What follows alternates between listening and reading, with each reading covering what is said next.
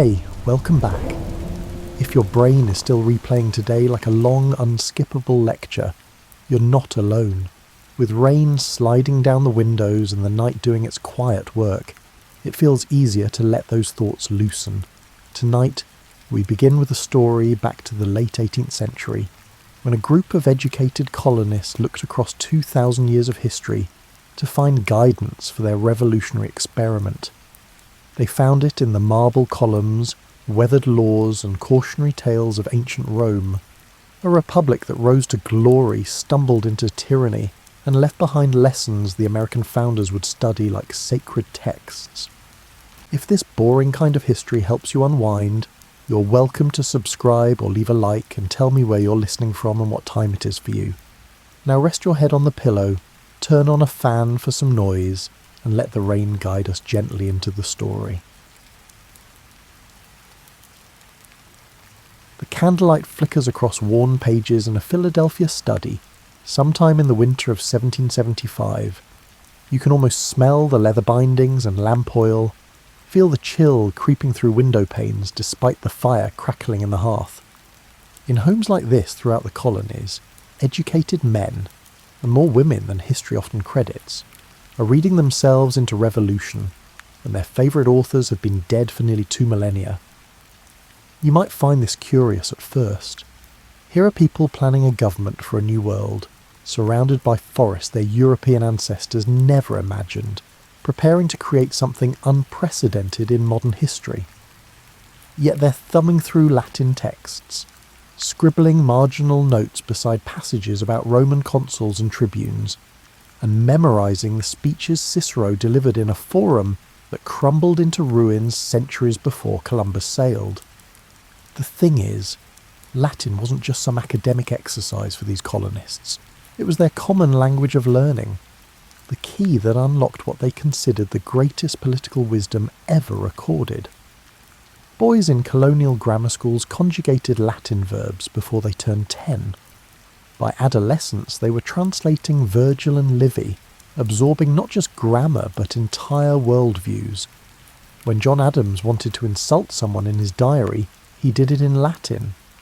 When Thomas Jefferson designed Monticello, he sketched Roman proportions. The ancient world wasn't distant to these people. It was practically their second home. Consider what their libraries actually contained. You'd find Plutarch's Lives, those parallel biographies comparing Greek and Roman heroes, teaching moral lessons through historical example. You'd discover Polybius explaining Rome's mixed constitution, Tacitus warning about imperial corruption, and Sallust describing how luxury destroyed republican virtue. These weren't decorative volumes gathering dust. They were dog-eared, underlined, quoted in letters and pamphlets, and referenced in tavern debates.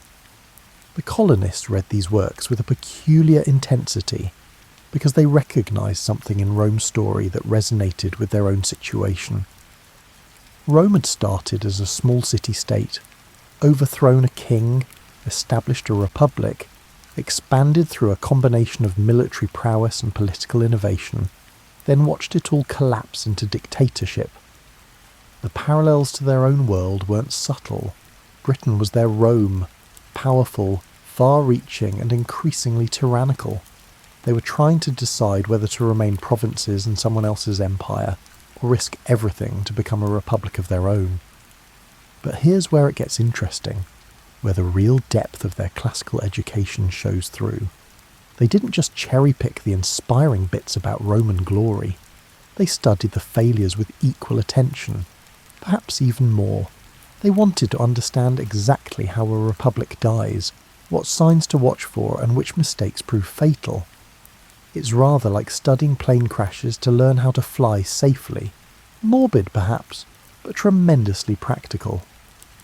Benjamin Franklin, who loved a good quip almost as much as he loved a good experiment, once joked that the classical education he received was the most useless and the most valuable thing he'd ever acquired. Useless for business, certainly. No Roman ever needed to understand electrical current or printing presses, but valuable for thinking about power, liberty, corruption, and human nature. Those topics, Franklin noted, didn't change much across the centuries. You can picture these founders in their studies, candles burning low, comparing notes between ancient texts and current newspapers. A passage from Cato about land reform might sit beside a pamphlet about colonial taxation. Cicero's warnings about demagogues might be read alongside reports of Parliament's latest overreach. They were building a mental map, charting the territory between liberty and tyranny using Rome as their primary reference point. The women of this era deserve mention here, even though convention kept most of their learning private. Abigail Adams read Virgil in Latin, discussed Cato with her husband, and peppered her letters with classical references. Mercy Otis Warren wrote plays satirising British officials using Roman historical parallels. These weren't anomalies. Educated colonial women had access to the same classical texts as their fathers and brothers, and they used that knowledge to participate in revolutionary debates, if often from the margins. What strikes you, reading their correspondence, is how naturally they move between ancient and modern examples. Jefferson might mention Cicero and George III in the same sentence, as if they were contemporaries. Adams could compare the Massachusetts legislature to the Roman Senate without a hint of irony. The past wasn't dead to them. It was a living resource, a guidebook, and a warning system. This classical obsession also shaped how they saw themselves. When they looked in the mirror, they didn't see merchants and farmers and lawyers playing at politics. They saw potential Cincinnatus figures, citizen soldiers who might leave their ploughs to save the Republic, then return to private life when duty was done. They saw themselves as possible Catos, defending liberty with stern virtue. They worried they might become Caesars, seduced by power into tyranny. The classics gave them not just ideas but identities, roles to play in the drama they were staging. And like any good actors, they'd studied their parts thoroughly, memorised their lines, and learned from previous productions. The difference was that this performance would be conducted with real muskets and genuine bloodshed, with actual liberty hanging in the balance. As you drift deeper into this historical moment, imagine the weight of that responsibility. These weren't just scholars dabbling in political theory for entertainment. They were preparing to bet everything, their lives, their fortunes, their sacred honour, as they'd later write, on principles extracted from ancient books. If they got it wrong, they'd hang as traitors. If they got it right, they might just create something worthy of comparison to Rome itself. The irony wasn't lost on them. They were rebelling against a king by studying a civilization that eventually embraced emperors. They were fighting for liberty using examples from a society built on slavery. They were praising Roman virtue while reading about Roman vice. But perhaps that's exactly why their classical education proved so valuable. It taught them to think in paradoxes, to recognise that human societies are complex and contradictory, and that good institutions can produce bad outcomes and vice versa. The concept of a republic meant something specific and almost sacred to the founders, and they learned its definition from Rome's example. Not a democracy, mind you. They distrusted pure democracy and considered it mob rule dressed in philosophical clothes. A republic was different, more structured, and more carefully balanced. It was government by law rather than by the whims of kings or crowds, and Rome had shown them exactly how such a system could function. Picture the Roman Forum in its glory days, around the 2nd century before Christ. You'd see magistrates conducting business under open colonnades, citizens gathering to hear debates, and temples dedicated to civic virtues like concord and good faith. The physical space itself was designed to remind everyone that public affairs mattered more than private interests. The founders loved this idea, that architecture and urban planning could reinforce political values. When they imagined their own republic, they saw something similar. Public buildings would be grand but not gaudy, inspiring civic pride without descending into monarchical ostentation. The capital would sit on a hill, like Roman temples. Government offices would feature classical columns and Latin inscriptions. Even the names of new cities would echo Rome. Syracuse, Troy, and Rome itself scattered across New York State and Cincinnati in Ohio. But the substance mattered more than the symbols, and here Rome offered them a detailed blueprint.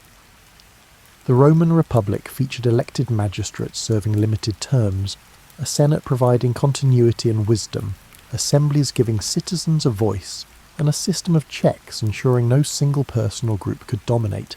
It wasn't democracy in the Greek sense, where every citizen voted on every issue. It was representative government, where citizens chose leaders who then made decisions on their behalf. This model appealed to the founders for practical reasons. They were governing territories far larger than any ancient city-state. Direct democracy across such distances was impossible with 18th century communication technology. But Rome had managed to govern a massive republic through representatives, and they could do the same. Citizens would elect congressmen and senators, who would meet in a central location to deliberate and legislate, just as Roman magistrates once gathered in the forum. The Roman concept of mixed government particularly fascinated them. Polybius had described Rome's constitution as perfectly balanced between monarchical elements, the consuls, aristocratic elements, the Senate, and democratic elements, the assemblies. Each checked the others, preventing any from becoming tyrannical. The founders recognized genius in this arrangement and tried to recreate it, the presidency providing energy and decisiveness, the Senate offering stability and long-term thinking, and the House of Representatives ensuring popular control. They also borrowed Rome's deep suspicion of concentrating power in one person's hands. The Romans elected 2 consuls annually, each able to veto the other, ensuring no single leader could dominate. The founders couldn't quite stomach 2 presidents, but they fragmented executive power in other ways, requiring Senate approval for appointments and treaties, giving Congress control of the purse strings, and establishing an independent judiciary. Like the Romans, they assumed anyone given too much power would eventually abuse it. This assumption about human nature came straight from Roman historians. Reading Sallust or Tacitus, you encountered a rather bleak view of humanity. People were ambitious, greedy, and prone to corruption. Give them power without constraints and they'd turn into tyrants. Give them wealth without responsibility and they'd grow decadent.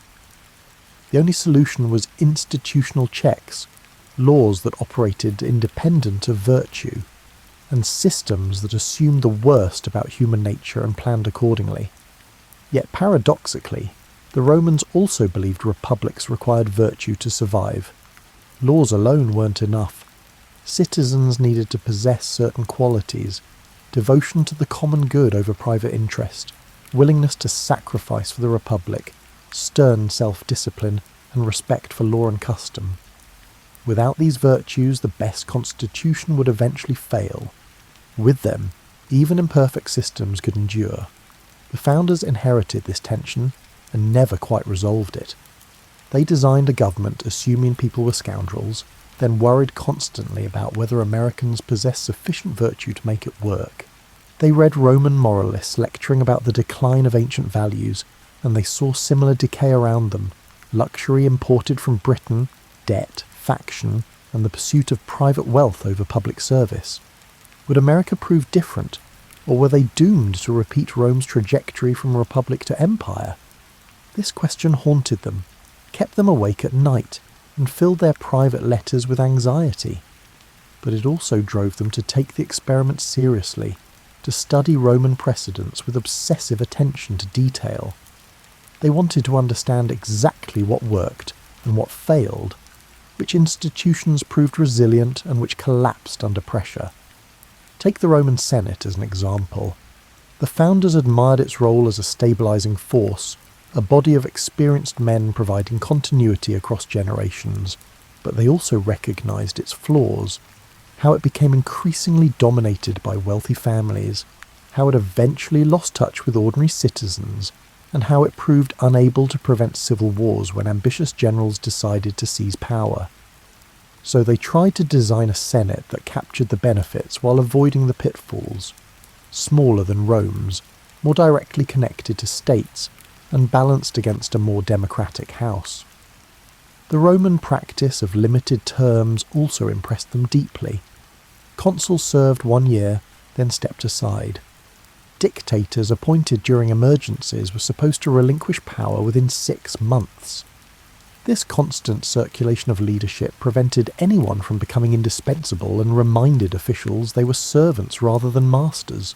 Washington's decision to retire after 2 terms consciously echoed this Roman tradition, particularly the legend of Cincinnatus, leaving his plough to save Rome, then returning to farming when the crisis passed.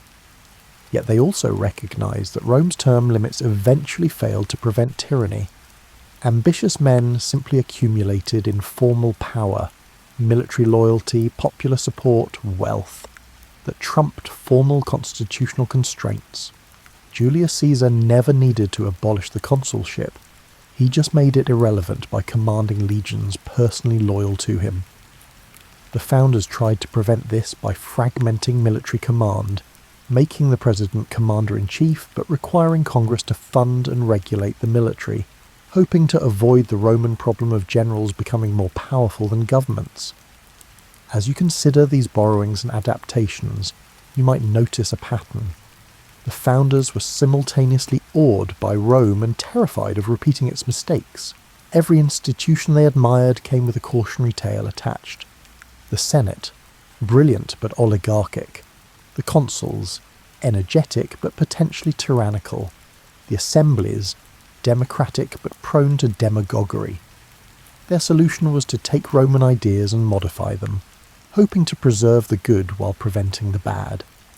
This required tremendous confidence and equally tremendous humility, confidence that they could improve on Rome, creating a republic that wouldn't decay and collapse, humility that they needed Rome's lessons at all, that they couldn't simply invent good government from scratch using pure reason. The combination produced something genuinely new, a republic consciously designed using historical precedent, learning from failure, and trying to build institutions that could survive human weakness and ambition. The word Senate itself comes directly from Latin. Senatus, derived from senex, meaning old man or elder.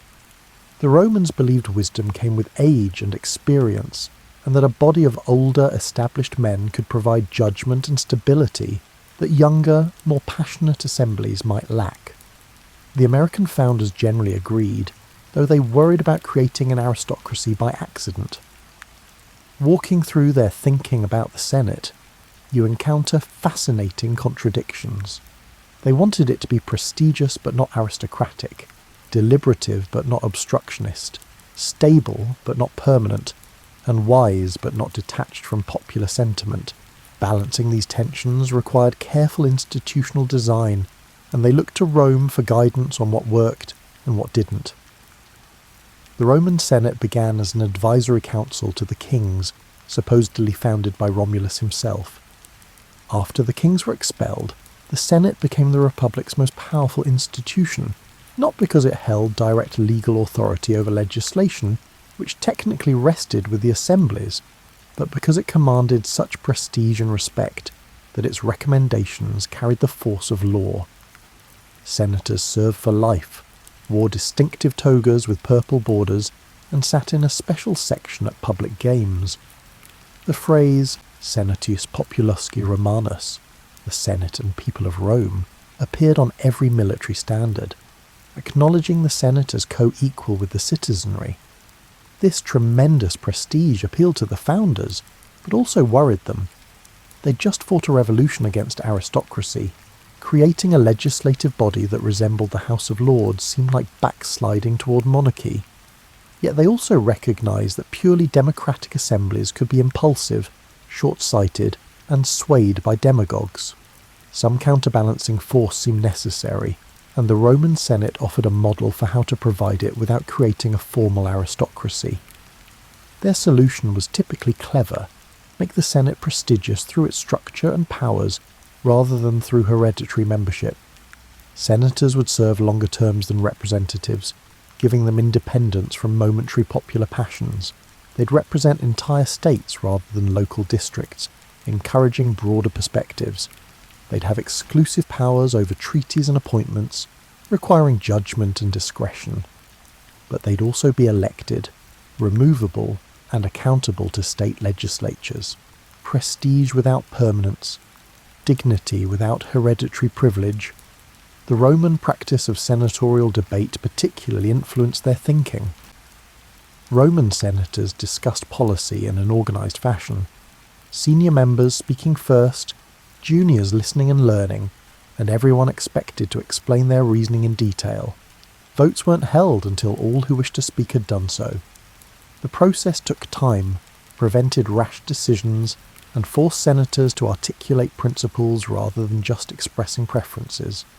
The founders loved this deliberative quality and tried to recreate it through Senate rules, requiring extended debate. Of course, Roman Senate debates could also be theatrical performances.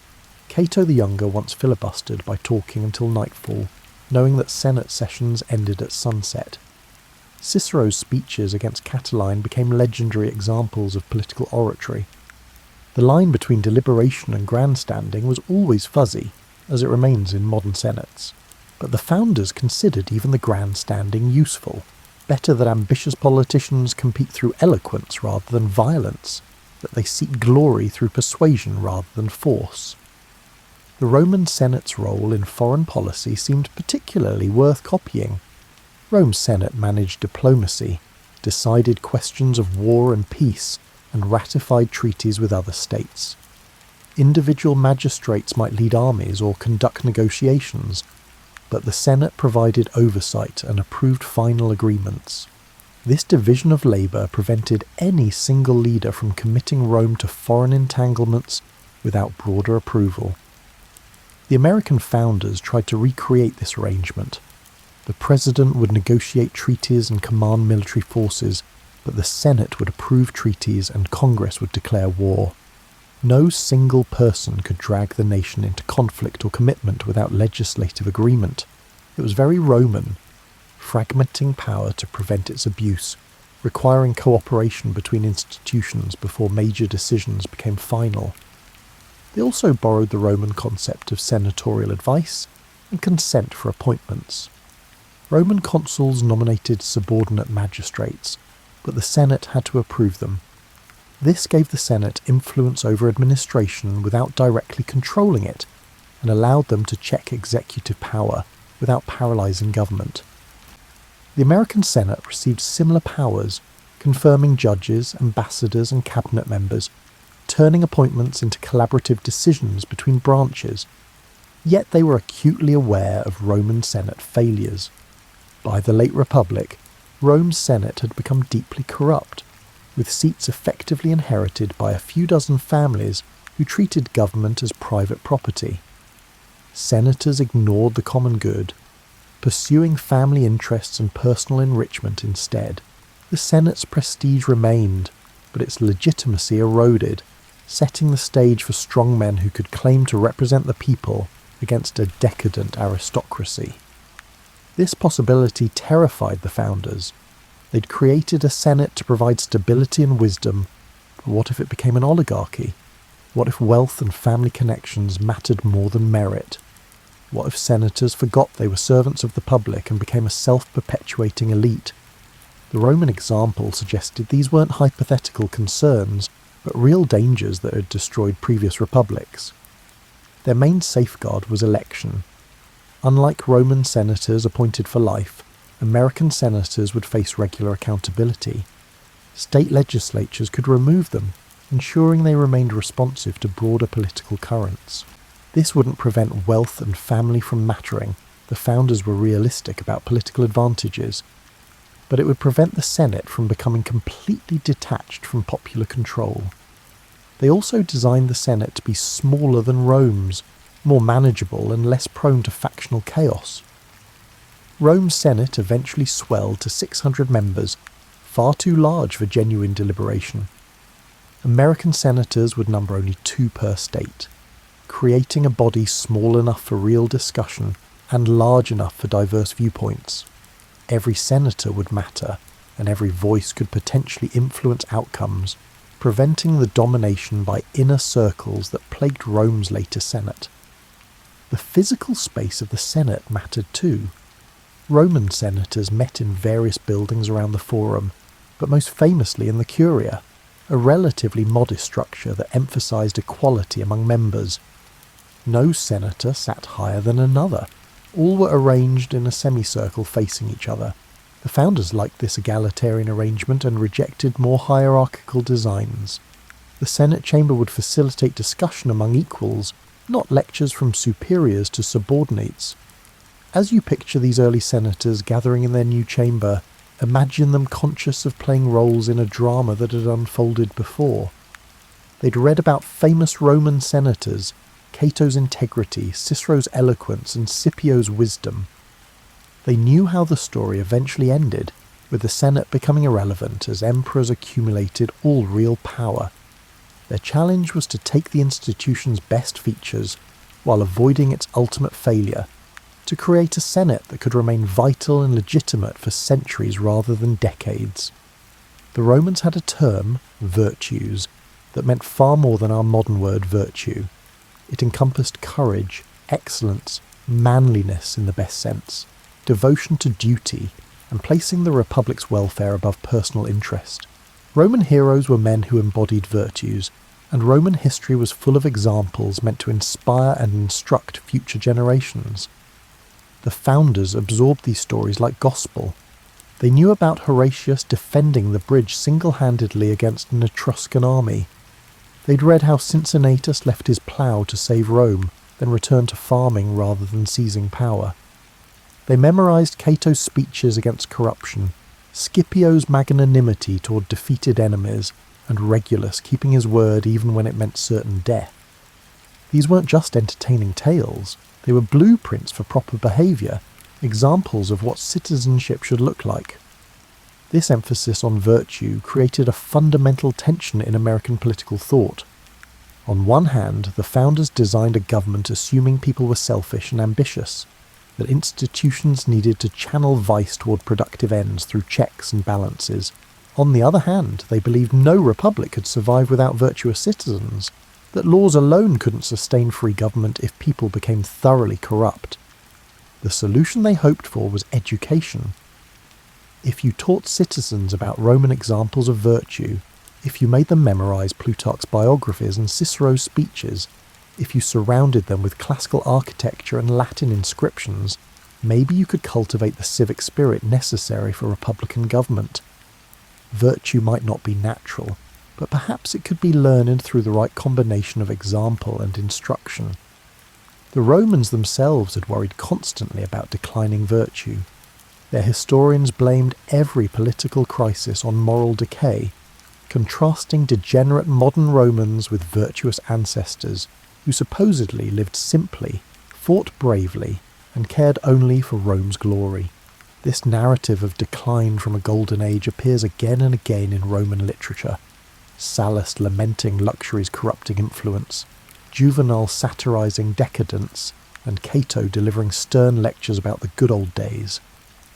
Modern historians suspect these golden ages were largely mythical, that Romans were never quite as virtuous as their descendants imagined. But the myth itself mattered enormously. It provided a standard against which to measure current behaviour, a constant reminder that wealth and power could corrupt, and that citizens needed to actively resist temptation and maintain republican values. The founders inherited this anxiety about corruption, and made it central to their political thinking. They worried that Americans were already too commercial, too focused on private gain, and insufficiently devoted to the common good. They fretted about luxury goods imported from Britain, debt accumulation, and the pursuit of fashion and status. These seemed like symptoms of the same moral decay that destroyed Rome, warning signs that needed to be heeded before it was too late. Benjamin Franklin captured this concern in his famous observation that the Constitution created a republic if you can keep it. The implication was clear. Good institutions weren't enough. Sustaining a republic required constant vigilance, active virtue, and citizens willing to sacrifice personal interest for public welfare. Without that spirit, the best designed government would eventually fail. What did civic virtue actually mean in practice? The Romans provided detailed examples. It meant serving in public office when called, even if you'd rather pursue private business. It meant speaking truth in political debates, even when lies might be more profitable. It meant accepting election losses gracefully rather than tearing down the system. It meant paying taxes honestly, obeying laws you disagreed with, and volunteering for military service during emergencies. Above all, it meant recognizing that you were part of a larger community, with claims on your loyalty that superseded individual desires. This was a demanding standard, frankly almost impossible to maintain consistently.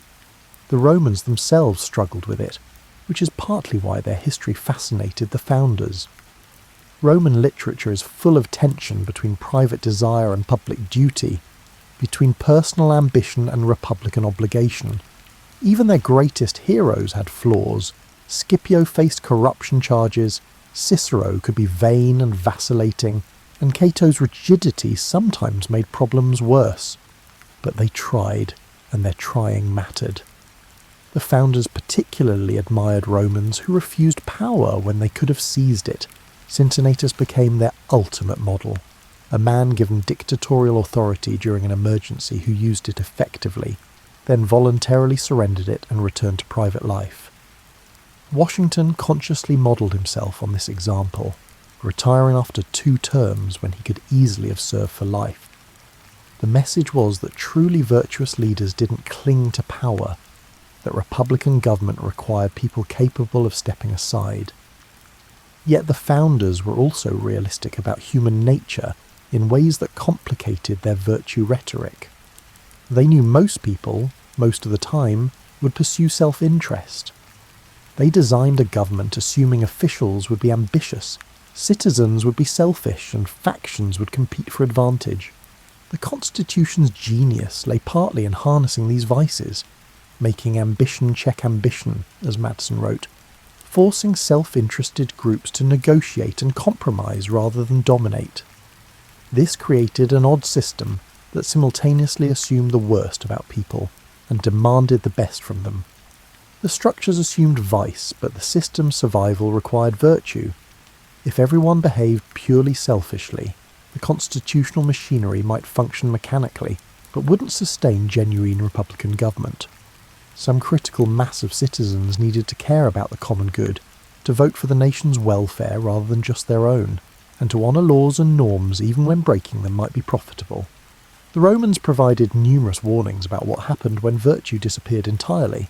The late Republic descended into chaos partly because ambitious men stopped respecting constitutional norms, started using bribery and violence to gain advantage, and put personal and factional interests above Rome's welfare. Men like Marius and Sulla broke precedents, marched armies on Rome and purged opponents. They succeeded because enough citizens had stopped caring about the Republic, had become cynical about politics, and were willing to support whoever promised them benefits. This cycle terrified the founders because it seemed nearly inevitable. Prosperity led to luxury, luxury to soft living and corruption, corruption to political decay to civil war, and eventually tyranny.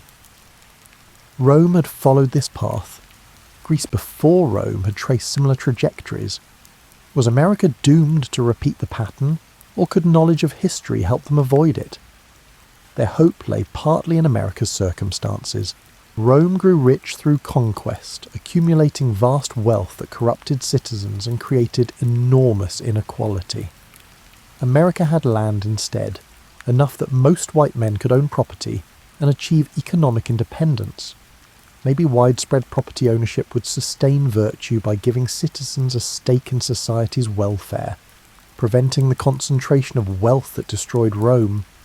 This vision was optimistic, perhaps too optimistic, and it ignored obvious problems. What about people without property? What about slaves? And what about women? But it gave the founders hope that America might escape Rome's fate, that republican virtue might prove sustainable under the right conditions. They clung to this hope while simultaneously designing institutions that assumed it might fail. If the Roman Republic's rise inspired the founders, its fall haunted them. They studied the collapse with the intensity of detectives examining a crime scene, looking for the exact moment things went wrong, the precise mistakes that could have been avoided, and the warnings they needed to heed in their republic. The story they constructed went something like this. Rome began as a small but virtuous city-state, expelled its kings, and established a republic based on law and civic virtue. Through discipline and courage, Rome expanded across Italy, then the Mediterranean, becoming the ancient world's dominant power. But success bred problems. Conquest brought wealth, wealth brought luxury, luxury corrupted virtue, corruption undermined republican institutions, and eventually ambitious strongmen seized power, transforming the republic into an empire. Modern historians would complicate this narrative considerably, pointing out that Rome's republic was never quite as virtuous as later Romans imagined, that the seeds of imperial power existed from the beginning, and that the republic's collapse involved complex economic and social forces beyond simple moral decay. But the founders worked with Roman sources, Sallust, Livy, Plutarch and Tacitus, who told a morality tale about virtue lost and tyranny gained. One lesson they drew was about military power. Rome's armies initially consisted of citizen soldiers, farmers who fought for the Republic during campaigning season, then returned to their fields. These men supposedly had real stakes in Rome's welfare, fought for home and family rather than plunder, and returned peacefully to civilian life after wars ended. The system worked brilliantly for local Italian conflicts, but proved inadequate for distant conquests requiring years-long campaigns. The solution was professional armies, soldiers who made military service their career, spending years away from Italy in places like Gaul or Syria, becoming more loyal to generals who paid them than to the Senate back in Rome. This military professionalization eventually destroyed the Republic because generals commanded personal armies capable of marching on Rome itself. Marius did it, Sulla did it, and eventually Caesar crossed the Rubicon with his legions and the Republic effectively ended. The founders tried hard to prevent this scenario. They distrusted standing armies, preferring citizen militias serving temporarily during emergencies. They made the president commander-in-chief to prevent generals from gaining independent political power. They required Congress to approve military funding, giving civilian authorities control over armed forces. They tried to recreate Rome's early military system while avoiding its later corruption. Another warning came from Rome's treatment of allies and provinces. As Rome expanded, it accumulated territories governed by proconsuls and promagistrates, who served far from Rome with minimal oversight. These governors often behaved like tyrants in their provinces, extracting wealth through taxation and corruption, and governing through force rather than consent. The provinces enriched Rome but also corrupted its politics, as wealth flowed back to fund electoral campaigns and bribe voters.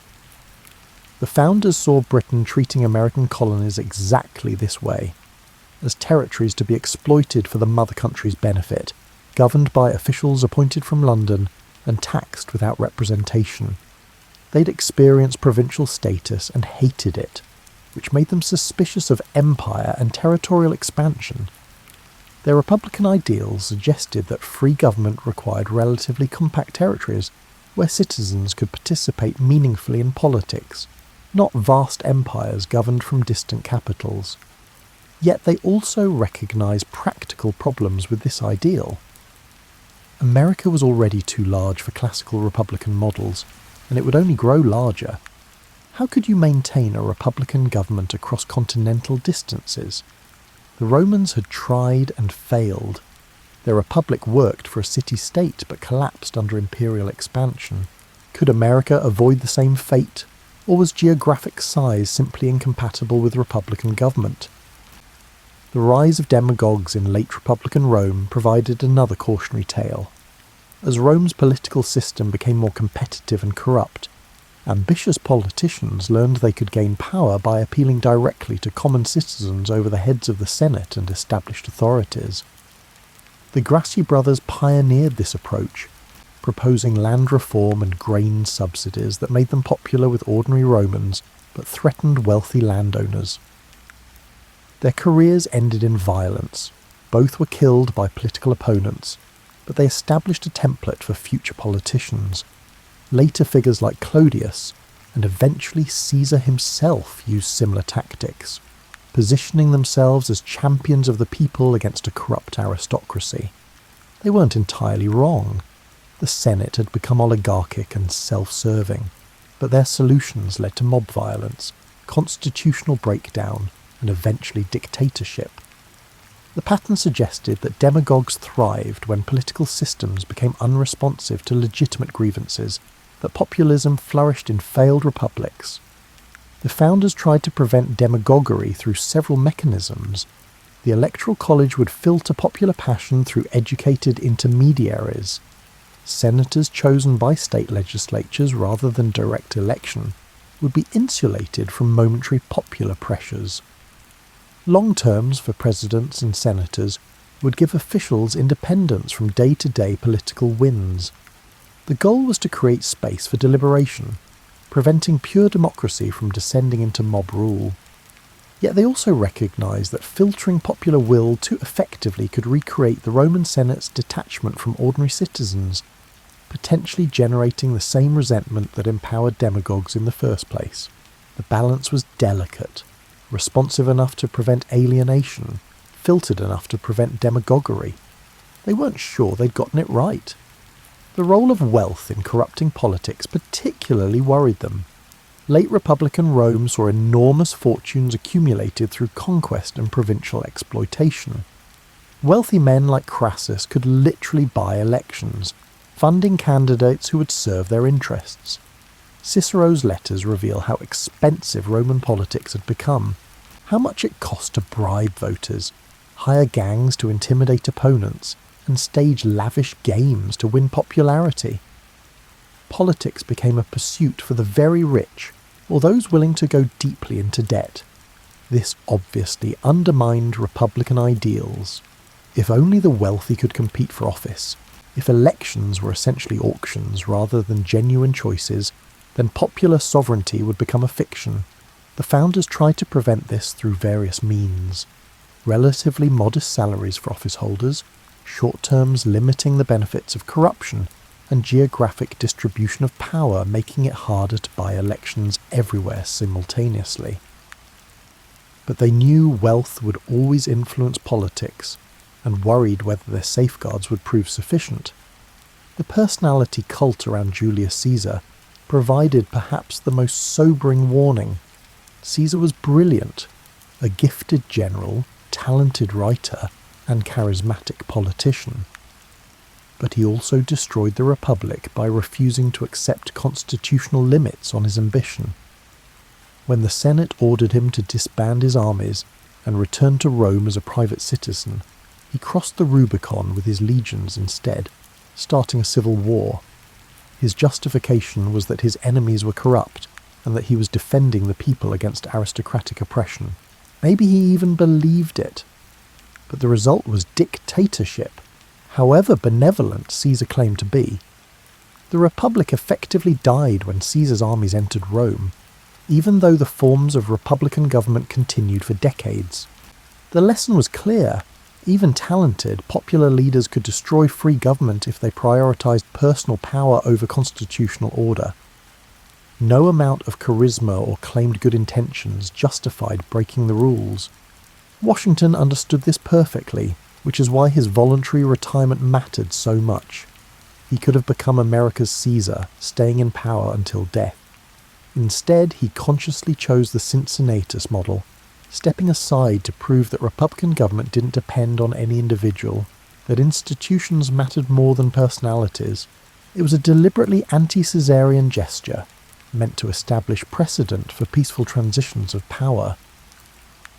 The founders also noticed how quickly Rome transitioned from republic to empire once the precedents were broken. Caesar's assassination didn't restore the republic. It led to more civil wars, eventually won by his adopted son Augustus, who established himself as emperor while maintaining republican forms. Augustus was careful to preserve the appearance of republican government, claiming to be merely the first citizen rather than a monarch. But everyone knew the reality. Real power lay with the emperor. The Senate became decorative, and elections became meaningless. This suggested to the founders that constitutional breakdowns might be irreversible. Once norms were violated, precedents broken, and power seized through force rather than law, restoring genuine republican government might prove impossible. The surviving institutions would be hollow shells, maintained for appearance while real authority resided elsewhere. It's better to prevent the initial breakdown than try to recover afterward. You might think symbols are just decoration, pleasant aesthetic choices without deeper significance. The founders thought otherwise, and Rome taught them that visual language could reinforce political principles, and that architecture and imagery could shape how citizens understood their government and themselves.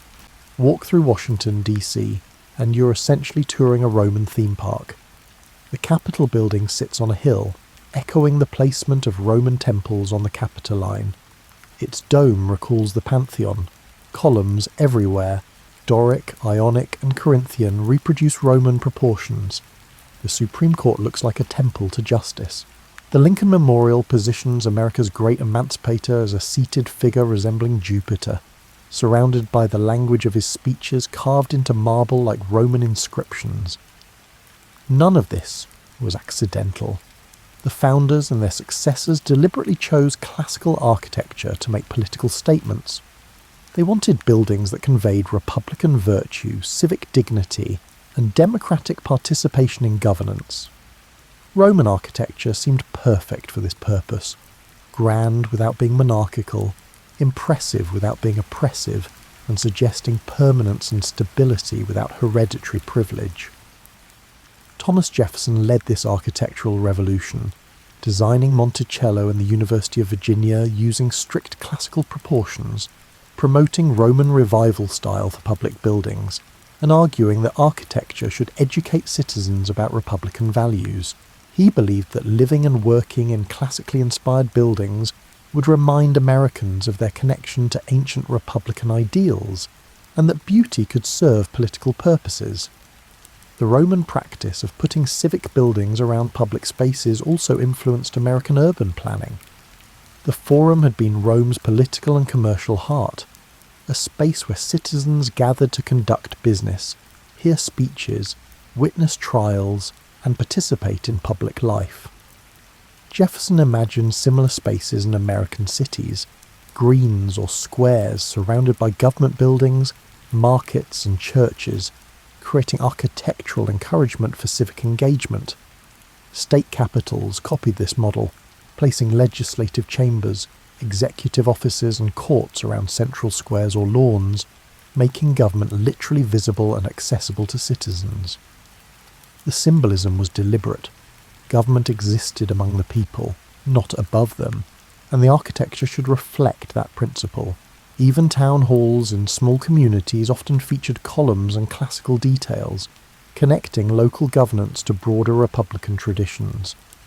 The imagery on American currency and seals drew heavily from Roman sources. The Great Seal features an eagle, Rome's sacred bird, clutching arrows and an olive branch like Roman military standards. E pluribus unum, out of many, one, comes from a Latin phrase. Early coins featured classical profiles and Roman lettering, deliberately evoking ancient precedents for the new republic's legitimacy. This borrowing extended to naming practices. The Senate, obviously. The Capitol building. The fact that government buildings house chambers where representatives meet. All Roman terminology. Even the title president derives from the Latin praesidere, meaning to sit before or preside over, suggesting leadership without monarchical pretension. They could have chosen governor or director, or invented something entirely new, but president carried the right classical connotations. Roman military symbolism appeared everywhere. The eagle became America's national bird just as it had been Rome's. The phrase semper fidelis, always faithful, became the Marine Corps motto, directly lifted from Roman legionary standards. Military decorations featured Roman imagery, wreaths, eagles, and classical figures representing victory or liberty. The message was that American military forces fought for republican ideals, not for conquest or imperial expansion. But the founders weren't just copying Roman aesthetics mindlessly. They were adapting and modifying, taking elements that supported republican values while rejecting those that suggested empire or tyranny. They admired Roman temples but built churches instead, separating religious and civic architecture. They appreciated Roman triumphal arches but generally avoided building them, not wanting to glorify military conquest. They liked Roman portraiture, but rejected the cult of personality that developed around emperors. The Roman practice of erecting statues of great citizens in public spaces did appeal to them, though with modifications. Rome filled its forums with bronze and marble figures of distinguished senators, generals and magistrates, creating a gallery of worthy examples. The founders saw educational value in this, surrounding citizens with visual reminders of virtuous behaviour, making heroes literally present in public space. So they started commissioning statues and monuments to revolutionary heroes and early presidents. But they tried to avoid the excessive veneration that characterised Roman imperial cults. Washington got his monuments, but they emphasised his voluntary retirement rather than his military victories, his republican virtue rather than personal glory. The sculptures presented him as a citizen leader, not a god-emperor. Interior decoration of government buildings reinforced classical themes. Murals depicted scenes from Roman history alongside American events, drawing explicit parallels. Cornucopias symbolising abundance, faces representing authority, and liberty caps modelled on those given to freed Roman slaves, all appeared in government buildings' decorative schemes, creating visual vocabularies connecting American and Roman republicanism. Even the practice of delivering speeches from elevated platforms echoed Roman oratory traditions. The rostrum in the forum, decorated with ship's prows from naval victories, gave its name to modern rostrums and podiums. Speakers addressing Congress or state legislatures stood at elevated positions, just as Roman orators once addressed citizens from the forum's rostra, the arrangement suggesting that eloquence and persuasion should determine political outcomes rather than violence or manipulation. The founders also appreciated Roman attention to civic ritual and ceremony. Rome had elaborate procedures for inaugurating magistrates, opening legislative sessions, and conducting public business. These rituals served practical purposes, establishing order, solemnizing important occasions, and reminding participants of their responsibilities. The American government adopted similar practices, creating inauguration ceremonies, formal procedures for legislative sessions, and ritualized ways of conducting public business. These weren't empty formalities. They were pedagogical tools, teaching citizens and officials how to behave in a republic, what values mattered, and what traditions deserved respect.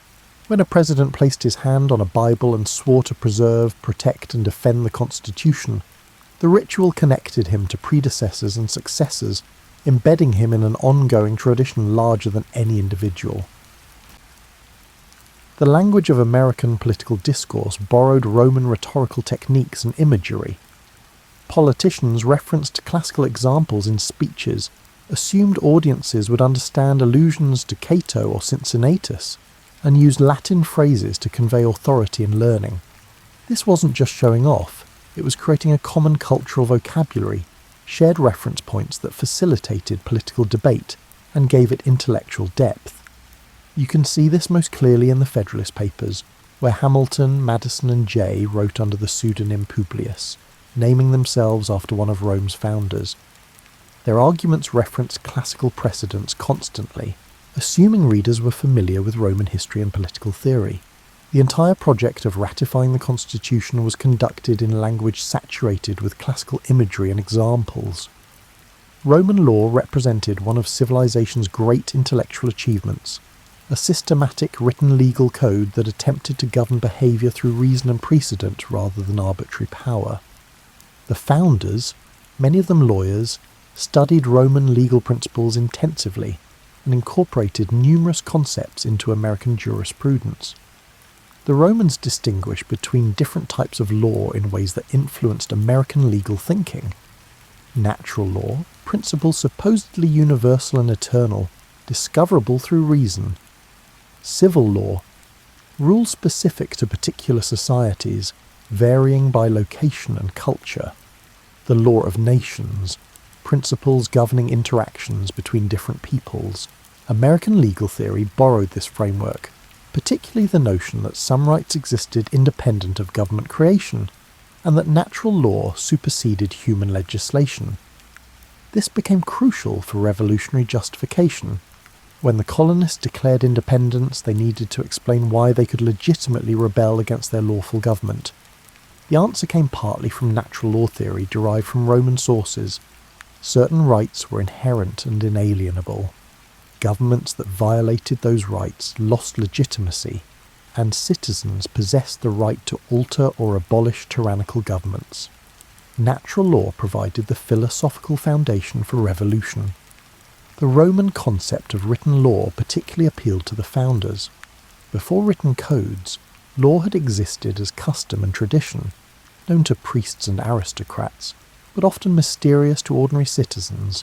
The 12 tables, posted in the Forum around 450 BC, made Roman law public and accessible, allowing citizens to know what rules governed them. This transparency seemed essential for republican government. How could citizens obey laws they didn't know, or hold officials accountable for enforcing laws they couldn't understand? The American Constitution and Bill of Rights follow this principle. Written, public, and accessible to anyone who could read, these were Roman ideals applied to American circumstances. The Constitution wasn't secret knowledge held by a ruling class, but a public document that any citizen could consult, understand, and invoke. Making law visible made it enforceable by popular opinion, not just official action. Roman legal procedures also influenced American practice. The right to face your accuser, to present a defense, to have charges proved rather than assumed. These came from Roman legal traditions. The Romans developed sophisticated procedures for trials, distinguishing between different types of cases, establishing rules of evidence, and creating appeals processes. Their legal system wasn't perfect. It discriminated between citizens and non-citizens, free and enslaved, and male and female. But it represented a serious attempt to govern through law rather than whim. The Roman distinction between public and private law helped shape American legal categories. Public law governed relations between citizens and the state. Criminal law, constitutional law, and administrative regulations. Private law governed relations between citizens, contracts, property, inheritance, and torts. Roman jurisprudence had developed sophisticated theories about both domains, which influenced how American lawyers and judges thought about legal problems. The concept of legal precedent also had Roman roots. Roman jurisprudence believed that previous decisions should guide current ones, that consistency mattered in legal interpretation, and that the law should develop organically through accumulated wisdom rather than constant revolution. The common law tradition, which Americans inherited from Britain but which itself drew on Roman sources, made precedent central to legal reasoning. Courts should decide similar cases similarly, building a coherent body of law over time. This created tension with another Roman principle, that laws should adapt to changing circumstances. The Romans developed flexible interpretation techniques, allowing ancient laws to remain relevant in new situations. They distinguished between the letter and spirit of law, between strict construction and equitable interpretation. American legal thought inherited this tension between stability and flexibility, between following precedent and adapting to change.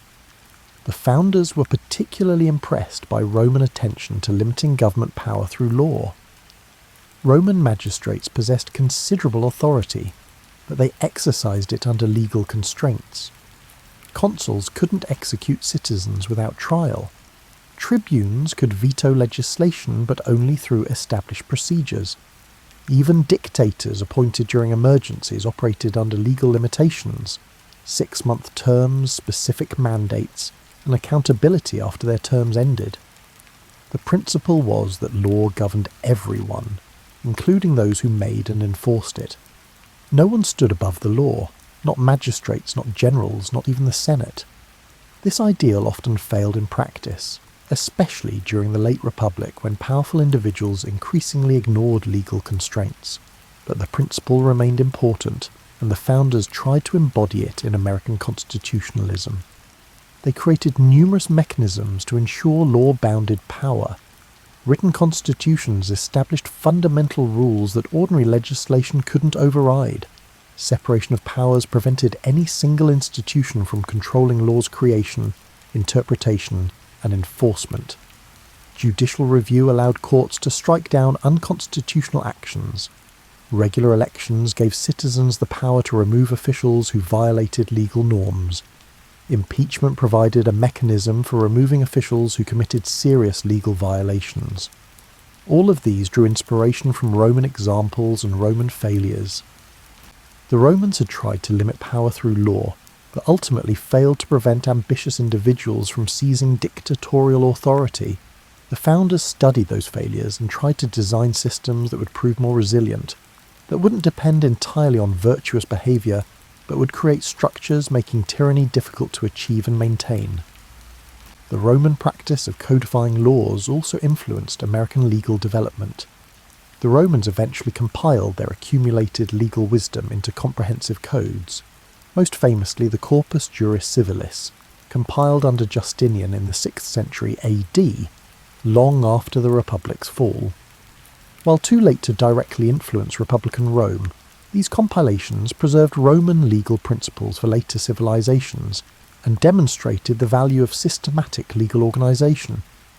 American states began codifying their laws following similar principles, gathering scattered legislation into organized codes, making legal research easier, and ensuring consistency and clarity.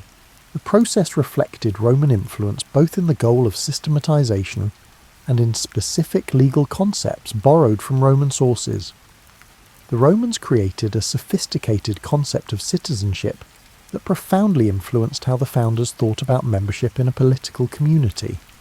Roman citizenship wasn't simply residence in a territory or subjection to a ruler. It was a legal status carrying specific rights and responsibilities, something that could be earned, granted, or inherited, but always meaningful and consequential. Citizens in Rome possessed the right to vote in assemblies, to hold public office, to make legal contracts, to marry other citizens, and to appeal magistrates' decisions. They also bore responsibilities: military service, jury duty, obeying laws, and paying taxes. Citizenship created a reciprocal relationship between individual and republic, a bundle of privileges and obligations that defined what it meant to be Roman. This framework appealed to the founders because it suggested citizenship could be active and participatory rather than passive and subject-based. British subjects owed allegiance to the crown, receiving protection in return but possessing limited rights to participate in governance. Roman citizens were active members of a political community with recognised roles in its operation. The difference seemed crucial for republican government. The Roman practice of extending citizenship to conquered peoples particularly interested the founders. Rome's expansion succeeded partly because it offered citizenship to allies and former enemies, incorporating them into the Republic rather than simply ruling them as subjects. This allowed Rome to tap into vast human resources while creating loyalty among diverse populations. By the late Republic, citizenship had spread far beyond the city of Rome itself, encompassing Italy and eventually territories throughout the Mediterranean. The founders faced similar questions about expansion and inclusion. As America grew, who would count as American? How would new territories be incorporated? The Roman example suggested that republican government could extend across large territories if citizenship expanded along with territory, if new populations received genuine incorporation rather than colonial subordination. This influenced decisions to create processes for territories to become states, and for new states to enter the Union as equals rather than dependencies. Of course, both Romans and Americans excluded many people from citizenship. Rome denied it to slaves, to most women, and to barbarians beyond its borders, America restricted citizenship based on race, enslaving millions while proclaiming liberty and denying rights to women, indigenous peoples, and various immigrant groups. The gap between Republican ideals and actual practice was enormous in both societies, but the ideal mattered, creating pressure for expansion of rights over time. Roman citizenship gradually expanded, eventually encompassing nearly everyone within the empire by the 3rd century AD. American citizenship followed a similar trajectory, initially restricted to white men, slowly expanding through constitutional amendments and legislation to include previously excluded groups. The process continues, showing that Republican ideals contain within themselves pressure toward greater inclusion. The Roman concept of civic duty particularly influenced the founders. Romans believed citizens owed active service to the Republic, whether through military service, holding office, serving on juries, or simply participating in public life. Citizenship wasn't just rights to be enjoyed, but responsibilities to be fulfilled. A good citizen didn't just vote when convenient. They stayed informed, participated in debates, served when called, and prioritised the public good. This created tension with emerging commercial society, where private pursuits often conflicted with public service. The Romans had faced this problem as their society became wealthier and more complex. Early Romans supposedly dropped everything to serve the Republic when needed. Cincinnatus leaving his plough became the archetype.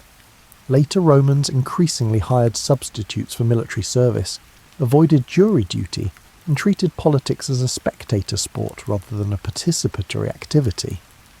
The founders worried America would follow this trajectory, that prosperity would undermine civic participation, and that citizens would become passive consumers of government rather than active participants. They tried to encourage participation through various means: relatively easy access to voting, frequent elections, local governance giving citizens regular opportunities to engage, and civic education emphasizing responsibilities alongside rights. The Roman practice of ostracism, exiling citizens deemed dangerous to the Republic, sparked debate among the founders.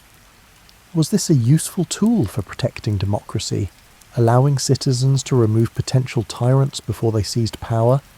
Or was it dangerous majoritarianism, allowing crowds to punish unpopular individuals without due process?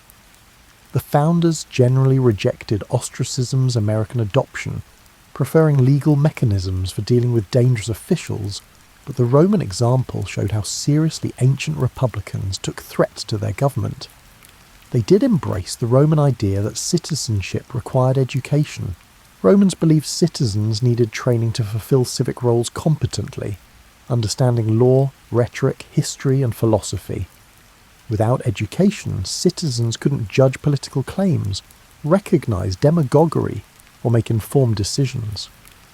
The founders agreed, promoting public education as essential for Republican government, arguing that ignorant citizens couldn't sustain free institutions. This commitment to civic education explains their emphasis on classical learning.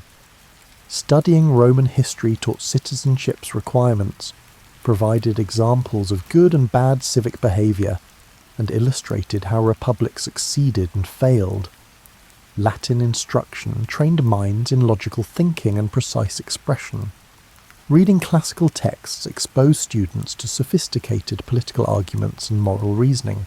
The whole classical curriculum served republican purposes, creating educated citizens capable of self-governance.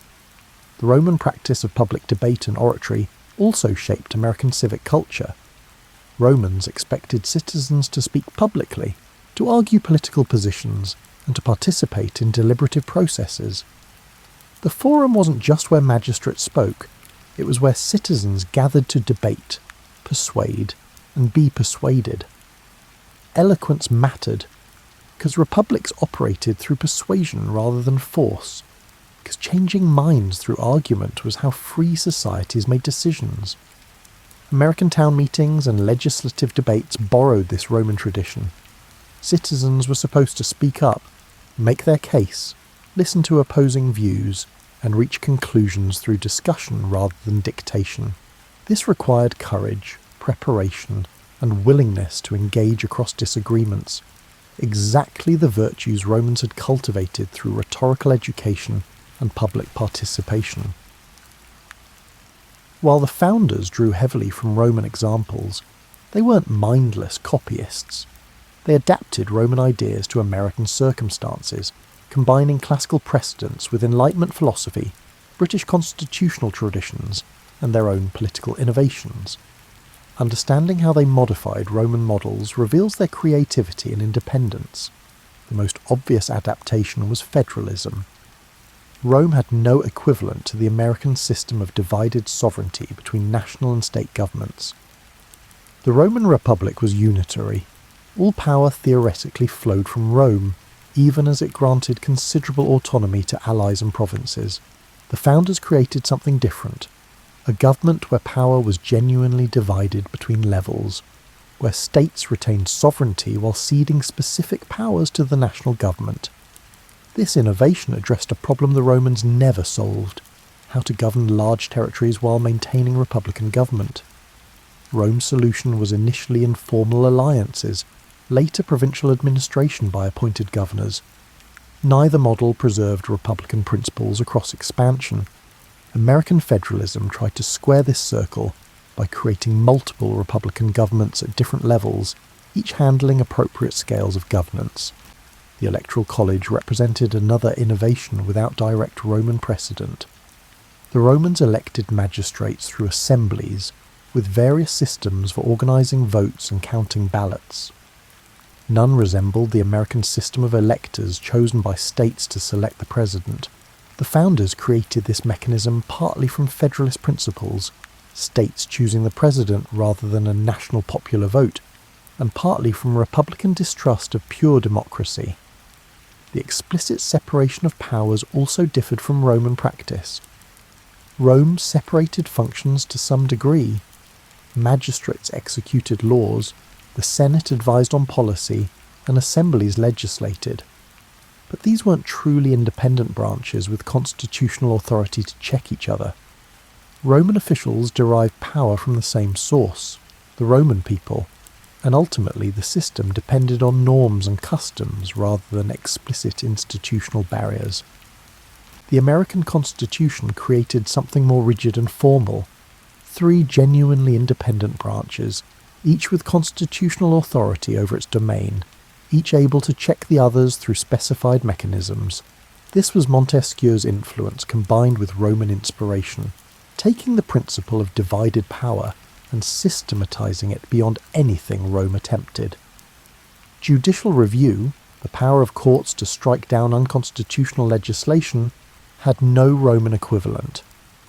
Roman courts existed but didn't possess the authority to invalidate laws. The founders created judicial review as an additional check on legislative and executive power, reasoning that someone needed to police constitutional boundaries. The courts seemed like logical choices, independent, trained in legal interpretation, and removed from direct political pressures. This innovation proved hugely consequential, eventually making courts central to American governance in ways the founders might not have fully anticipated. But it reflected their willingness to go beyond Roman precedent when they saw the need for additional safeguards against tyranny. The Bill of Rights also represented innovation beyond Roman precedent. Rome had no equivalent document explicitly listing protected rights and prohibiting the government from violating them. Romans believed in certain liberties, but these existed as customs and precedents rather than written guarantees. The American decision to enumerate rights in constitutional amendments reflected Enlightenment influence and distrust of implicit protections. The founders' approach to military organisation combined Roman ideals with practical adaptations. They wanted citizen soldiers like early Rome, but recognised that modern warfare sometimes required professional forces. Their solution was a small standing army supplemented by state militias, attempting to get Roman benefits of citizen military service while maintaining capability for national defence. This compromise didn't fully satisfy anyone but represented a creative adaptation of classical principles to modern circumstances. They also modified Roman approaches to territorial expansion. Rome expanded through conquest, incorporating new territories as provinces with varying degrees of autonomy. The founders created a process for territories to become equal states, ensuring expansion wouldn't create a two-tier system of core states and peripheral colonies. This preserved republican equality across geographic growth in ways Rome never managed. The American approach to slavery reveals both Roman influence and significant differences. Rome's economy depended heavily on slave labour, and Roman law developed sophisticated regulations governing slavery, while never seriously questioning the institution's legitimacy. The founders inherited similar dependence and similar legal frameworks, yet many also felt deep discomfort with slavery's contradiction of republican principles. The resulting compromises were morally indefensible, but reflected genuine tension between inherited practices and professed ideals. The process for amending the constitution represented another innovation. The Romans modified their constitutional order through precedent and practice, occasionally through explicit legislation, but had no formal amendment process allowing systematic constitutional change while maintaining legal continuity. The founders created Article 5's amendment mechanism precisely to allow peaceful constitutional evolution, preventing the breakdown that occurred when Roman constitutional order became too rigid to adapt peacefully to changed circumstances. They also formalised much that Romans left informal. Roman political practices often depended on custom and tradition, what the Romans called mos maiorum, the way of the ancestors. This worked while people respected those customs, but provided no defence when ambitious individuals decided to ignore tradition. The founders tried to formalise as much as possible in written law, reducing dependence on informal norms and creating enforceable rules.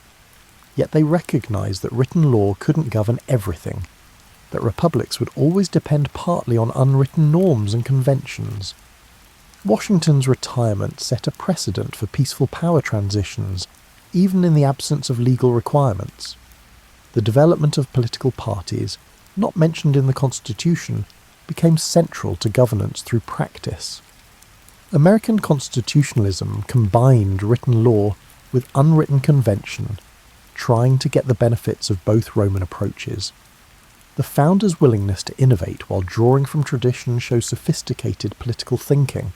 They weren't antiquarians trying to recreate Rome in America. They were republicans learning from Rome's successes and failures, taking useful principles while adapting them to different circumstances and combining classical wisdom with modern innovation. The result was something genuinely new, an explicitly designed republic, learning from history, trying to avoid historical patterns of decay while preserving time-tested principles. As you begin drifting towards sleep, consider what endured from this Roman-American connection. The founders' classical obsession shaped American political culture in ways that persist centuries later. You can still see it in the architecture of government buildings, hear it in political rhetoric, and find it embedded in constitutional structures and legal principles. The idea that citizens should be educated about history and government to participate competently, that's a Roman inheritance via the founders. The belief that virtue matters for republican government, that free societies require certain character qualities from citizens, Roman, filtered through American experience. The founders tried to embody in practice the Roman ideals of no one being above the law and the need for constitutional limits on power. Even the anxieties are Roman, worries about corruption, decline of civic spirit, concentration of wealth undermining equality, military power threatening civilian control, and demagogues manipulating public opinion. The founders inherited these concerns from Roman sources and passed them down to later generations. Americans still debate the same tensions between liberty and order, between individual rights and common good, and between stability and change that preoccupied both Romans and the founding generation. The architectural legacy remains perhaps the most visible. Walk through any American city, and you'll encounter Roman revival buildings housing government offices, libraries, museums, and banks. The style became America's unofficial official architecture, expressing Republican aspirations in marble and stone. It's so ubiquitous that you barely notice it, but that pervasiveness reflects how deeply Roman aesthetics penetrated American political culture. The legal legacy runs deeper if less visibly. American law school students still learn Latin terms: habeas corpus, stare decisis, and amicus curiae. These aren't just decorative phrases, but concepts central to American jurisprudence, imported from Roman law through centuries of European development. The entire structure of legal reasoning, precedent, appeals, rules of evidence, owes debts to Roman jurisprudence that the founders recognized and preserved. Political language remains saturated with Roman imagery and examples. Politicians still invoke Cincinnatus when praising leaders who voluntarily relinquish power. Warnings about Caesarism appear whenever people worry about presidential overreach. The Senate's name alone constantly reminds Americans of classical connections, even though most senators probably couldn't quote Cicero these days. The founders' faith in education as a foundation for citizenship persists, even if the classical curriculum they championed has largely disappeared. Few Americans now read Plutarch or study Latin, but the principle that informed citizens are necessary for free government remains widely accepted. The specific content changed. Civics classes replaced classical languages, but the underlying commitment to preparing citizens for self-governance continues. The tension between optimism and anxiety that characterized the founders' relationship with Roman precedent also endures. Americans remained simultaneously confident in their republic's strength and worried about its fragility, believing in American exceptionalism while fearing American decline. This productive anxiety, inherited from Roman historical consciousness, keeps questions of civic virtue and constitutional stability perpetually relevant rather than comfortably settled. Perhaps most significantly, the founders established the principle that political systems should learn from history and that institutional design could incorporate lessons from past failures and successes. This sounds obvious, but wasn't inevitable. They could have believed each society must discover political truths for itself, that historical examples were irrelevant to modern circumstances. Instead, they demonstrated that thoughtful engagement with history could inform political practice, that studying how previous republics succeeded and failed could help new republics avoid similar mistakes. This historical consciousness shaped American political development in countless ways. When later generations faced constitutional crises, they looked to the founders just as the founders looked to Rome. When arguments arose about constitutional interpretation, both sides claimed to understand the founders' original intentions, much as Romans claimed to understand their ancestors' customs. The layering of historical reference upon reference created a political culture obsessed with precedent and continuity, even while adapting to constant change. The irony, of course, is that Rome's republic eventually failed and transformed into an empire. The founders knew this, feared it, and designed their system to prevent it, yet couldn't eliminate the possibility. America's subsequent history included imperial expansion, massive growth in executive power, development of a permanent military establishment, and enormous wealth inequality. Precisely the developments that undermined Rome's republic. Whether these represent American exceptionalism successfully adapting republican government to modern circumstances or gradual decline toward Roman patterns remains debated. But the fact that Americans still debate these questions, still reference Rome and the founders, and still worry about virtue and corruption suggests the intellectual legacy endures. The founders gave America not just a constitution, but a way of thinking about politics grounded in historical awareness and republican ideals. That inheritance, for better and worse, shapes American political culture to this day. As your eyes grow heavy, you might reflect that this conversation between ancient and modern, between Rome and America, continues. Every generation inherits the founders' questions about how to sustain free government, maintain civic virtue, and balance liberty and order. every generation must answer anew, drawing on historical wisdom while adapting to contemporary circumstances. That's the pattern the founders established, learning from the past while creating something new, respecting precedent while innovating freely. The Roman influence on American founding wasn't about slavish imitation, but creative adaptation, taking time-tested principles and modifying them for new contexts. The founders studied Rome intensively, not to recreate it, but to learn from it, to understand what worked and what failed, and to avoid its mistakes while preserving its wisdom. That balance between learning from history and transcending it represents their greatest achievement, creating something genuinely novel while remaining grounded in accumulated political wisdom. So when you see a government building with classical columns, or hear about senatorial debates, or encounter Latin phrases in legal documents, remember you're witnessing the founders' classical inheritance still shaping American life. Rome fell 2,000 years ago, but its influence on American political culture persists through the founders' deep engagement with classical precedent. They built a bridge between ancient and modern, creating a republic that drew inspiration from Rome's glory while learning from its tragedy, and that bridge remained standing, connecting past and present in ongoing political conversation.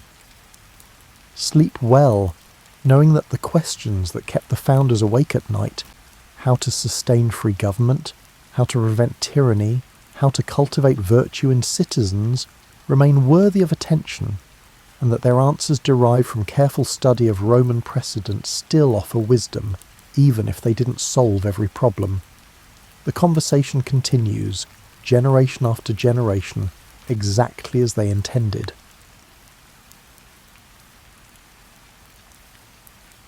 Alrighty-o, everyone. Tonight's journey is into a story that unfolded not with grand speeches or public battles, but through carefully chosen details, quiet determination, and an understanding that beauty could be its own form of power. Tonight, you'll discover how one woman transformed the way Americans saw themselves and their history, working not from headlines but from the shadows of chandeliers, the weight of antique chairs, and the simple act of choosing which paintings would hang on walls that belonged to everyone. We're stepping into the early 1960s, when America was young and restless, searching for its own reflection in the mirror of the world.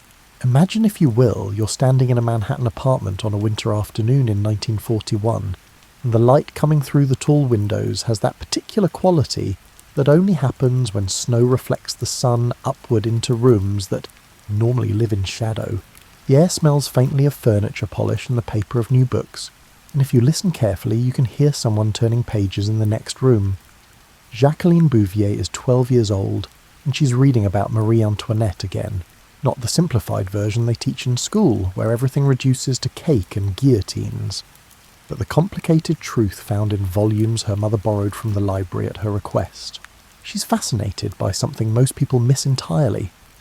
Before the Revolution, before everything fell apart, Marie Antoinette had quietly commissioned some of the most beautiful furniture ever made. The young girl traces her finger over an illustration of a writing desk with legs that curve like flower stems, and something clicks into place in her mind about the relationship between objects and the people who live among them. Her mother Janet calls this attention to detail, but it's more than that. It's an understanding that the physical world tells stories about the people who shape it, and that those stories matter more than most adults seem to realise. When you visit someone's home, you're not just seeing their furniture, you're reading their autobiography, written in the language of choices made and objects kept. The Bouvier household runs on a particular kind of order that feels less like rules and more like choreography. Meals happen at specific times, clothes are pressed just so. Books are returned to their proper places on shelves arranged by both subject and size. Young Jackie learns to read rooms the way other children learn to read faces, understanding that the placement of a vase or the choice of a lampshade communicates something about the person who put it there. Her father, Jacques Bouvier, has a different kind of influence. He's the sort of man who knows everyone in the room before he enters it, who can make waiters laugh and doormen feel important with just a few words. He teaches his daughter something her mother's order can't quite capture: the performance of grace, the way charm can open doors that remain closed to force. She watches him navigate social situations like a dancer moving through a crowded floor, never bumping into anyone, always knowing exactly where to step next. But it's during summers at the family's property in East Hampton that something deeper takes root. You're walking with her through grass that reaches your knees, past hydrangea bushes heavy with blooms the size of your head, and she's pointing out details you wouldn't normally notice. The way the light changes colour as it filters through different leaves. How the same ocean looks completely different depending on whether you're standing or sitting when you view it. She's building a vocabulary for beauty that doesn't rely on the words other people use. Developing her own language for describing what makes one thing lovely and another merely adequate. At Miss Porter's school in Connecticut, her teachers noticed something unusual. Most students approach literature as an assignment to be completed, but Jackie reads like someone searching for instruction manuals on how to live. She copies passages into notebooks not because she has to, but because she wants to keep certain sentences close, the way you might keep photographs of places you've loved. Her French teacher watches her practice pronunciation with the kind of focus usually reserved for religious devotion, understanding that this teenage girl already knows something important. Language isn't just about communication, it's about access to other ways of seeing. This summer she spends in France after her junior year at Vesta shifts everything slightly sideways. You're sitting with her in a cafe in Grenoble, watching her watch the way French women tie their scarves, hold their cigarettes, and gesture with their hands while talking. She's not trying to become French. She's too smart for that kind of simple imitation. But she's absorbing something about the French relationship with style, the way they treat presentation as a form of respect rather than vanity. She notices how French museums display their art, creating rooms that feel like conversations between centuries rather than warehouses for old things. She sees how French families treat meal times as sacred intervals in the day, not interruptions to more important work. Most of all, she observes how the French seem to believe that beauty isn't frivolous or superficial but essential, a kind of nourishment as necessary as food or sleep. By the time she meets John Kennedy at a dinner party in 1951, she's assembled a particular set of skills that don't appear on any resume. She can look at a room and know within seconds what's wrong with it and how to fix it. She can make small talk in 3 languages while simultaneously cataloguing everything from the quality of the silverware to the way the host and hostess interact with their staff. She understands that surfaces aren't shallow. They're the first chapter of every story, the thing that determines whether anyone will bother reading further. The 12-year-old girl reading about Marie Antoinette in that Manhattan apartment has become a young woman who knows that changing how things look is one way of changing how people think about them, and that this kind of change, though subtle, can be more lasting than the kind that announces itself with trumpets and headlines. You're walking into the White House for the first time as First Lady in January 1961, and the first thing that strikes you isn't the history or the grandeur. It's the overwhelming sense of neglect. The air smells like old heating systems and carpet that's seen too many decades of shoes. The furniture looks like what you'd find in a moderately successful hotel from the 1920s. Generic pieces chosen for durability rather than beauty or meaning. The paintings on the walls could be from anywhere, bought in bulk perhaps, telling no particular story about the nation that paid for them. Jackie Kennedy stands in the centre of the green room, and you can see her face doing something complicated. She's not disgusted exactly, but she's certainly disappointed. More than that, she's puzzled. This is the house that's supposed to represent American achievement to the world, and it looks like nobody with any authority has actually thought about what it's representing. The curtains are sun-faded. The upholstery is worn in ways that suggest it wasn't particularly nice to begin with. Some of the antique furniture, and there isn't much, has been painted over with modern colours that hide the original wood.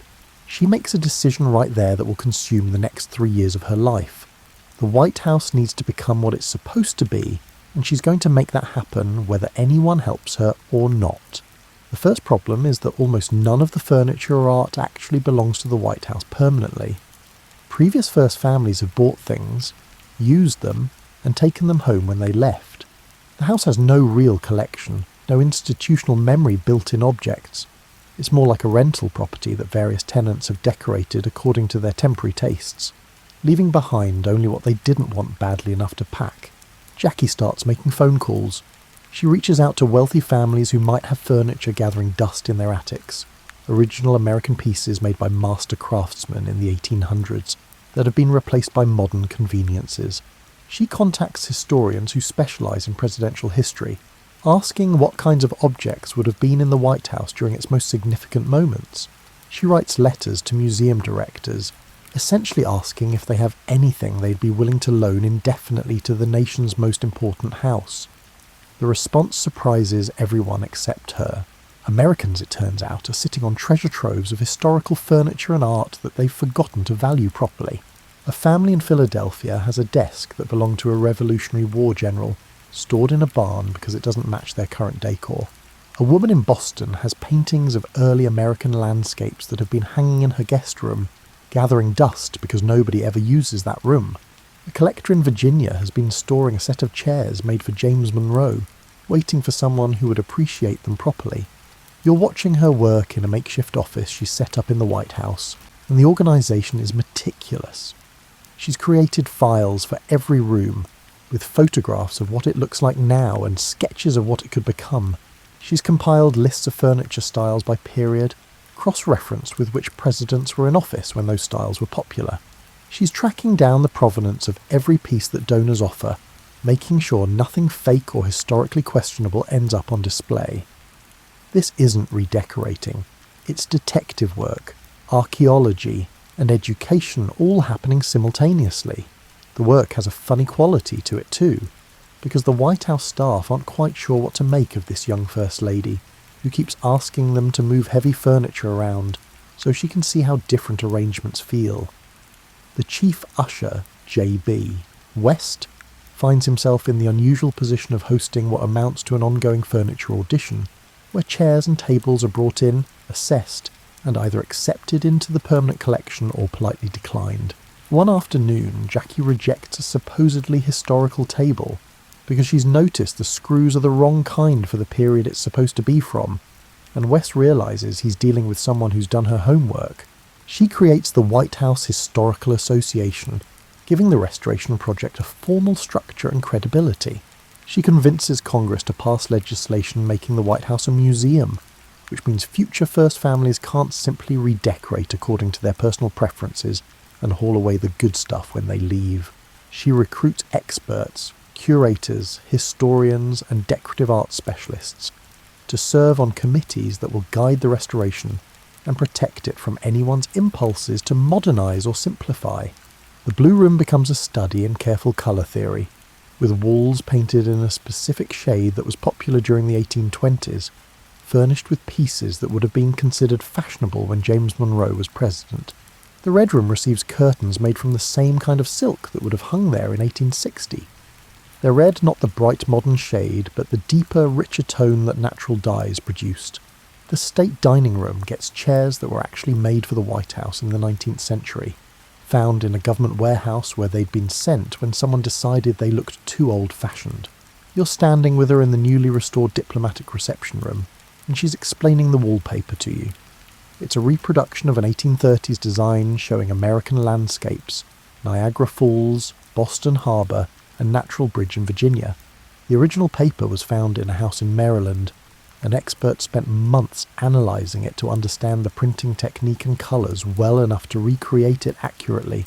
She's not just hanging pretty wallpaper, she's creating an immersive historical experience where every surface tells visitors something true about American history. The funny moments come frequently, usually involving the intersection of her vision with practical White House operations. The staff learns to hide furniture they're particularly attached to, because Jackie has a habit of wandering through service areas and suddenly declaring that a piece they've been using in a basement office would be perfect for the second floor.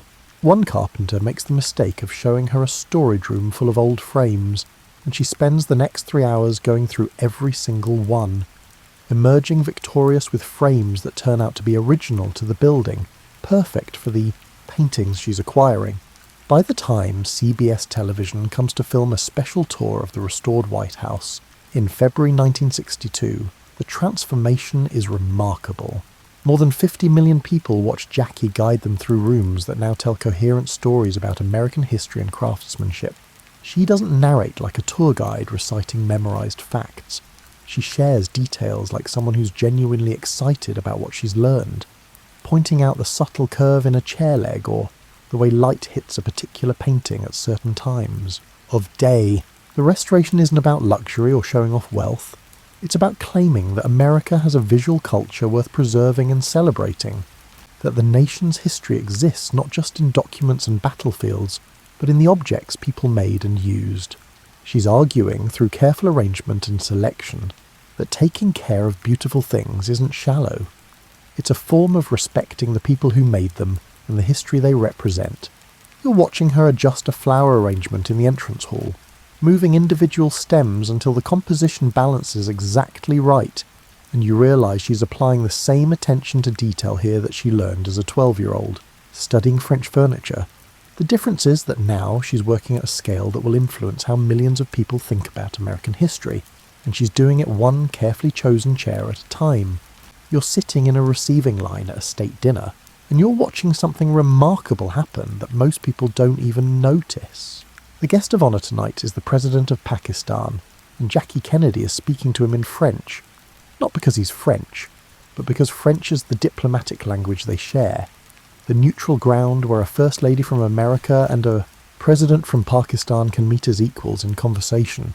She's asking him about Mughal architecture, and his face lights up with the particular pleasure people feel when someone from far away cares about something specific from their culture. Not just the obvious tourist destinations, but the deeper, artistic traditions. This is cultural diplomacy, but it doesn't announce itself that way. There are no formal negotiations happening, no treaties being signed. Instead, there's just a moment of genuine connection over shared appreciation for how humans have expressed beauty through buildings, and that moment creates a warmth that will linger long after the dinner ends, influencing how this foreign leader thinks about Americans and their capacity for understanding the wider world. Jackie has figured out something that most political figures miss entirely. Culture is its own form of power, and sometimes showing people that you value what they value accomplishes more than any amount of political pressure. She prepares for state visits the way students prepare for final exams, reading about each country's history, art, literature and music, looking for authentic connections rather than superficial compliments to deploy. You're in the White House kitchen watching preparations for a dinner honouring French Minister of Culture André Malraux, and the attention to detail is almost absurd. The menu has been crafted to honour French culinary traditions while incorporating American ingredients, creating a conversation in food about the relationship between the two countries. The wines are American, chosen specifically to demonstrate that American vineyards can produce quality that stands beside French standards. The table settings mix French porcelain with American silver, every fork and plate placed to suggest that these two cultures can sit comfortably side by side. But the real magic happens in the guest list. Jackie has invited American artists, writers and musicians, not just politicians and diplomats. She's creating an environment where Leonard Bernstein might find himself talking with a visiting conductor from Vienna, where an American painter could discuss technique with a sculptor from Italy. She's using the White House as a kind of cultural crossroads, demonstrating that America has its own artistic traditions worth taking seriously while remaining genuinely curious about traditions from elsewhere. The funny moments emerge from cultural misunderstandings that her preparation helps avoid. Before a state visit from the leader of Tunisia, she learns that certain flowers have religious significance that would make them inappropriate for table arrangements. She discovers that the traditional greeting gesture in one Asian country looks remarkably like a gesture that means something quite different in another, and she makes sure protocol officers brief the president so nobody accidentally causes offence. She becomes a kind of cultural translator, creating bridges between her husband's political objectives and the deeper human connections that make those objectives achievable.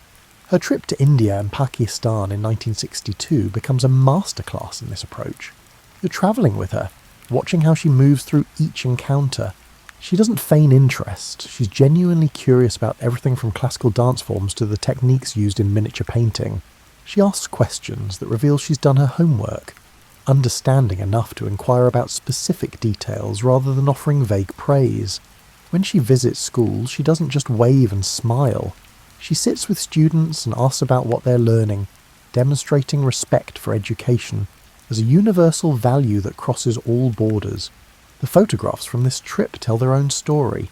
There she is, riding an elephant in ceremonial dress, and somehow she's managed to make it look both dignified and natural, as if riding elephants is simply what one does when visiting places where elephants are important. There she is at the Taj Mahal, and her face shows genuine wonder rather than the practiced expression of official appreciation. The people watching these images around the world see someone who's willing to participate respectfully in other cultures' traditions, and that willingness creates warmth toward America that no amount of political speeches could manufacture. Back at the White House, she transforms state dinners from formal obligations into events that people actually want to attend. You're at a dinner honouring Nobel Prize winners, and she's placed a physicist next to a poet and a novelist next to an economist, creating unexpected conversations that wouldn't happen in more conventional seating arrangements. She's invited Pablo Casals to perform, bringing one of the world's greatest cellists out of semi-retirement to play in a room filled with people who will remember this evening for the rest of their lives. The diplomatic corps in Washington starts to notice that invitations to White House events have become genuinely desirable, not just obligatory. Ambassadors discover that these aren't stuffy formal affairs where everyone makes careful small talk and leaves early. They're evenings where interesting things actually happen, where you might hear extraordinary music or meet someone who changes how you think about something. The White House becomes a place where culture is taken seriously as its own form of national strength, not just decoration for political business. She uses fashion the same way, understanding that what she wears to state occasions sends messages about American style and values. Her clothes are elegant but not ostentatious, modern but not flashy, demonstrating that Americans can appreciate sophistication without abandoning their democratic principles. When she wears American designers to official events, she's making a quiet argument that American fashion can stand confidently beside European tradition. You're watching her prepare for a dinner with the President of France, and she's chosen a dress in a shade of blue that somehow manages to honour the French flag while remaining distinctly American in its cut and simplicity. It's a small thing, this choice of colour, but it communicates thoughtfulness about the relationship between nations through the language of clothing. The French, who take these details seriously, notice and appreciate the gesture. The restoration work she's done on the White House becomes its own form of cultural diplomacy. Foreign leaders touring the renovated rooms see that Americans value history and craftsmanship, and that the nation isn't only interested in modern progress, but also in preserving and honouring its past. She's created an environment that argues visually for American cultural maturity, demonstrating that the relatively young nation has developed its own traditions worth maintaining and celebrating. Her approach to these diplomatic and cultural efforts has a quality of restraint that makes them more powerful. She doesn't give speeches about the importance of cultural exchange. She simply creates environments where cultural exchange happens naturally. She doesn't announce that she's studying French literature or Indian history. She just knows enough to ask good questions and make meaningful connections. She lets the work speak for itself, understanding that the most effective diplomacy often happens in the spaces between official conversations, in moments of genuine human connection over shared appreciation for beauty or ideas. You're standing with her in the White House garden at dusk after a state dinner has ended and the guests have left. She's looking at the roses she's had planted, varieties chosen not just for their beauty but for their historical connections to American presidents' families. Even here, in this quiet moment with no cameras or audiences, she's thinking about how to use beauty and history to tell stories about who Americans are and what they value. The diplomacy continues even when nobody's watching. Built into the very landscape of the place, she's transformed into something that represents the nation at its most thoughtful and welcoming. You're in a room full of reporters, and there's a question hanging in the air about something personal, something that pokes at the boundary between public interest and private life. You watch Jackie Kennedy's face do something subtle. Not quite a smile, not quite a wall going up, but something that politely redirects the conversation back to territory she's willing to discuss. The reporters don't feel shut down, but somehow the personal question has been answered without actually being answered, and the interview continues smoothly towards safer ground. This is restraint as a form of power, and she's developed it into something like an art form. In an era when television is making everything more visible, when cameras want to follow presidents' families into rooms that previous generations would have considered private, she's figured out how to maintain boundaries without seeming cold or unfriendly. She understands something important. You can't control everything people say about you, but you can control what you give them to work with. The challenge is unique to her generation of First Ladies.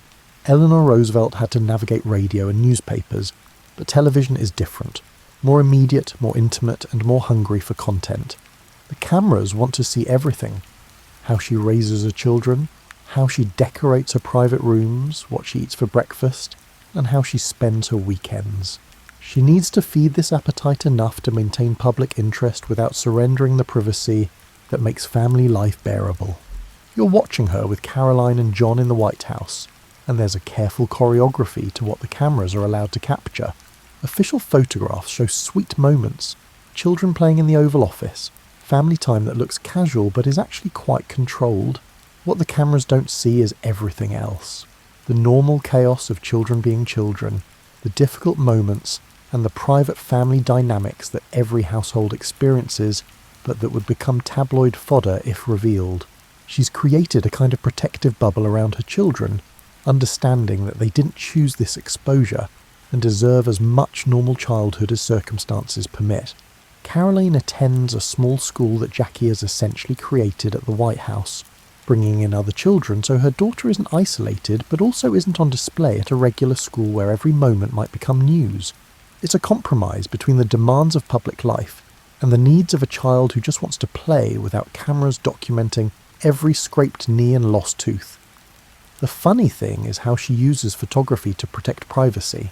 By allowing certain carefully managed images, she satisfies some of the public's curiosity and reduces the value of intrusive paparazzi shots. Official photographers capture moments that show the family as warm and relatable, creating a narrative that fills the space where speculation might otherwise grow. It's a sophisticated understanding of media relations. Give people enough of what they want that they're less desperate to find what you're hiding. Her own public appearances follow similar principles. She gives interviews, but they're limited and carefully prepared. She appears at official functions, but always with clear boundaries about what's appropriate to discuss. When she does speak publicly, her words are chosen for their precision, saying exactly what she means to say and nothing more. She's learned that in politics, vagueness can be useful, but so can specificity. Knowing which to use when is part of the skill. You're listening to her being interviewed about the White House restoration, and she's doing something interesting. She's genuinely enthusiastic and knowledgeable, sharing details that demonstrate her expertise, but she never makes it about herself. The focus stays on the history, the craftsmen who made the furniture, and the donors who've contributed pieces. She's the narrator of this story, not its hero, and that modesty makes her more likeable, while also deflecting attention from her personal life onto the project itself. The pressure on her appearance is constant and intense. Every outfit is analysed, every hairstyle discussed, and every public appearance dissected for what her choices might mean. She handles this by developing a consistent style that's elegant but not flashy, becoming almost a living logo of American grace. The consistency is strategic. When you look essentially the same at every official function, individual appearances become less newsworthy, and the focus can shift to what you're doing rather than what you're wearing. But there's also a cost to this restraint that you can sometimes see if you're paying attention. You're watching her at a campaign event during the 1960 election, and for just a moment when she thinks nobody's looking, her face shows fatigue. The constant performance of grace, the never-ending requirement to look poised and say the right things, the knowledge that every gesture will be analysed. It's exhausting in ways that aren't visible in the official photographs. She protects this weariness from public view, understanding that showing vulnerability might be interpreted as weakness or dissatisfaction. She's trapped between an older generation that believed First Ladies should be nearly invisible, and a new generation that wants to know everything about everyone. She's creating a middle path. visible enough to satisfy modern expectations, restrained enough to maintain dignity and privacy. The White House social secretary learns to navigate Jackie's boundaries, understanding which events the First Lady will attend and which she'll skip, which photographs are acceptable and which cross the line. There's a careful gatekeeping happening, protecting her from becoming overexposed while ensuring she remains enough in the public eye to satisfy political requirements. It's a delicate balance that requires constant adjustment, reading public mood while maintaining personal limits. You're in a receiving line at a state dinner, watching her greet guest after guest with what looks like genuine warmth. And it probably is genuine for the first 20 people. By the time you get to guest number 80, the warmth is still there on the surface, but you can see that she's running on reserves, performing graciousness through sheer will and training.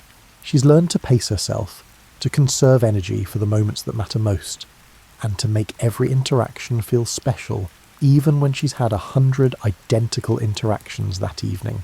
Her relationship with the press is complicated by this restraint. Reporters want access, want stories, and want the details that will make their articles interesting. She gives them just enough, providing occasional controlled access that creates positive stories, while denying the kind of unlimited access that would turn her family's life into a daily soap opera. Some reporters appreciate the professionalism, others chafe at the restrictions, frustrated by their inability to get the intimate details that sell papers. She's particularly protective about political matters, understanding that a First Lady's public opinions on policy could create problems for her husband's administration. When asked about controversial issues, she redirects to safe topics, culture, history, and children. It's not that she lacks opinions, but she's made a calculation that expressing them publicly serves no useful purpose and creates potential complications. The restraint here is strategic, protecting her husband's political flexibility while maintaining her own influence through quieter channels. You're sitting with her in a private moment, rare and brief, and she's talking about the price of this constant performance. She doesn't complain exactly, that's not her style, but she acknowledges that living in history's spotlight requires giving up kinds of spontaneity and privacy that ordinary people take for granted. She can't take her children to a park without it becoming news. She can't have a bad day without it being interpreted as significant. She can't make a minor mistake without it being magnified into a major story. The restraint she practices becomes part of her legacy, demonstrating a kind of dignity that influences how future First Ladies navigate the impossible position of being both private citizens and public figures. She shows that it's possible to maintain mystery while remaining approachable, to protect your family while serving the public, and to be both visible and restrained. It's a complicated dance, and she's figured out the steps better than almost anyone before her, creating a template that will influence how public figures manage privacy for generations to come. You're sitting in front of a television on a November afternoon in 1963, watching something that doesn't make sense, that your brain keeps trying to reject as impossible. The president has been shot. The president is dead. The words come through the television speaker, but they sound like they're in a foreign language. Like if you just listen more carefully, they'll rearrange themselves into something that can be true. Jacqueline Kennedy is 34 years old, and in the space of a few hours, her life is split into before and after with such violence that the division will never fully heal. You see her on the television, and there's blood on her pink suit. The president's blood. Your mind supplies reluctantly, and she's refused to change out of it. She wants people to see what they've done, though who exactly they are isn't clear yet, and maybe it never will be. What happens over the next 4 days becomes a kind of masterclass in how to transform private grief into public comfort. How to help a nation mourn when your own mourning is a wound that's still bleeding. She makes decisions in those days that shape how Americans will remember this moment for the rest of the century, and she makes them while carrying a weight of personal loss that would break most people. You're watching her plan the funeral, and she's thinking about Abraham Lincoln. Not because the two assassinations are alike in their circumstances, but because Lincoln's funeral created a template for how America mourns its fallen leaders. She remembers the photographs she's seen, the horse-drawn caisson, the riderless horse with boots reversed in the stirrups, the long, slow procession through streets lined with grieving citizens.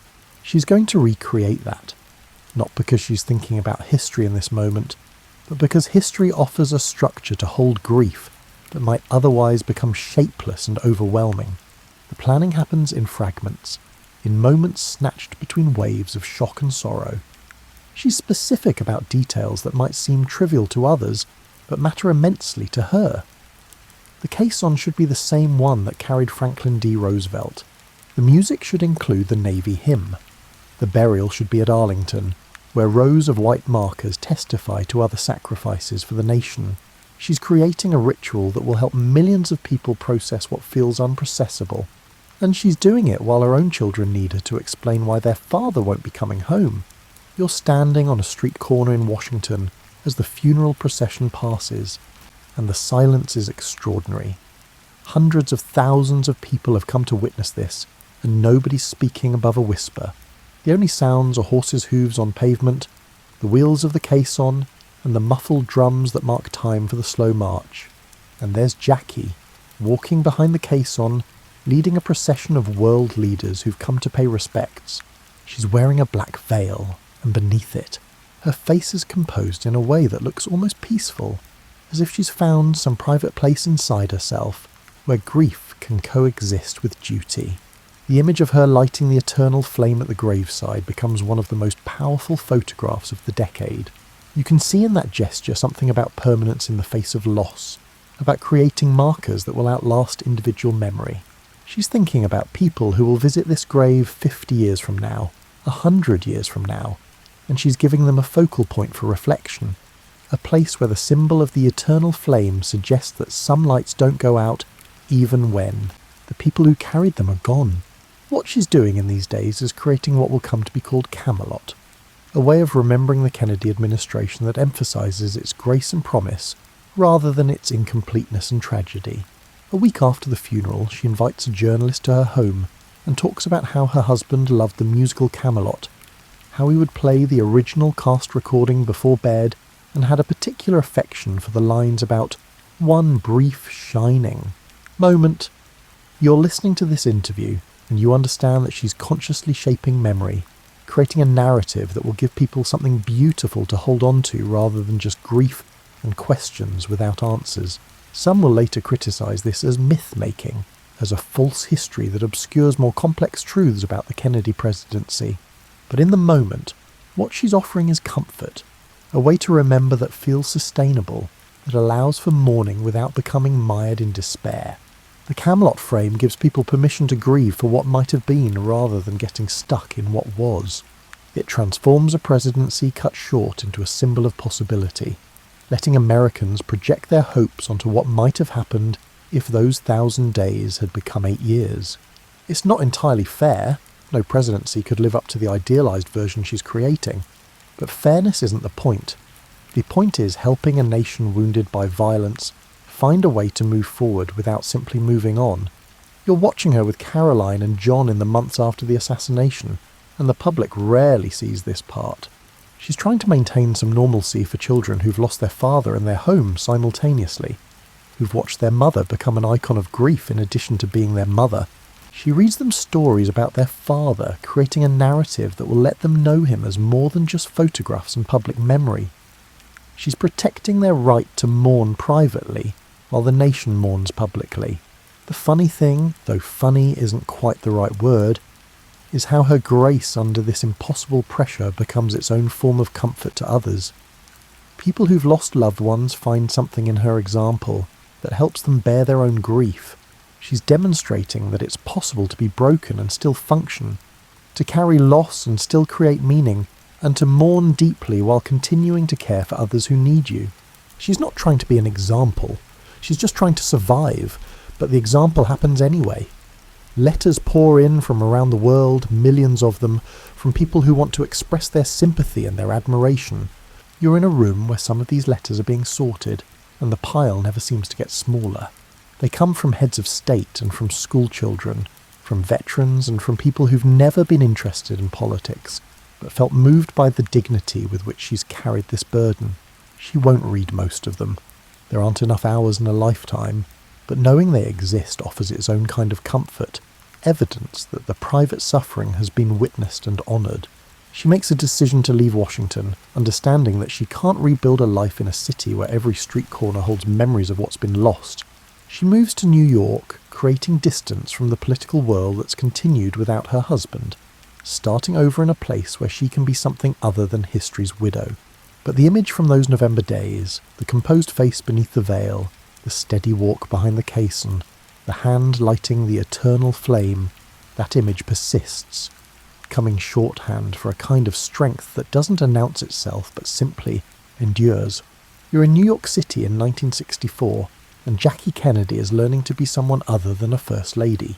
The apartment she's chosen on Fifth Avenue overlooks Central Park, offering views that change with the seasons, bare branches in winter, explosive green in spring, and the golden fade of autumn.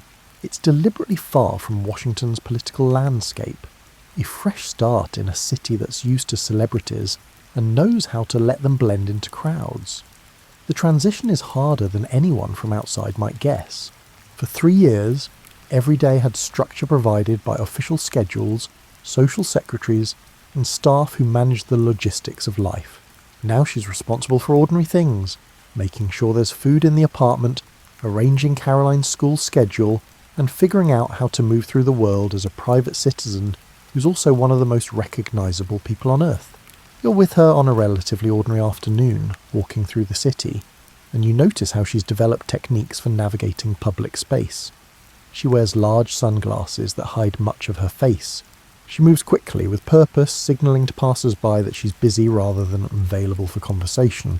She's learned which restaurants have private entrances, which stores will let her shop after hours, and which parks are busy enough that she can disappear into the crowd, but not so crowded that she'll be constantly recognised.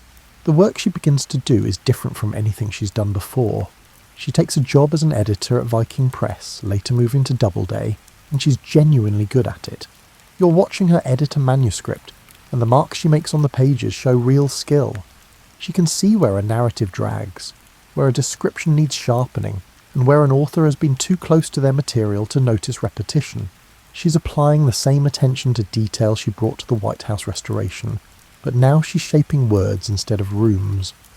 Her colleagues learn to treat her like any other editor, which is what she wants. There are moments of humour in the office when someone forgets who she is and starts to gossip about recent political events, then catches herself mid-sentence, realising she's talking to someone who lived the history they're discussing as gossip. She's gracious about these moments, understanding that people need time to adjust to her presence, to learn how to be natural around someone whose face has been on more magazine covers than they could count. The books she chooses to work on reveal interests that were always there, but couldn't be fully explored during her White House years. She edits books about photography, about ballet, and about historical preservation. She works on memoirs of artists and writers, helping them shape their stories for public consumption. She's drawn to projects about beauty and culture, but also to stories about people who have overcome difficulties and who've rebuilt after loss. The work is meaningful to her in ways that go beyond the professional satisfaction. It's a connection to the world of ideas and creativity that politics only occasionally touches. You're at a publishing party with her, and she's talking with an author whose biography she's been editing, and there's a quality to the conversation that's different from political small talk. This is a genuine exchange of ideas, questioning about historical interpretation and discussion of how to balance accuracy with readability. She's intellectually engaged in ways that the role of First Lady, for all its importance, didn't always allow. Her children are growing up in this new life, and she's fiercely protective of their privacy. Caroline attends a prestigious Manhattan school, but Jackie's made it clear to other parents and to the school administration that her daughter should be treated like any other student. No special privileges, no extra attention. When photographers try to catch pictures of the children, she confronts them directly, asking them to imagine how they'd feel if their own children couldn't play without cameras documenting every moment. The work of being Jacqueline Kennedy, separate from being Jackie Kennedy Onassis that comes later, involves finding ways to honour what came before while building something new. She establishes a foundation to support the arts, channeling the public's continued interest in her toward causes that matter to her. She writes letters to donors and foundations, applying the diplomatic skills she learned during state visits to the work of fundraising and advocacy. She's still using her fame, but now she's directing it rather than being directed by it. You're with her at a fundraising gala for historic preservation, and she's giving a speech that's characteristically modest but effective. She talks about the importance of maintaining buildings that connect present generations to the past, about how physical spaces hold memories and meaning that can't be recreated if they're lost. She's applying lessons from the White House restoration to a broader context, arguing for preservation as a public good rather than a luxury. The crowd responds warmly, and afterwards checks are written that will save buildings she'll never personally visit but whose survival she's helped ensure. The funny moments in this new life often involve the disconnect between her public image and her private interests. She loves watching television, especially coverage of sporting events. She follows tennis closely and becomes an avid fan of professional cycling. She enjoys going to the movies, though she has to time it carefully to avoid crowds that might recognise her. She reads voraciously, everything from dense historical biographies to trashy novels, finding pleasure in the escape that books provide. These ordinary enjoyments exist alongside the extraordinary fact of who she is, creating a life that's simultaneously normal and utterly unique. Her friendship circle expands to include people from outside politics, artists, writers, musicians, and people who value her for her mind and company, rather than her connections to power. You're at a dinner party at her apartment, and the conversation ranges from recent exhibitions at the Metropolitan Museum to gossip about the publishing industry to someone's recent trip to Cambodia. She's created a social world that feeds her intellectual interests while maintaining the privacy she needs to feel like herself. The relationship with her children deepens in ways that were harder during the White House years. Without the constant demands of official duties, she has time to be present in ordinary ways, helping with homework, taking them to appointments, and being there when they come home from school. She's building normal rhythms that were impossible when every day was scheduled months in advance and private family time had to be carved out of public obligation. You're in the apartment on a quiet evening, and she's looking through photographs from the White House years, organising them for the Presidential Library. She's creating a different kind of legacy now, one that's about preserving accurate memory rather than shaping public perception. The work is bittersweet. Each photograph holds both the warmth of good memories and the sharp pain of the loss, but it's important to her that history has access to authentic records rather than just official narratives. She maintains connections to Washington, but on her own terms, attending events that matter to her while declining invitations to everything else. She's learned that she can pick and choose, that people will accept her absence because they're grateful when she does appear. She's created boundaries that allow her to engage with political and cultural life without being consumed by it. The years pass, and gradually Jackie Kennedy becomes a person who exists primarily in history books and photographs, rather than in daily news coverage. She becomes Jackie Onassis after her marriage to Aristotle Onassis, adding another chapter to a life that's already contained more chapters than most people could imagine living. But underneath the various public identities, she's building something more fundamental, a private life that belongs to her, filled with work she finds meaningful, friendships she values, and the ordinary pleasures of existence that aren't documented, or analysed or judged by audiences who feel they have a claim on her story. You're in a library, years after the events you've been following, and you're looking at how history has processed Jacqueline Kennedy's legacy. The books are numerous: biographies, analyses, coffee table volumes focused on her style, and serious academic works examining her cultural influence. Each one captures something true but incomplete, like photographs that freeze individual moments without quite catching the motion between them. What's interesting is what persists and what fades. The clothing that seemed so important at the time, the pillbox hats, the simple dresses, the specific shade of her lipstick, these become period details, markers of an era's aesthetic rather than timeless style. But something else remains, the idea that beauty and culture matter, that how we present ourselves and our institutions isn't superficial, but communicates something essential about our values. You're walking through the White House in the present day, decades after she left it, and every room she restored still carries her influence.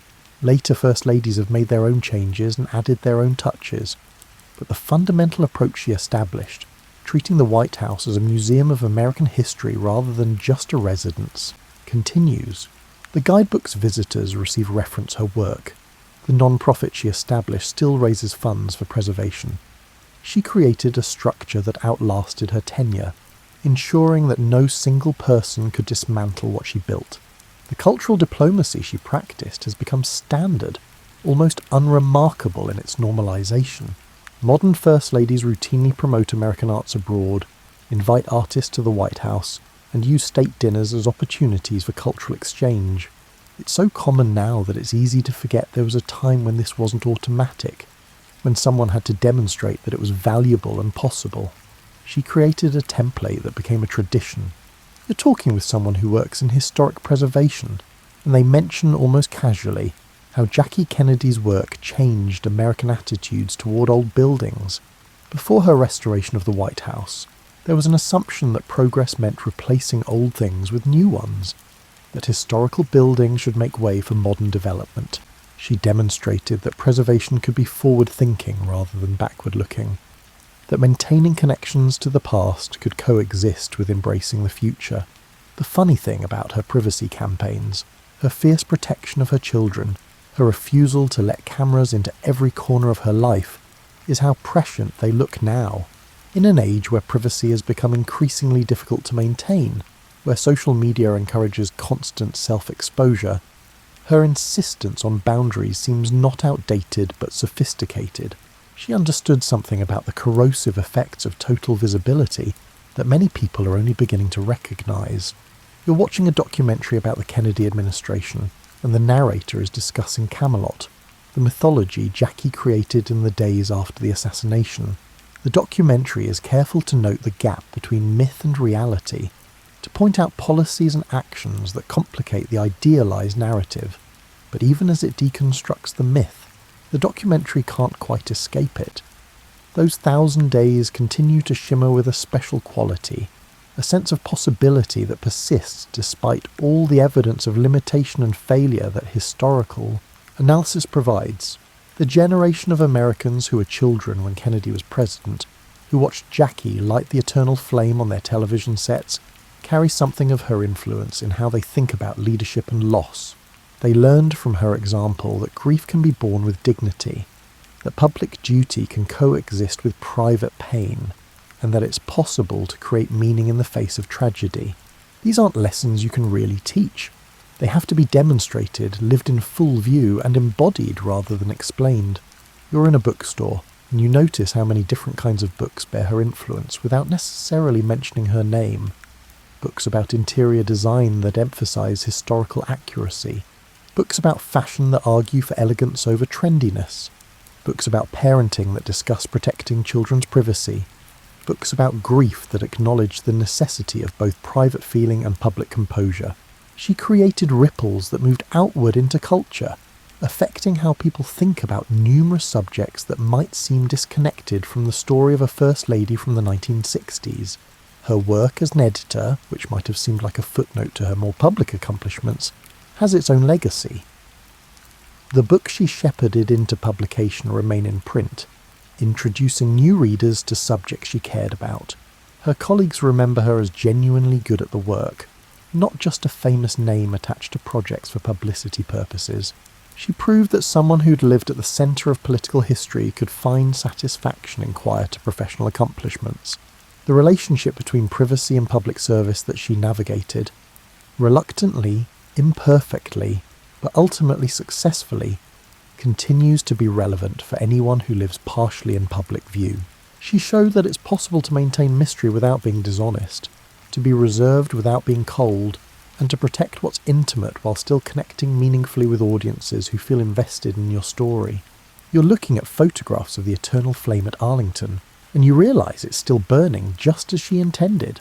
Visitors come constantly, leaving flowers, standing quietly and thinking their own thoughts about loss and legacy and the moments in history that changed everything.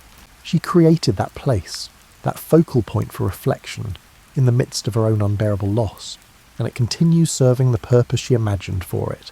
The quiet legacy is perhaps the most powerful one, the demonstration that influence doesn't always require force. that change can happen through careful attention to detail, and that beauty and grace are their own forms of power. She never wrote the definitive book explaining her approach, or gave speeches outlining her philosophy. She simply did the work, made the choices, and demonstrated through action what she believed mattered.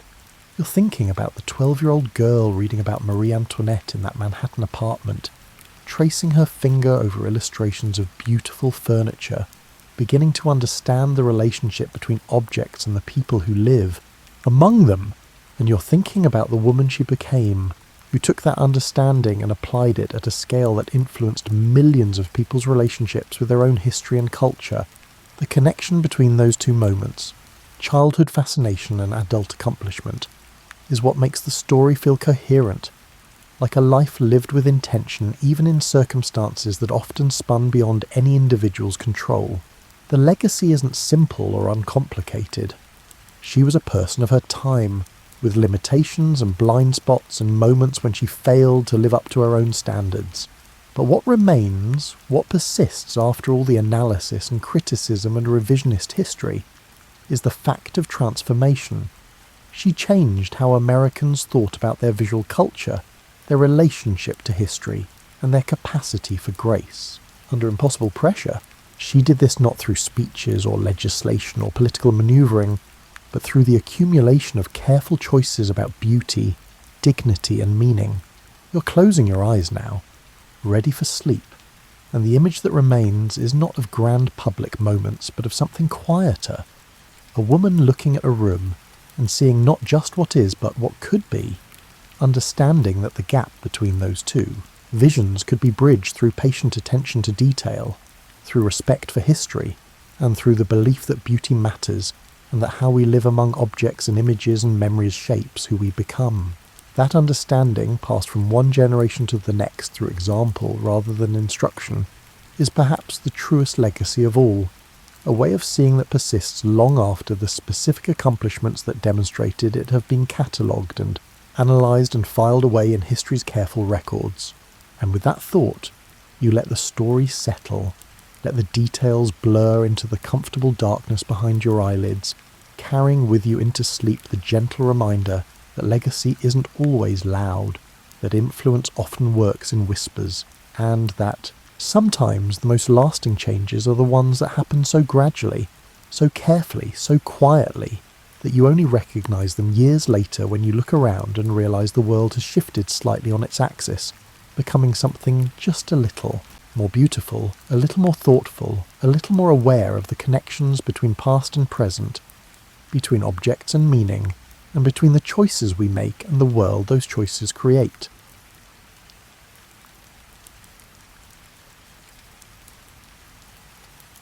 Now, if you will, please settle in tonight as we journey back to a time when the world existed without melody, without rhythm, and without any sound shaped by human intention. We're travelling to an era roughly 40,000 years ago, when our ancestors moved through landscapes of silence, broken only by wind, water, and the calls of creatures, a world where music hadn't yet awakened in the human mind. Tonight you'll discover how close we came to never creating music at all. You're standing on a hillside in what will someday be called southern France, but right now it has no name. The year is approximately 38,000 BCE, and you've just realised something peculiar. You've never heard a song. This isn't because you're deaf or isolated. You're a healthy member of a small band of humans, perhaps 30 individuals who travel together through river valleys and across plains. You communicate with words, quite sophisticated ones actually. You can describe the movement of prey animals, warn about dangerous weather, tell stories about ancestors, and even crack jokes that make your companions laugh. But the laugh itself is just an expression of emotion. It doesn't have a melody. Nothing does. The wind moves through the long grasses around you, creating a rushing sound that rises and falls. Water tumbles over rocks in the stream below, generating a constant murmur punctuated by irregular splashes. A hawk circles overhead, occasionally releasing a sharp cry. These sounds exist, certainly, but they exist the way colours exist, as environmental facts, not as anything you might intentionally create or replicate. Your people make plenty of noise during the day. There's the rhythmic scraping sound as someone works a hide with a stone tool, the crack of wood being broken for a fire, and the shuffle of feet through dry leaves. When the group moves together, there's a complex layering of footfalls, breathing, and the rustle of carried materials, but none of this is organised. No one synchronises their footsteps, matches their breathing, or times their work sounds to create patterns. The idea simply doesn't exist. At night, lying on your bed of gathered grasses and furs, you listen to the sounds of sleep. Someone snores in an irregular pattern. Another person shifts position, creating brief scratching sounds against the ground. A baby, not yours but one you help care for, occasionally whimpers or makes small sleeping sounds. These noises happen, but they don't form anything you'd call rhythm or melody. What's fascinating is that you have every physical capability for making music. Your vocal cords can produce an astonishing range of sounds. Your ears can distinguish minute variations in pitch and timing. Your brain can recognise patterns and predict sequences. You're basically a sophisticated music-making machine, except nobody has thought to use any of these abilities for anything beyond communication and environmental awareness. When you need to call across a distance to someone in your group, you shout. The shout serves a purpose. It carries information. You might stretch out a vowel sound to make it travel farther, but this is pure functionality. You're not exploring the aesthetic qualities of sustained tones. You're just trying to be heard over the wind. There are moments when your voice naturally rises and falls in pitch as you speak, following the emotional content of what you're saying. Excitement raises your pitch slightly. Sadness might lower it, but these variations happen automatically, driven by feeling rather than intention. You're not consciously choosing to create pleasing sound patterns. The very concept of pleasing sound patterns exists nowhere in your mind. Your people clap their hands sometimes, usually as part of emphasis during communication, or to brush off dirt and moisture. The clapping makes a sharp, percussive sound, but it doesn't occur to anyone to clap in rhythm or to clap together in synchronized patterns. Each clap is an independent action, related to an immediate physical need or communicative purpose. Children in your group play extensively and their play is noisy. They chase each other, shrieking with excitement. They splash in water, creating wild, irregular sounds. They bang stones together while mimicking the tool-making they've watched adults perform. All of this generates sound, but none of it generates music. The children don't invent clapping games or chanting songs because these ideas belong to a future that hasn't arrived yet. Sometimes your group works together on large tasks, dragging a fallen tree, moving heavy stones, processing a large animal after a successful hunt. These collaborative efforts involve considerable noise, grunting, breathing hard, and the sounds of strain and effort. But everyone works at their own pace, breathing and grunting according to their individual rhythm. There's no heave-ho coordination, no work songs to synchronize effort. It simply doesn't occur to anyone that matching rhythms might make the work easier. The world you inhabit is extraordinarily quiet compared to the future. There are no motors, no engines, and no electrical hums. Human settlements are tiny and widely scattered. On many days, the only sounds you hear are natural ones: weather, water, animals, and the immediate noises of your small group. In this landscape of ambient sound, the silence of intentional music is so complete that you don't notice it as silence. It's just the normal state of existence. You're standing near that same stream several years later, and something has changed. Not in the landscape. The water still runs over the same rocks, and the grasses still rustle in the wind. What's changed is that you've begun to notice sound as a tool. It started with something embarrassingly simple, scaring animals. Your group discovered that certain sounds make certain creatures run away. Shouting works well, but some animals are becoming accustomed to human voices. They've learned that voices don't always mean danger, but unfamiliar sounds, sharp cracks, loud crashes, strange rhythmic noises, still provoke reliable fear responses.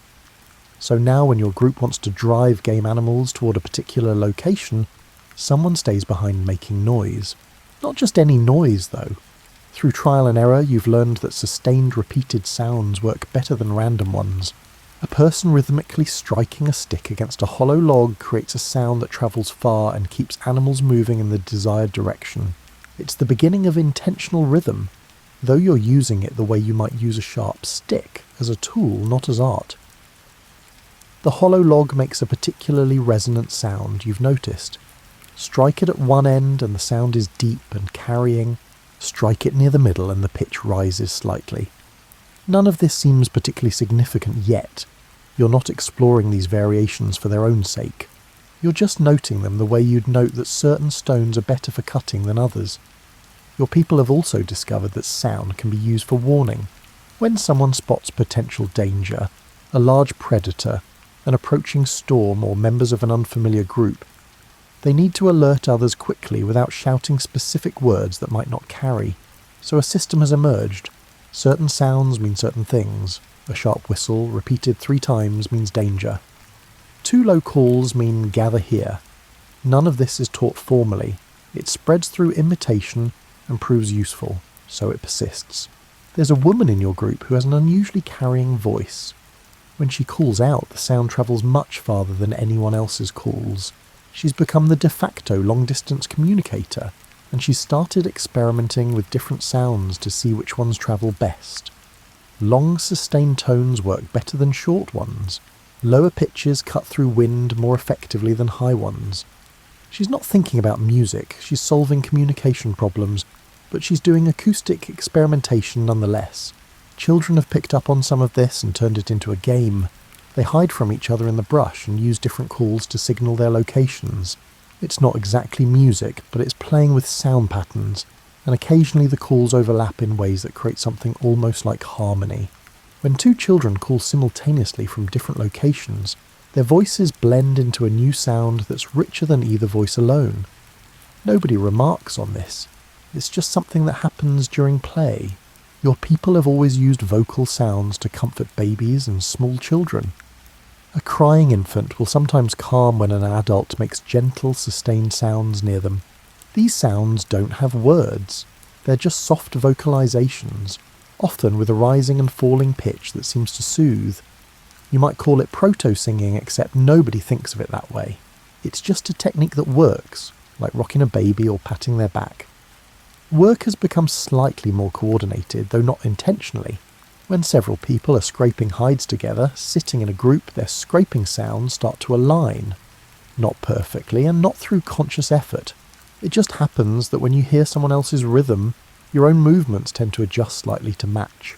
It's a quirk of human neurology that won't be understood for thousands of years, but it's there, quietly operating, making people who work together gradually synchronize their movements. The resonant hollow log has become a semi-permanent fixture near your group's favoured camping area. Originally used for driving games, people now strike it occasionally for other reasons. Someone walking past might hit it once or twice just to hear the sound. Children bang on it frequently during play. An argument between 2 adults ends when one of them walks over and strikes the log several times, using the action and sound as a way to end the discussion emphatically. The log is becoming something more than a hunting tool, though nobody has words yet for what that something is. You've noticed that certain activities naturally generate rhythmic sounds. Grinding grain between stones creates a steady back and forth rhythm. Walking on a path worn smooth produces a regular pattern of footfalls. Repeated striking during stone tool manufacture creates a rhythm of impacts. These rhythms are byproducts, side effects of practical actions, but they're everywhere. Your daily life is filled with accidental percussion. At night, lying awake while others sleep, you sometimes find yourself listening to the breathing of your companions. In sleep, breathing follows regular patterns, and with many people sleeping near each other, their breath rhythms create overlapping cycles. Sometimes by pure chance, several people exhale simultaneously, creating a combined sound that's different from any individual breath. Then the patterns shift, and the alignment disappears. Sound is becoming something you notice more deliberately. You still don't think of it as something you might create for its own sake, but you're aware of it as a tool, a signal, a byproduct of life that sometimes holds interest. You're not yet making music, but you're standing much closer to it than you were a few years ago. You're sitting by yourself in late afternoon light, waiting for the hunting party to return, and you're bored. Your hands need something to do, so you pick up a stick and start tapping it against the stone you're sitting on. Tap, tap, tap. The regular rhythm is mindless, automatic. Something to occupy your hands while your mind wanders. Then you miss. The stick glances off the edge of the stone and hits a different stone lying beside it. The sound is different, sharper, higher. Without thinking, you repeat the pattern.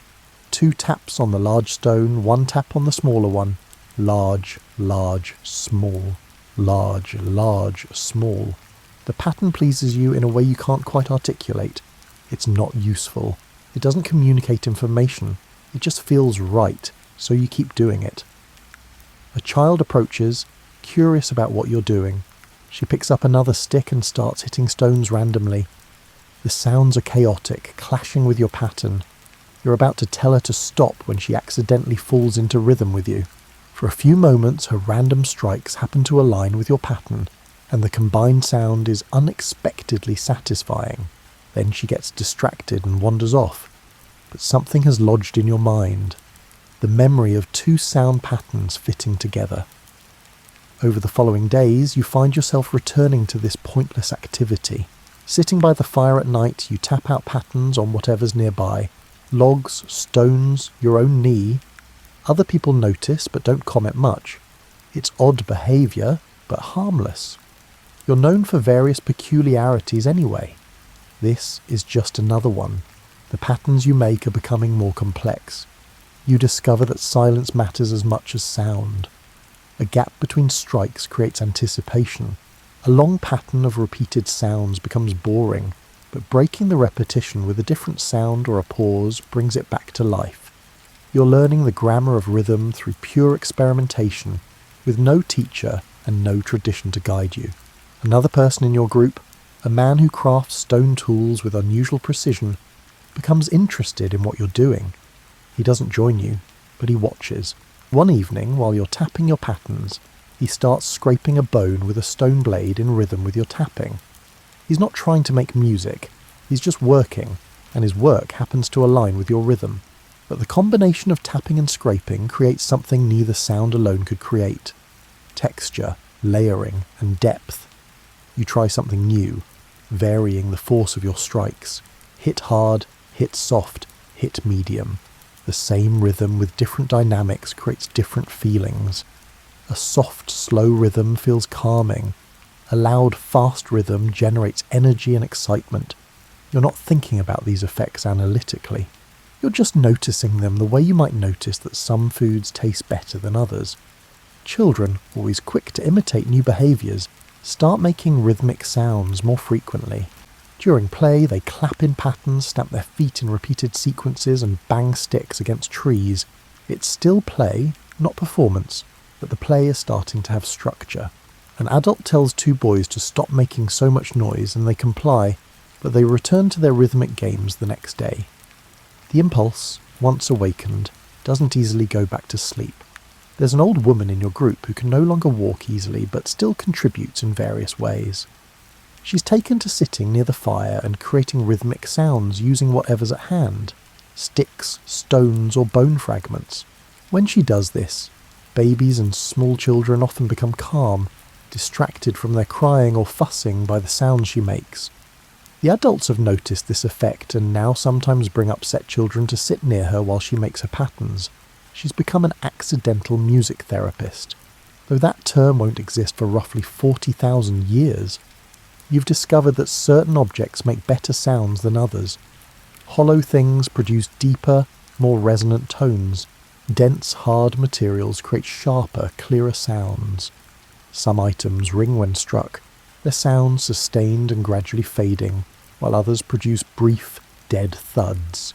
You're not collecting these objects methodically, but you're starting to prefer certain ones, keeping them nearby because they produce sounds you enjoy. One evening, during an informal gathering around the fire, several people happened to be making rhythmic sounds simultaneously. You're tapping your pattern, the old woman is creating a steady beat, someone is cracking nuts with stones in rhythm, and a few children are clapping. Nobody planned this coordination, but for perhaps 30 seconds, all these separate rhythms align into a complex layered sound that makes everyone stop and listen. Then someone's rhythm speeds up, the alignment falls apart, and normal chaos returns. But you remember that moment, that brief, accidental harmony, the feeling of separate sounds fitting together into something larger than any single sound could be. You're holding a hollow bird bone, examining it for practical uses. It's light and strong. It might work as a needle or a small tool handle. But there's a crack running along one side, making it unsuitable for those purposes. You're about to toss it aside when you notice the crack creates a hole. On a whim, you blow across the opening. The sound that emerges freezes you in place. It's a tone unlike anything you've heard from a human mouth. Pure, sustained, unwavering. Not a voice, but not exactly not a voice either. You blow again, adjusting the angle and force of your breath, and the sound changes pitch. Softer blowing produces a lower tone. Harder blowing jumps to a higher one. You sit down, ignoring everything else, and spend the rest of the afternoon exploring this strange object. By evening, you've learned to produce several different tones by partially covering the crack with your finger and varying your breath. The sounds carry remarkably well. When you blow the bone while standing on a slight rise, people at a considerable distance turn to look, startled by the unusual sound. You've created the first wind instrument, though you don't have a name for what it is. The bone flute, though you don't call it that, becomes an object of fascination for your group. Everyone wants to try it. Most people can produce some kind of sound from it, though few can control it as well as you do. The children, predictably, blow into it with maximum force, producing shrill, almost painful sounds that make adults cover their ears and laugh. The toolmaker examines it carefully, studying the crack and the way air moves through it. He asks to borrow it overnight. When he returns it the next morning, he's made changes.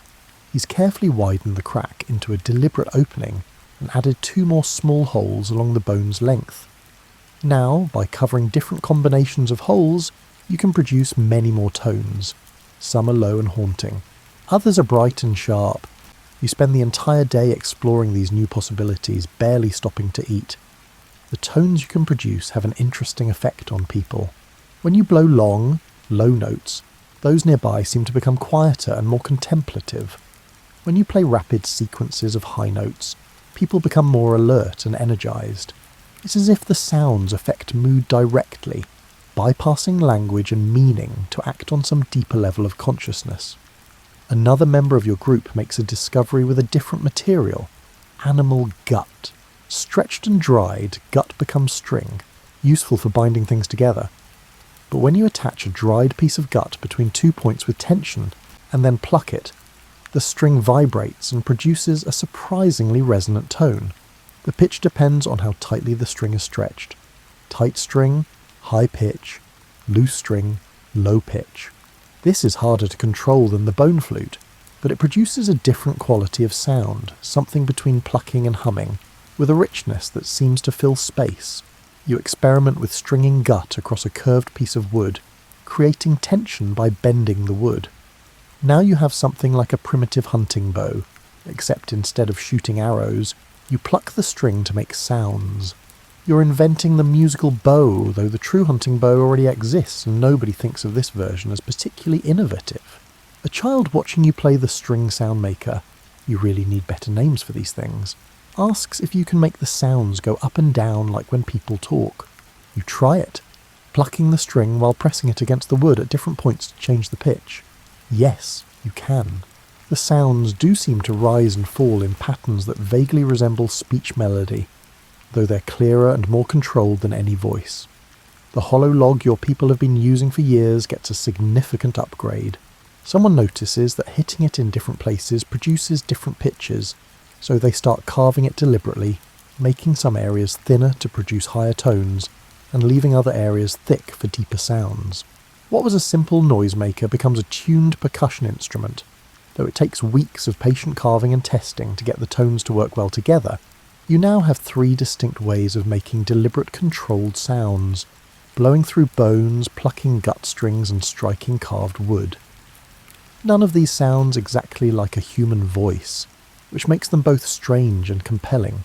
They're sounds from the human world, but not quite human sounds. On an evening when the weather is mild and the work is done, several people bring out these new sound makers simultaneously. Someone plays the bone flute with its multiple tone holes. Another person plucks the gut string. You strike the carved log in varying rhythms. The sounds weave together in ways none of you planned, creating moments of surprising harmony and moments of jarring discord. You're not quite making music yet, you're still just making interesting sounds. But the distance between what you're doing and what will someday be called music is growing smaller. You're sitting with a group of children and young adults, teaching them the names of plants, when someone asks you to tell the story of the winter 6 years ago when the river froze solid. You've told this story before, but tonight you try something different. As you speak, you pick up the bone flute and play a low, sustained tone during the description of the cold. The sound seems to make the cold more present, more real. The listeners lean in, more focused than usual.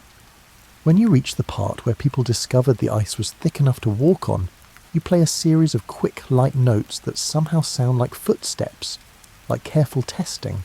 Nobody has told you that sounds can represent actions this way. You're discovering it as you do it. The young people are utterly silent, absorbed in the story in a way they usually aren't. At the climax, when someone fell through thinner ice but was rescued, you drop the flute and strike the carved log 3 times, sharp and loud. The sudden percussion makes everyone jump slightly, their bodies responding to the sound before their minds fully process it. Then you return to the flute for the resolution, playing softer, slower notes as the injured person recovers. When the story ends, there's a long silence. Finally, one of the older children says, "Tell another one," with the sounds. You've stumbled onto something important. Sound makes memory more vivid and more lasting. Stories told with accompanying sounds lodge deeper in the mind. Over the following weeks, you start adding sounds to all the traditional stories, tales of ancestors, accounts of important events, and lessons about the natural world.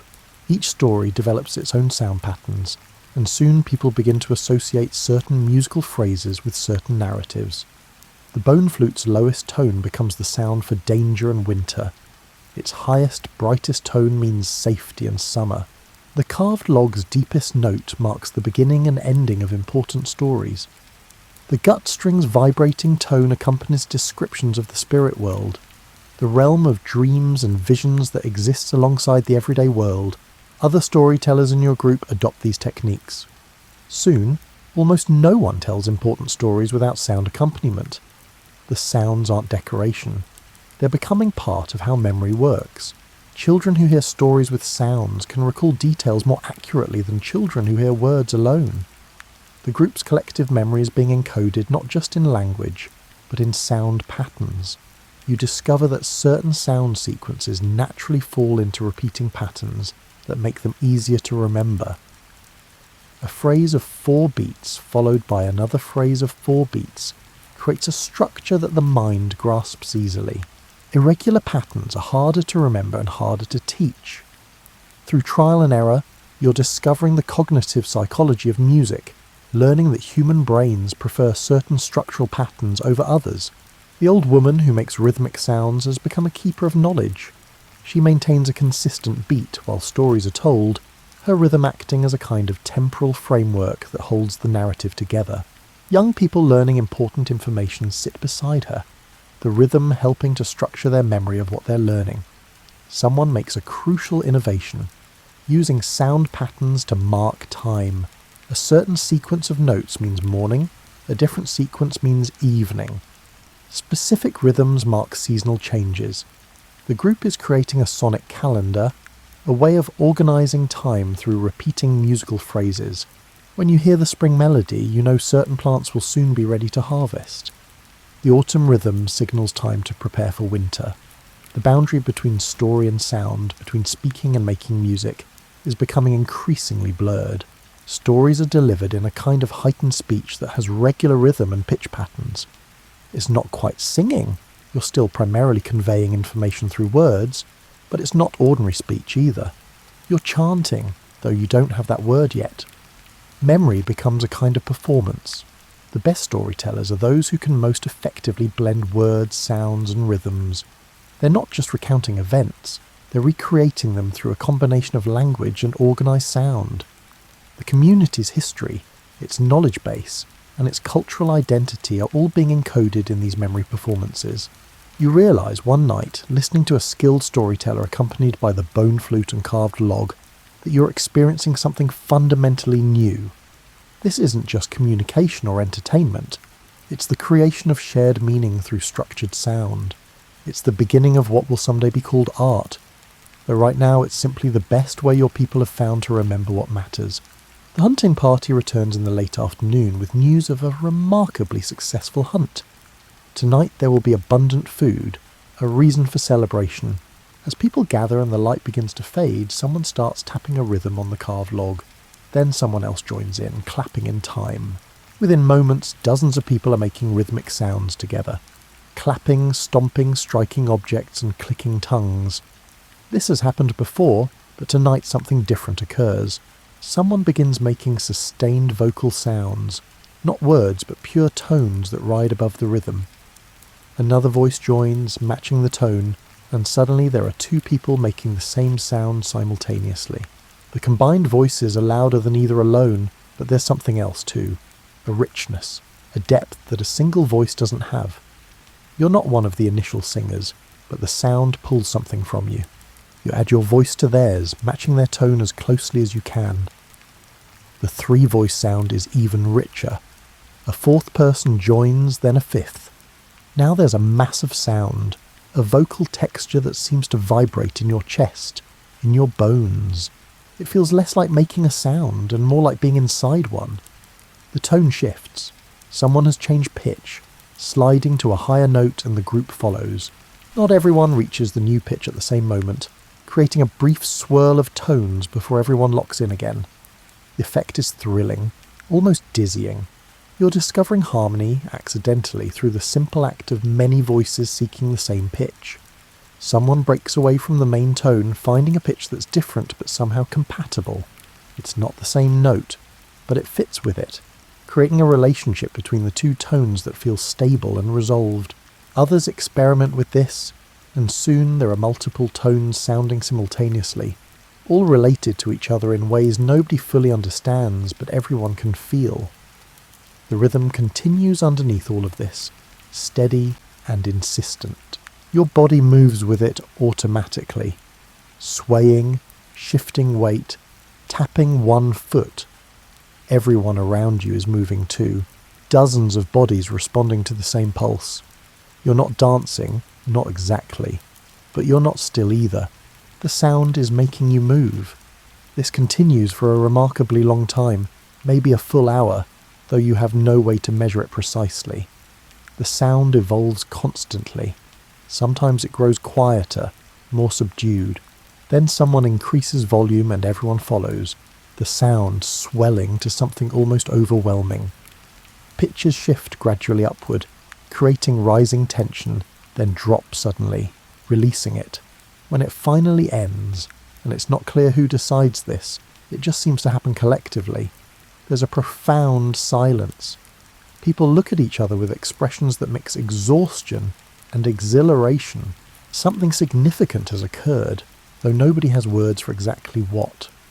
Over the following days, people talk about that evening. There's a sense that the group experienced something together, that boundaries between individuals temporarily dissolved into shared sound. The event wasn't useful in any practical sense. It didn't help anyone survive or solve any problems, but it mattered nonetheless in a way that matters beyond utility.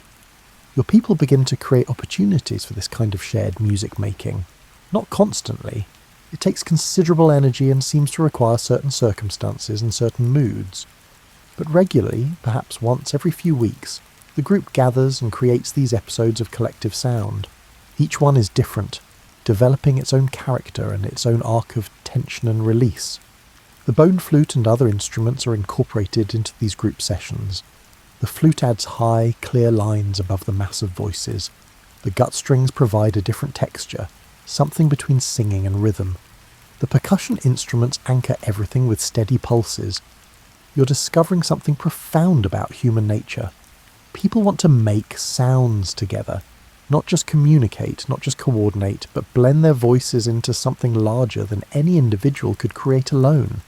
This impulse seems to be as fundamental as the desire for food, shelter, or companionship. It's been waiting in human nature all along, needing only the right circumstances to emerge.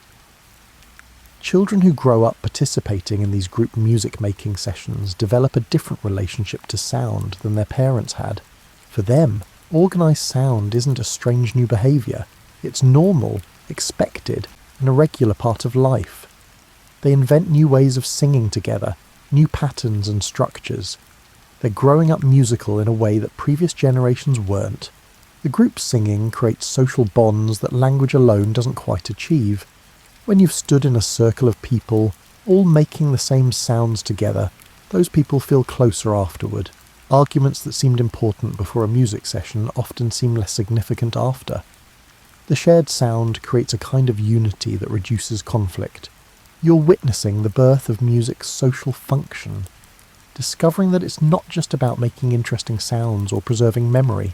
It's also about creating connection, building community, and giving a group of individuals a way to temporarily become a single organism with many voices. You're older now, with grey in your hair and grandchildren you help care for. Music, that word doesn't exist yet, but the thing itself does, has become an established part of life for your people. Children grow up learning songs, stories are preserved in chants, and group gatherings include collective singing. It seems permanent, inevitable, but you're about to learn how fragile it all is. The trouble starts with weather. 3 consecutive years bring insufficient rain. The plants your people depend on produce less food. Animals become scarce, moving to areas with better resources. Your group, which has remained in this general region for generations, faces a decision. Move to new territory or endure serious hardship. They decide to move, breaking into smaller bands that might survive more easily. Your group of 30 becomes 3 groups of 10.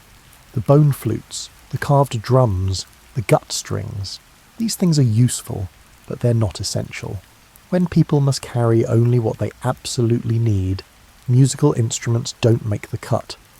Most are left behind. In your smaller group, struggling to find adequate food in unfamiliar territory, music making becomes rare. There's no energy for group singing. Stories are told quickly, without elaboration or musical accompaniment, because everyone is exhausted. The complex chants that preserve important knowledge begin to simplify, losing their melodic elements, reverting to plain speech. Children in these hardship years don't learn the songs you learned. They know the stories but only as spoken words, not as musical narratives. They can make rhythmic sounds when needed, but the elaborate patterns developed over years are forgotten. Within a single generation, much of what your people created musically simply vanishes. Your group reconnects with one of the other bands after 2 years. They've been through similar hardships and similar losses. When someone suggests making music together as you once did, the attempt is awkward. People have forgotten how certain songs go. Nobody can quite recreate the harmonies that once seemed so natural. The carved log one group maintained produces sounds, but nobody remembers how to play it skillfully. It's heartbreaking in a way. You remember the feeling of standing in a circle of voices, creating sound together. Your grandchildren will never have that experience, and it's not because of any catastrophe or enemy.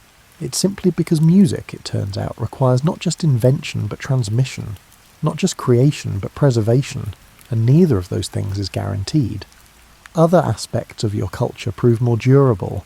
Stone tool technology persists because it's essential, and because the tools themselves serve as teaching models. Hunting techniques survive because they are matters of life and death. Language continues because humans can't not speak.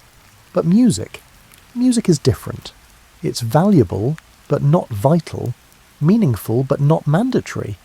And so it nearly dies. You try to teach the old songs to children, but without group reinforcement, without regular practice, the teaching doesn't stick. The children learn fragments, corrupted versions, and simplified tunes that bear little resemblance to the originals. It's like watching something dissolve. watching complexity reduced to simplicity, watching art die of neglect. Then something unexpected happens.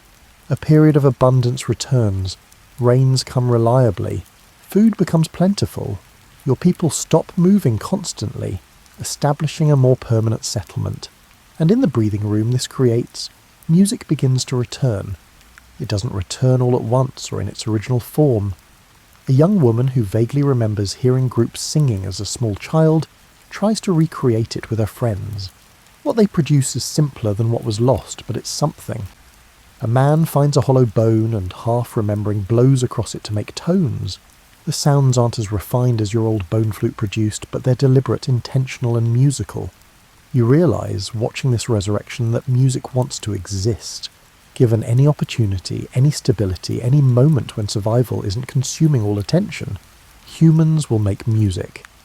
The urge is too strong, too deeply embedded in human nature to be permanently suppressed. But you also understand now how easily it can be interrupted, how close it came to never taking hold at all. If the hardship had lasted longer, if your people had remained scattered and struggling for another generation, music might have disappeared entirely from this population. And since it wasn't inevitable, since it emerged from particular circumstances and particular innovations, its disappearance wouldn't guarantee its reinvention. You came terrifyingly close to losing it forever. The music that re-emerges isn't the same as what was lost. It's simpler in some ways, but it's also changed, incorporating new ideas and patterns. Music doesn't just preserve, it evolves, and each generation adds or removes elements. What you're witnessing is not just the fragility of tradition, but also its flexibility, its capacity for transformation. In your final years, sitting by the fire and watching young people make music that sounds both familiar and strange to your ears, you understand what you've been part of. You've witnessed the birth of something extraordinary, seen it nearly die, and watched it resurrect in altered form. You've learned that music is both inevitable and improbable, both fundamental to human nature and dependent on circumstances that easily might not have occurred. You're very old now, wrapped in furs against the cold, watching your great-grandchildren play. They're making music. There's no other word for it anymore, even though your language still doesn't have that word. They're singing a song that incorporates words, sustained tones, rhythm, and even movement. It's a game about hunting, but it's also unmistakably art. The transformation from those first accidental rhythms to this deliberate structured musical play has taken most of your lifetime. You've seen music develop from random sound making to purposeful creation, from individual exploration to community practice, and from simple patterns to complex compositions. The music these children make is different from what you once knew. They've developed harmonies you never imagined and rhythm patterns more intricate than anything from your youth. They've invented new instruments, including a remarkable object made by stretching animal hide over a hollow log. When you strike the hide, it produces a deep, resonant boom that carries for astonishing distances. Music has become specialised in ways you didn't anticipate. Certain people have emerged as particularly skilled musicians, and they spend considerable time practicing, developing abilities beyond what most people achieve. There's a young man who can make the bone flute produce sequences of notes so rapid they seem to blur together, creating melodies that cascade like water over rocks. The stories your people tell are now inseparable from music. Nobody would consider telling an important story without musical accompaniment. The music doesn't just enhance the story, it is part of the story, carrying meaning that words alone can't convey. The melody associated with the winter survival story you once told contains the cold, the danger, and the relief within its tones. Music has developed functions you never imagined. There are now songs for almost every activity. Songs for grinding grain that seem to make the tedious work pass more quickly. Songs for walking long distances that help coordinate the group's pace. And songs for soothing babies that work far better than any non-musical approach. There are even songs people sing alone, to themselves, for reasons that seem to be purely about the experience of making sounds. The most profound development is harder to describe. Music has become a way of thinking, not just a way of making sounds. People hum when they're working alone. not to accomplish anything, but just because humming while thinking seems natural now. The rhythms of music have infiltrated speech patterns, making language itself more musical. The way people move has changed too. There's more rhythm in gesture and more consciousness of timing and pattern in physical action. You've noticed that people who grow up with music think differently about time and memory. They're better at remembering sequences, more aware of patterns, and more comfortable with abstraction. Music has changed human cognition in subtle but significant ways. The group's cultural identity has become partly musical. The songs unique to your people, the melodies, rhythms, and harmonies developed over years, are something that defines the group as much as language or appearance or territory. When you encounter people from another group, you can tell immediately that their music is different, that they have their own musical traditions that mark them as distinct. What strikes you most in these final years is how close all of this came to never happening. Music wasn't waiting in the future, inevitable and determined. It emerged from a series of accidents, innovations, and decisions that easily might have gone differently. The hollow bone with a crack might never have been blown across. The gut string might never have been plucked experimentally. The hardship years might have lasted longer, erasing everything before it could take root. And yet here it is. Music, art, the creation of beauty through organised sound. It exists now, woven into human life so thoroughly that future generations will assume it was always there, that it's an inherent part of being human. But you know better. You remember the silence. On quiet evenings, listening to the complex songs being performed by the fire, you sometimes think about all the potential music that never got made because it was too fragile, too dependent on circumstances, or too easily lost. You think about the alternate version of history where humans never quite stumbled onto music, where life remained functional but aesthetically barren. But that's not the history that happened. This is a history of how humans discovered that sound could be shaped, that voices could blend, that rhythm could organise time, and that melody could carry meaning beyond words. A history where music, against all the odds and fragilities, took hold in human consciousness and wouldn't let go. Your great-grandchildren are singing now, their voices rising into the darkening sky. The song they're creating will last maybe 5 minutes, and then it will be gone, surviving only in memory until someone performs it again. But even in its impermanence, even in its fragility, it exists. Music exists. That, you think as you listen, is the miracle. Not that music is eternal or perfect or protected, but simply that it exists at all, that it emerged from silence and survived long enough to become part of what it means to be human. The song continues. The fire burns, the night deepens around you, and the sounds, those carefully organised, intentionally created, thoroughly human sounds, carry on into the darkness, already becoming memory, already preparing to be reborn in tomorrow's voices.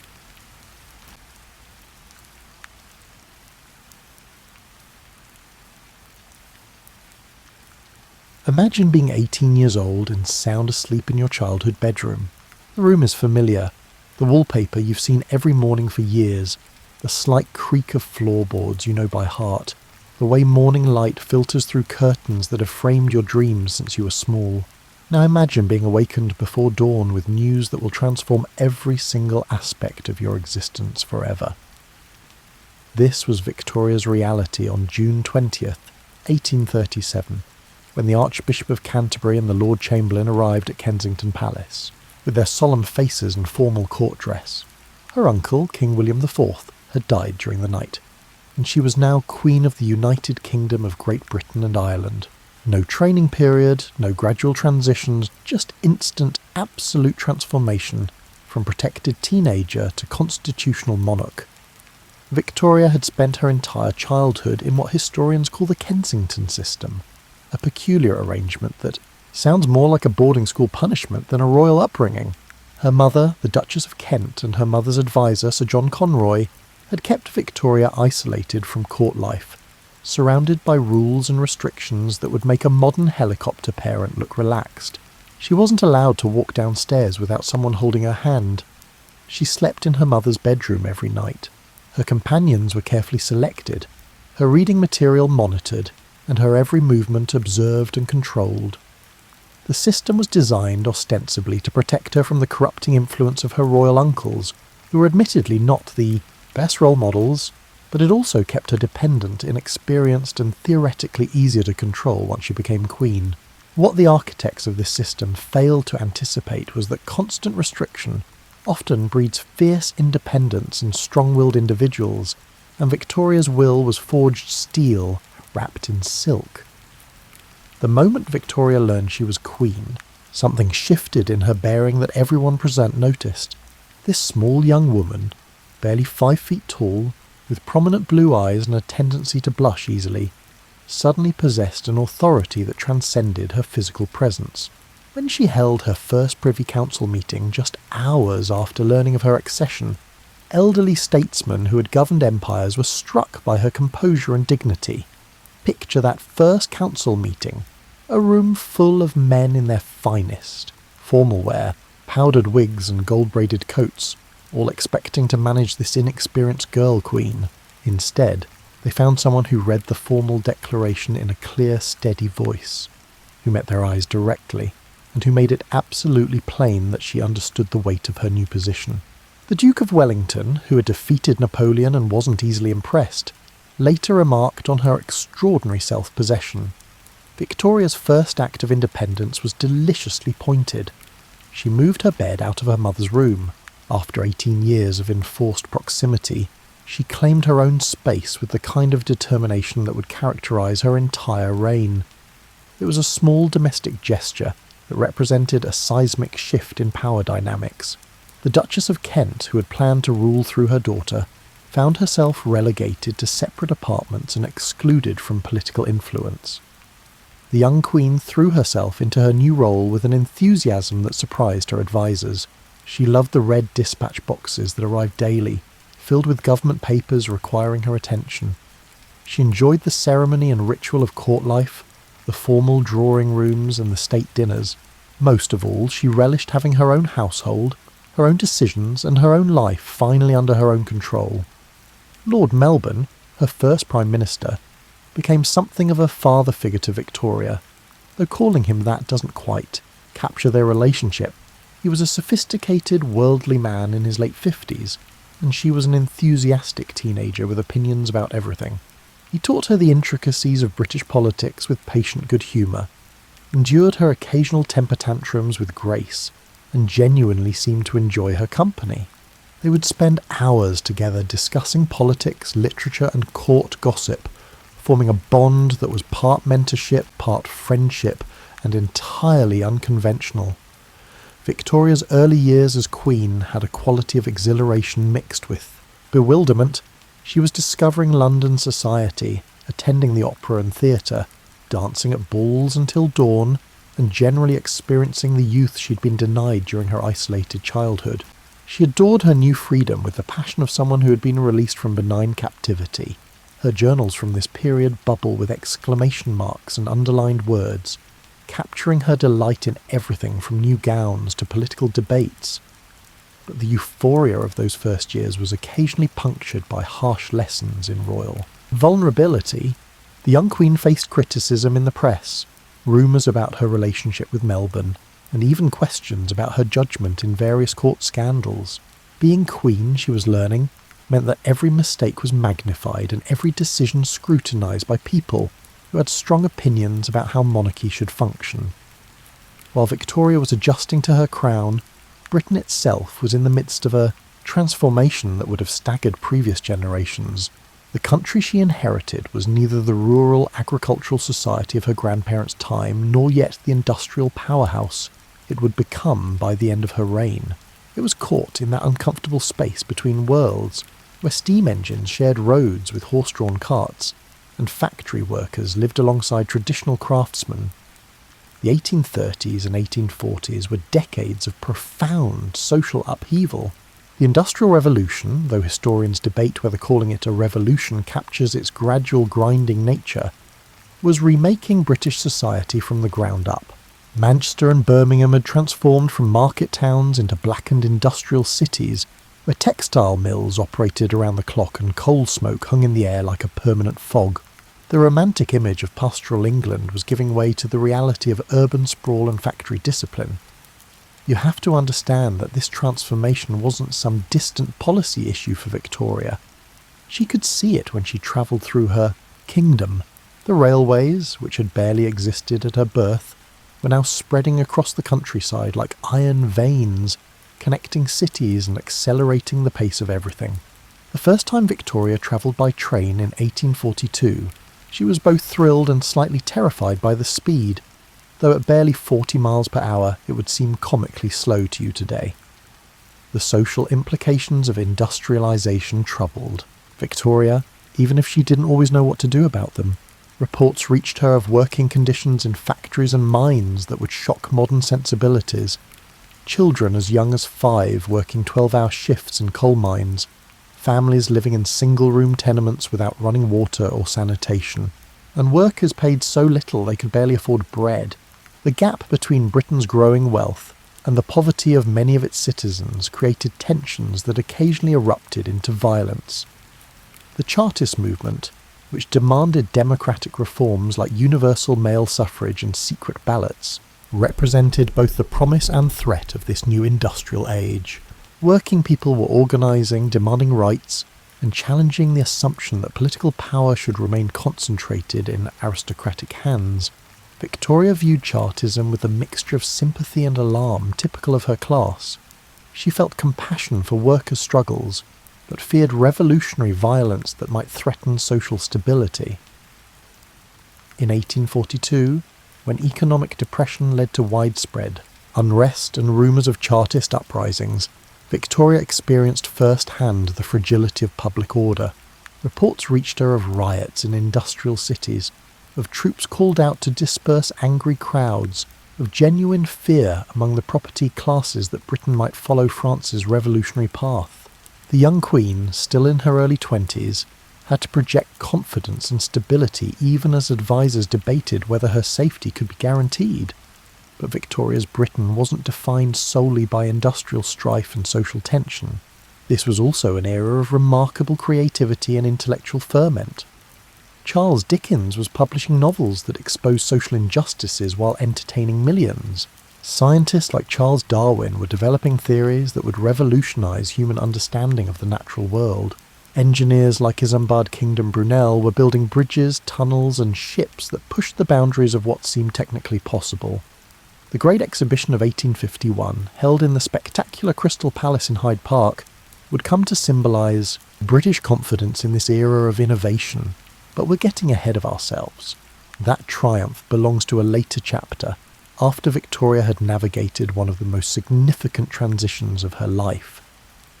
What's worth understanding about these early years of Victoria's reign is how much the role of monarchy itself was changing. Previous British monarchs had exercised real political power, choosing prime ministers and influencing policy directly. But by Victoria's time, the constitutional monarchy was evolving into something more symbolic, representing national unity and continuity rather than exercising direct governance. Victoria would spend her entire reign negotiating this delicate balance between influence and interference, between being above politics and being politically irrelevant. The young queen was learning that modern monarchy required a different kind of power than her ancestors had wielded. It was the power of example, of moral authority, of representing ideals and values that united disparate parts of an increasingly complex society. She was becoming less a ruler in the medieval sense and more a national symbol, though she would have bristled at being reduced to pure symbolism. Now, let's talk about Albert, because no story of Victoria can ignore the man who would transform both her personal life and her understanding of monarchy. But first, let's dispel the notion that this was some fairy tale romance from the start. Victoria's path to marriage was complicated by her position, her personality, and her initial reluctance to share the power she'd so recently acquired. When Victoria first met her cousin Albert of Saxe, Coburg and Gotha in 1836, before her accession, she found him pleasant enough but hardly overwhelming. He was handsome in a classical German way, tall, well-proportioned, with carefully combed hair and serious eyes, but he was also rather formal, got tired early at evening parties, and had the kind of earnest intellectual interest that 18-year-old Victoria found slightly boring. Their second meeting in 1839 produced dramatically different results. Victoria had been queen for 2 years and had grown accustomed to her independence. She wasn't particularly eager to marry and had made it clear to advisers that she would choose her own husband in her own time, thank you very much. When Albert visited Windsor Castle that October, Victoria took one look at him descending from his carriage and experienced what she would later describe as a complete change of heart. Albert had matured in the intervening years. He was 20 years old now, with a bearing that combined continental sophistication with genuine warmth. More importantly, he possessed qualities that Victoria's isolated upbringing had left her craving: intellectual depth, artistic sensibility, and a seriousness of purpose that matched her own growing sense of royal responsibility. Within days of his arrival, Victoria knew she wanted to marry him. Here's where the story gets charmingly complicated. As queen, Victoria had to propose to Albert, not the other way around. Constitutional protocol required it, and while this might sound like a modern romantic gesture, it actually placed Victoria in an awkward position. She had to risk rejection, had to articulate her feelings, and had to make herself vulnerable in a way that queens rarely had to experience. Victoria proposed to Albert on October 15th, 1839, in a private moment that she recorded in her journal with her characteristic enthusiasm and underlining. Albert accepted, and Victoria experienced a happiness that seemed to surprise her with its intensity. For someone who had spent years carefully maintaining royal dignity and emotional control, falling in love was both exhilarating and slightly terrifying. Their wedding in February 1840 was a relatively modest affair by royal standards. Victoria wore a white satin dress rather than traditional ermine and velvet robes, inadvertently setting a fashion trend that continues today. The ceremony at the Chapel Royal was beautiful but brief, and Victoria's journal entry that evening radiates contentment that feels both royal and utterly ordinary. The early years of Victoria and Albert's marriage represented a profound adjustment. For both of them, Victoria had been absolute in her household since becoming queen, answerable to no one, and accustomed to having her way. Now she had to navigate sharing her life with someone who had his own opinions, priorities, and vision for monarchy. Albert, meanwhile, had to figure out how to be consort to the most powerful woman in the world without either dominating her or being reduced to decorative irrelevance. The solution they eventually developed was a working partnership that would define both their marriage and Victoria's reign. Albert became Victoria's private secretary, political advisor, and intellectual companion. He brought organisational skills, artistic taste, and a progressive vision of monarchy's role in modern society that complemented Victoria's instinctive conservatism and emotional intensity. They worked together on official papers, discussed political issues, and jointly shaped the public image of the monarchy. But their partnership extended far beyond political collaboration. Albert introduced Victoria to serious art and music, took her to exhibitions and concerts, and encouraged her appreciation for culture and learning. He designed new palaces and gardens, reformed royal household management, and brought Germanic efficiency to what had been a somewhat chaotic English court. Under his influence, Windsor Castle and Buckingham Palace became showcases of modern taste and artistic excellence. Their domestic life, away from state occasions and political duties, reveals the human warmth beneath the formal portraits. They had 9 children over 17 years, and while Victorian parenting seems somewhat distant by modern standards, their letters and journals show genuine affection for their growing family. They bought Osborne House on the Isle of Wight as a private retreat, and Albert designed much of it himself, a place where they could be relatively normal parents rather than queen and prince consort. Victoria discovered that marriage and motherhood didn't diminish her power but rather gave her new dimensions of understanding. She could be simultaneously a constitutional monarch managing complex political relationships and a wife dealing with the ordinary frustrations of married life. She was learning that strength comes in various forms, and that allowing herself to depend on Albert actually made her a more effective queen. Albert's influence on Victoria was profound but gradual. He softened some of her impulsiveness, encouraged her intellectual development, and helped her understand monarchy as a force for moral and social progress rather than simply political power. Under his guidance, Victoria became more thoughtful about her role in British society and more conscious of the symbolic importance of royal behaviour and royal example. On December 14th, 1861, Albert died of typhoid fever at Windsor Castle, and Victoria's world collapsed so completely that she would spend the rest of her life trying to put the pieces back together. He was only 42 years old. They had been married for 21 years. Victoria was 42 herself, still in what should have been the prime of her life, suddenly alone in a way that felt absolutely unbearable. The depth of Victoria's grief shocked even those who knew her well. This wasn't the dignified mourning expected of royalty. It was raw, overwhelming devastation that she made no attempt to hide or minimise. She withdrew from public life almost completely, spending months in darkened rooms wearing black that she would never stop wearing. She kept Albert's rooms exactly as they had been, with his clothes laid out daily and fresh water placed in his bedroom as if he might return at any moment. You need to understand that Victoria's mourning wasn't simply personal grief, though it was, certainly that. It was also the loss of the person who had helped her understand her role, who had been her intellectual companion and political advisor, and who had given structure and meaning to her reign. Without Albert, Victoria felt not just bereaved, but fundamentally lost, as if the map she'd been following had suddenly disappeared. The British public initially responded to Victoria's loss with genuine sympathy. Albert had grown popular during his lifetime, and people understood that the Queen had lost her husband. But as months stretched into years and Victoria remained in seclusion, public patience began wearing thin. People started questioning what they were paying taxes for if their monarch refused to appear in public or fulfill ceremonial duties. This was a crucial moment in the Victorian monarchy, though Victoria herself probably didn't see it that way through. Her grief. The British people were increasingly democratic in their expectations. They wanted a monarch who was visible, who participated in national life, and who gave them something tangible in return for the cost of maintaining royal households. Victoria's prolonged withdrawal created a crisis of legitimacy that would take years to resolve.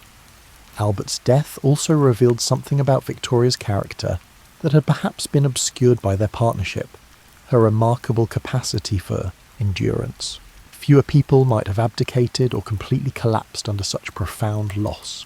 Victoria grieved intensely but continued working, continued managing government business, and continued being queen even when she felt incapable of being anything at all.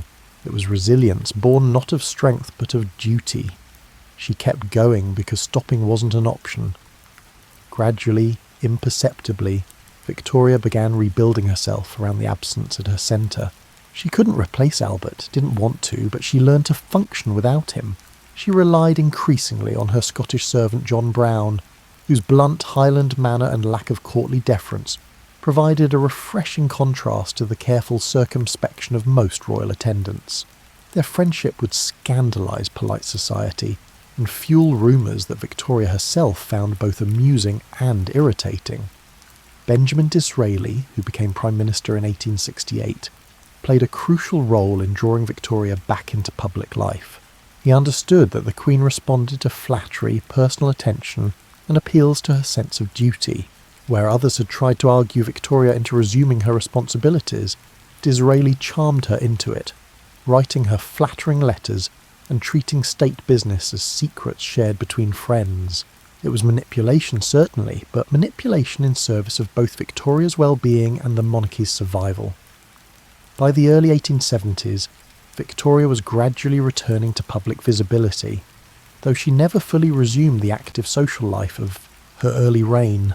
She held courts and levees, appeared at state occasions, and showed herself to her subjects with increasing frequency. But she also maintained boundaries that would have been unthinkable earlier in her reign, refusing to participate in events she found too demanding or emotionally difficult. What emerged from this long period of grief was a different kind of monarchy than Britain had known before.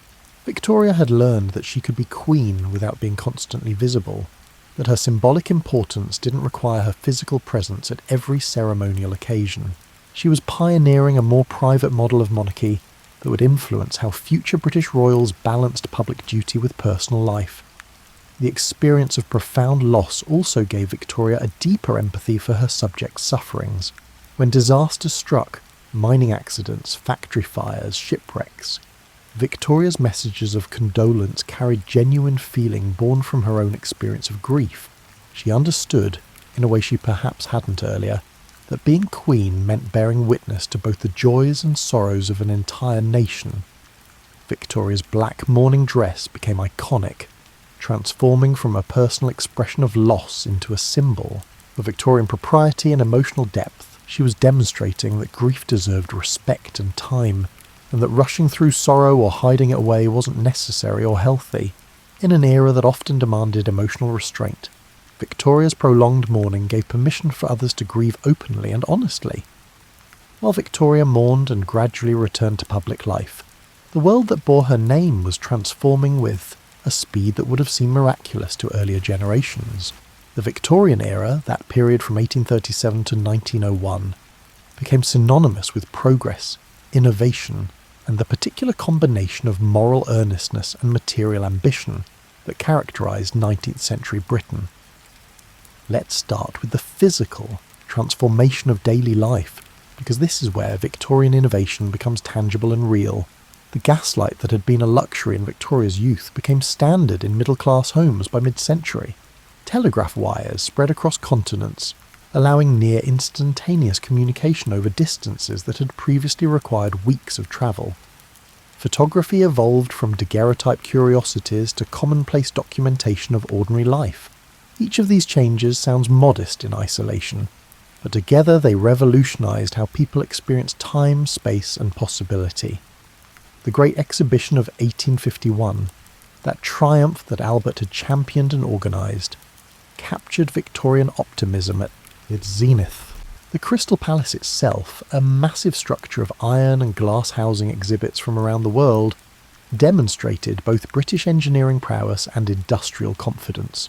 Over 6 million people visited during its months of operation, including Victoria herself, who attended numerous times and recorded her wonder in journals that bubble with exclamation marks.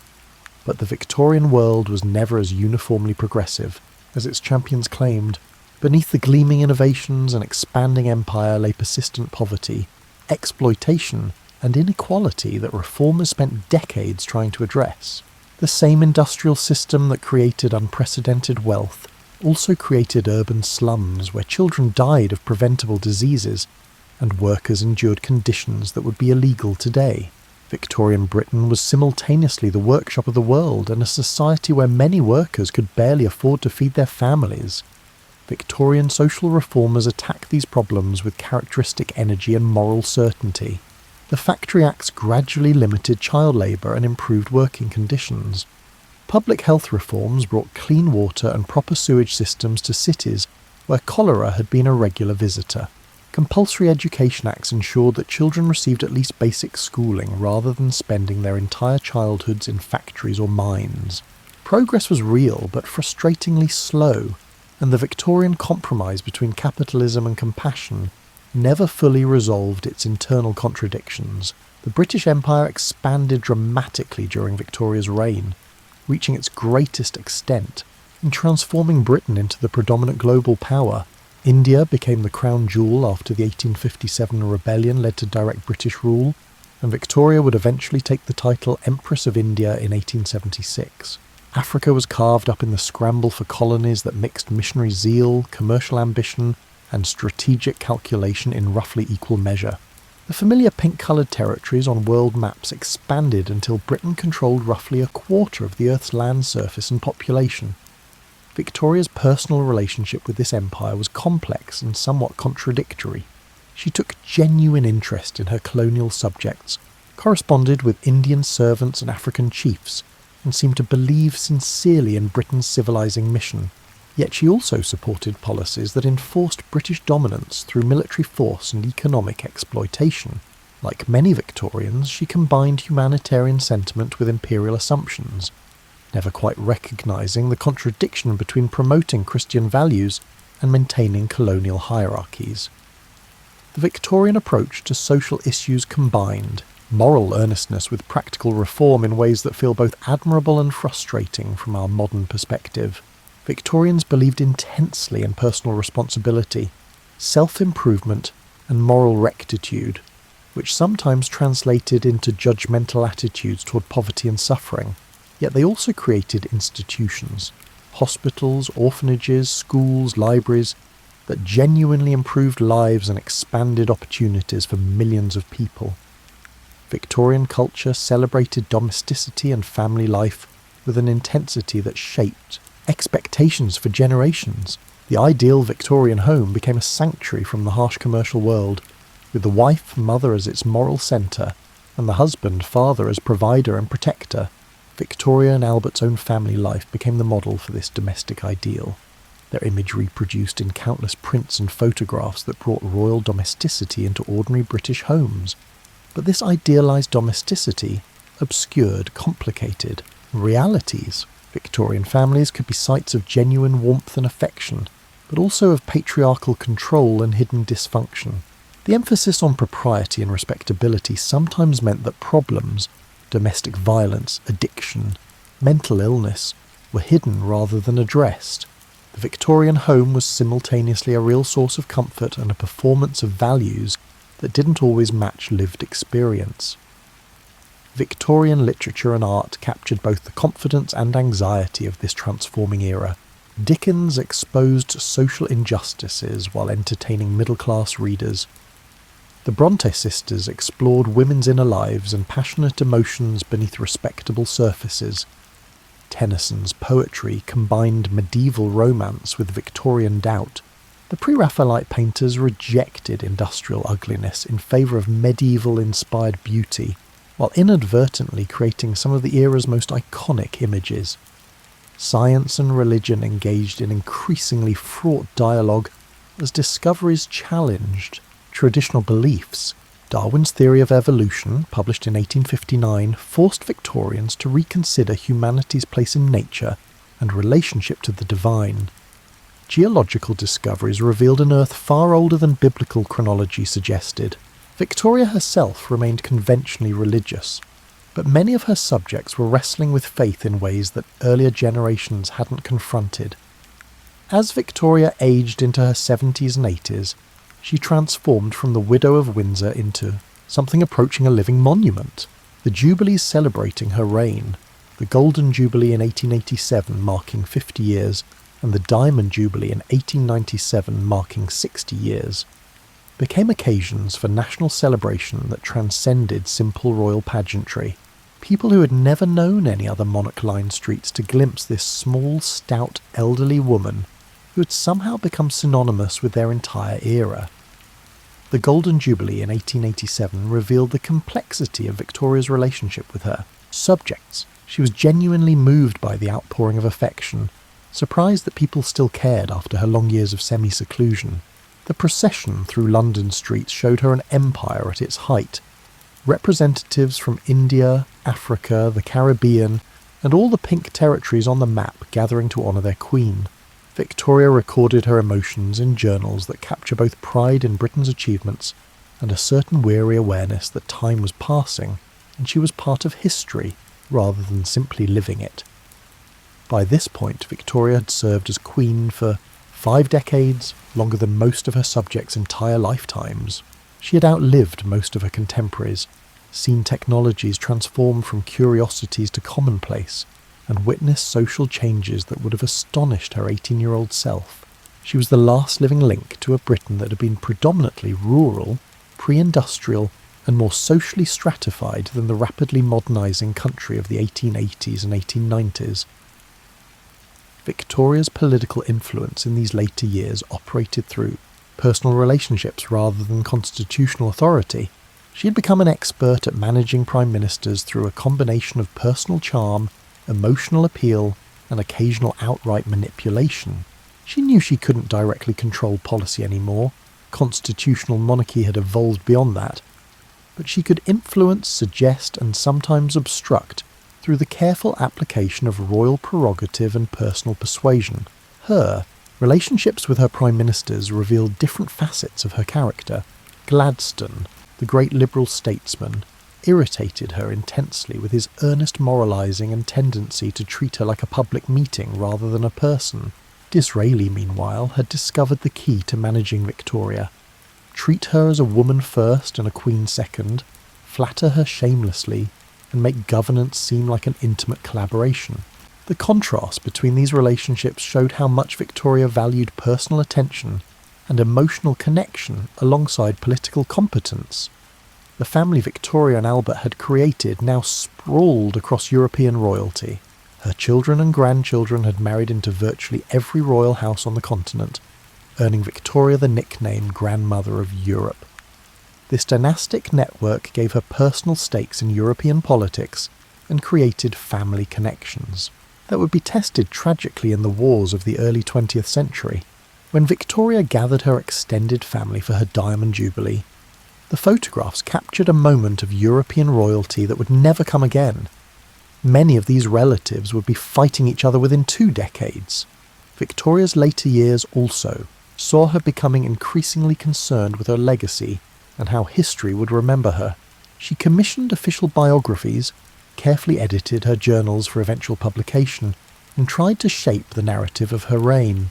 She wanted to be remembered not just as the queen who presided over British expansion, but as someone who had tried to rule conscientiously and care for her subjects' welfare.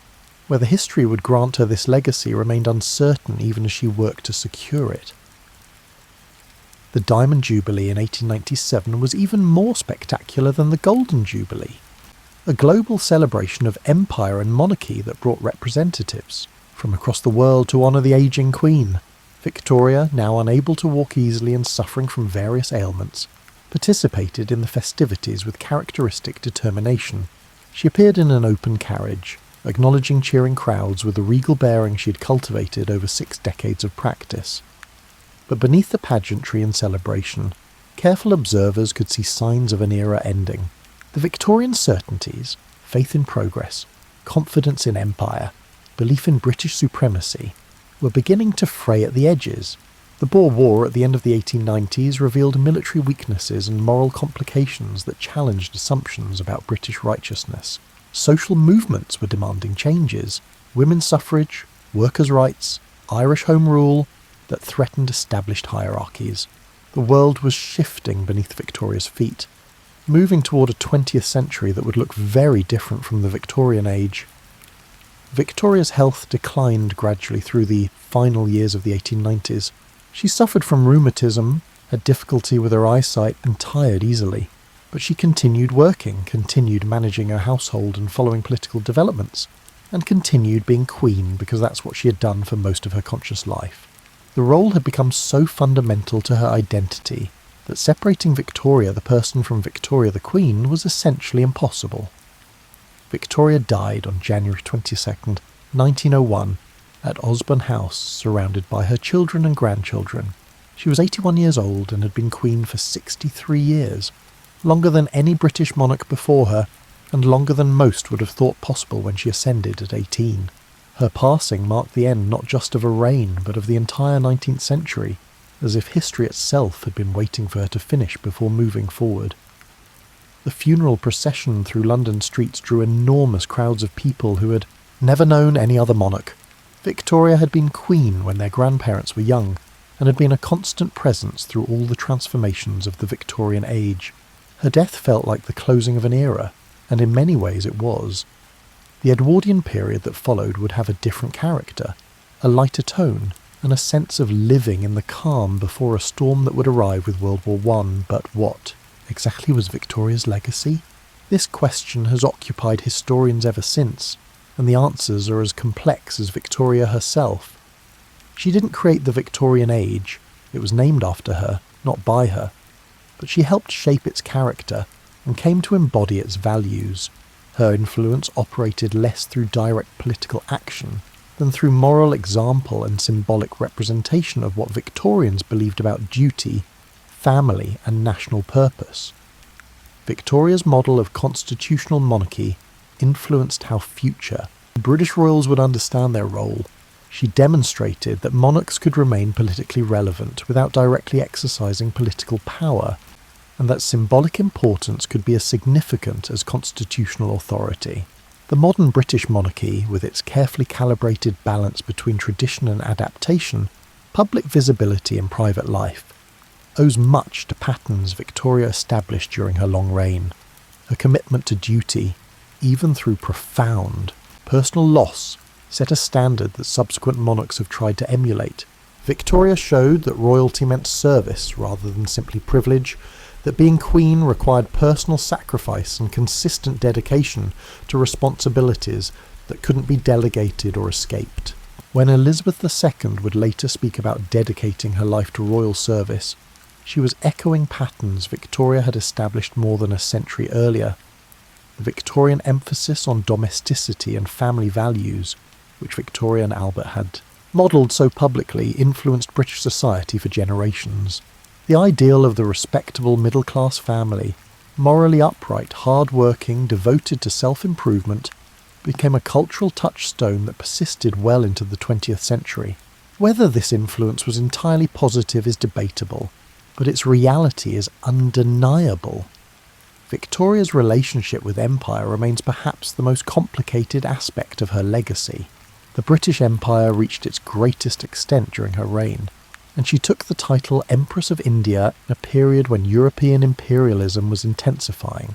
Modern perspectives recognise the exploitation and violence inherent in imperial expansion in ways that Victorians generally didn't, creating a legacy that can't be celebrated uncritically. Victoria's genuine interest in colonial subjects doesn't erase the structural inequalities of the system she represented. The Victorian age's emphasis on progress and improvement, while sometimes producing self-righteous hypocrisy, also drove genuine reforms that expanded opportunities and improved lives. The Factory Acts, public health reforms and education expansion, these weren't simply top-down impositions but reflected Victorian beliefs about social responsibility and the possibility of making things better. Victoria's support for these reforms, however inconsistent, aligned monarchy with progressive causes in ways that enhanced royal legitimacy. Perhaps Victoria's most enduring personal legacy is simply how long and consistently she performed the role of Queen. 63 years of dutiful service created a sense of continuity and stability that helped Britain navigate the massive social and economic transformations of the 19th century. People might disagree about policies or disapprove of royal behaviour, but they knew Victoria would still be Queen tomorrow, providing a fixed point in a changing world. The Victorian world that carried her name, with its particular combination of moral, earnestness and material ambition, its faith in progress and anxiety about change, its genuine humanitarian impulses and persistent social inequalities, reflected broader forces than any single person could create.